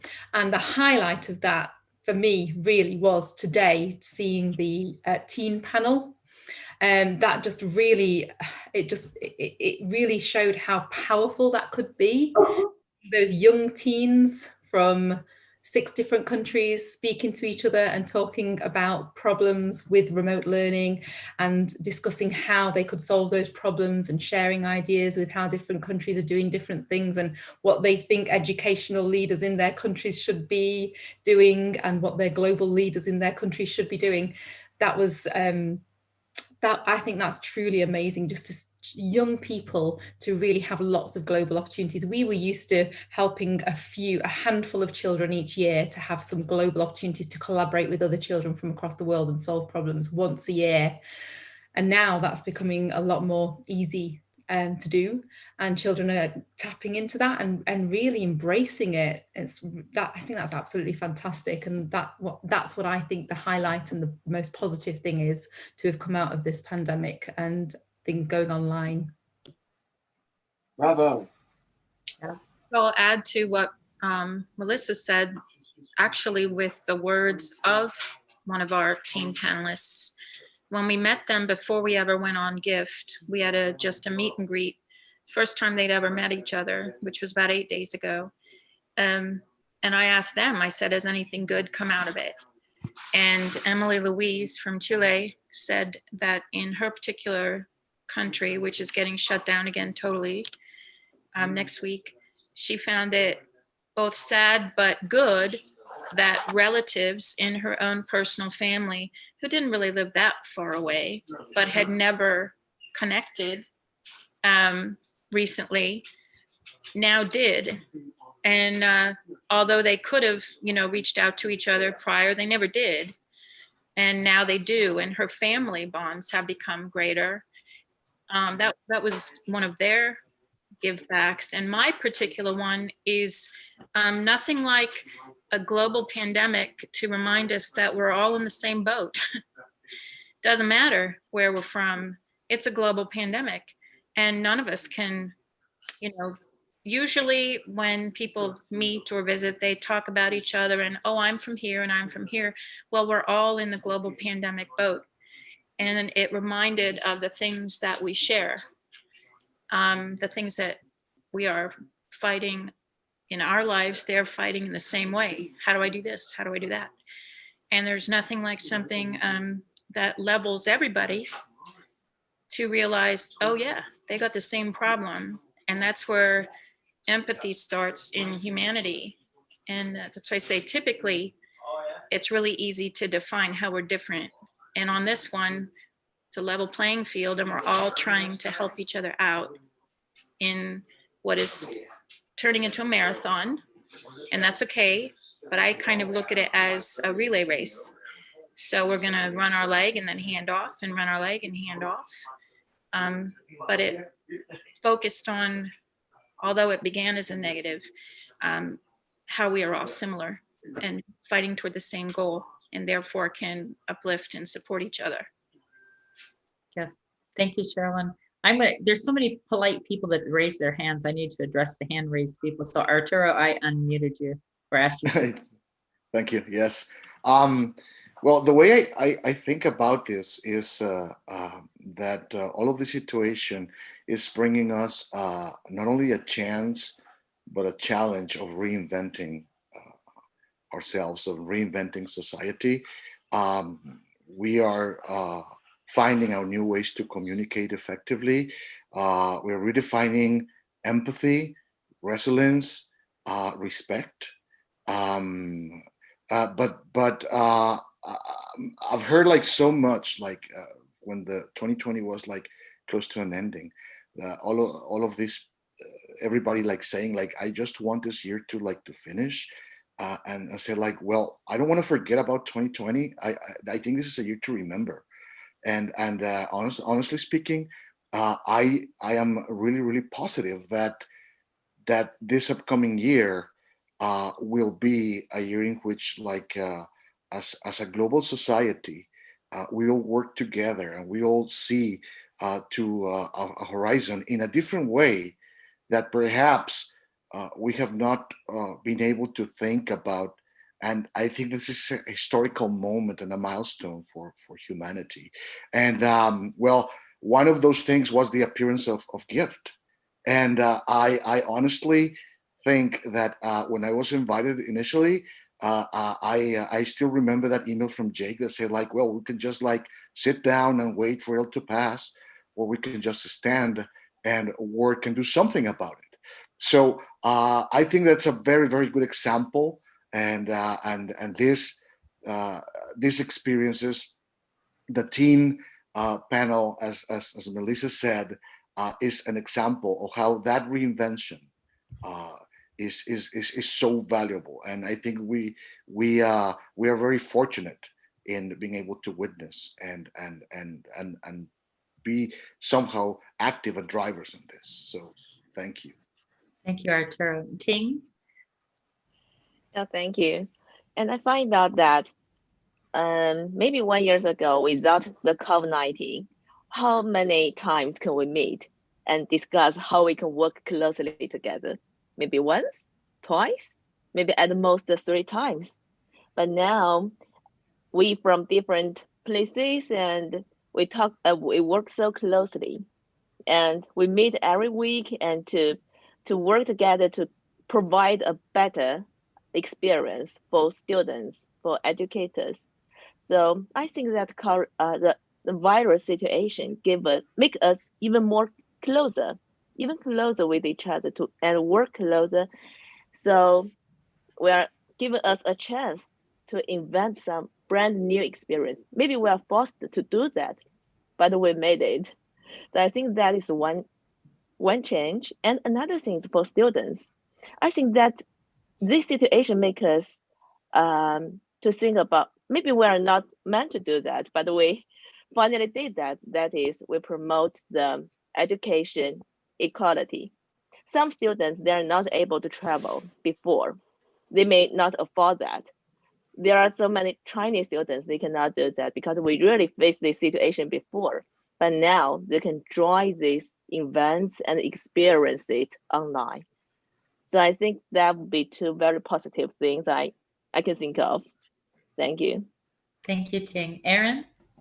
I'm in complete agreement. I just want to say a big ditto to much of everything that's been said so far, and what Ting was just saying captures so much of what I wanted to reflect on. Really, I think that this has pushed us or catalyzed changing how we achieve impact, and also through I think a more democratized lens, and recognizing that we're all interconnected, and how can we collaborate.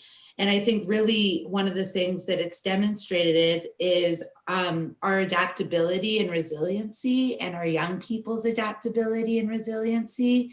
And I think that is so, I would just say it leaves much hope to know that in dire circumstances we can thrive, and continue to wonder about how can we be empowering or shifting who has power, as we redefine our systems moving forward, because I think it's been unfairly distributed historically, and we have started to hear from some folks who we can all agree deserve the mic.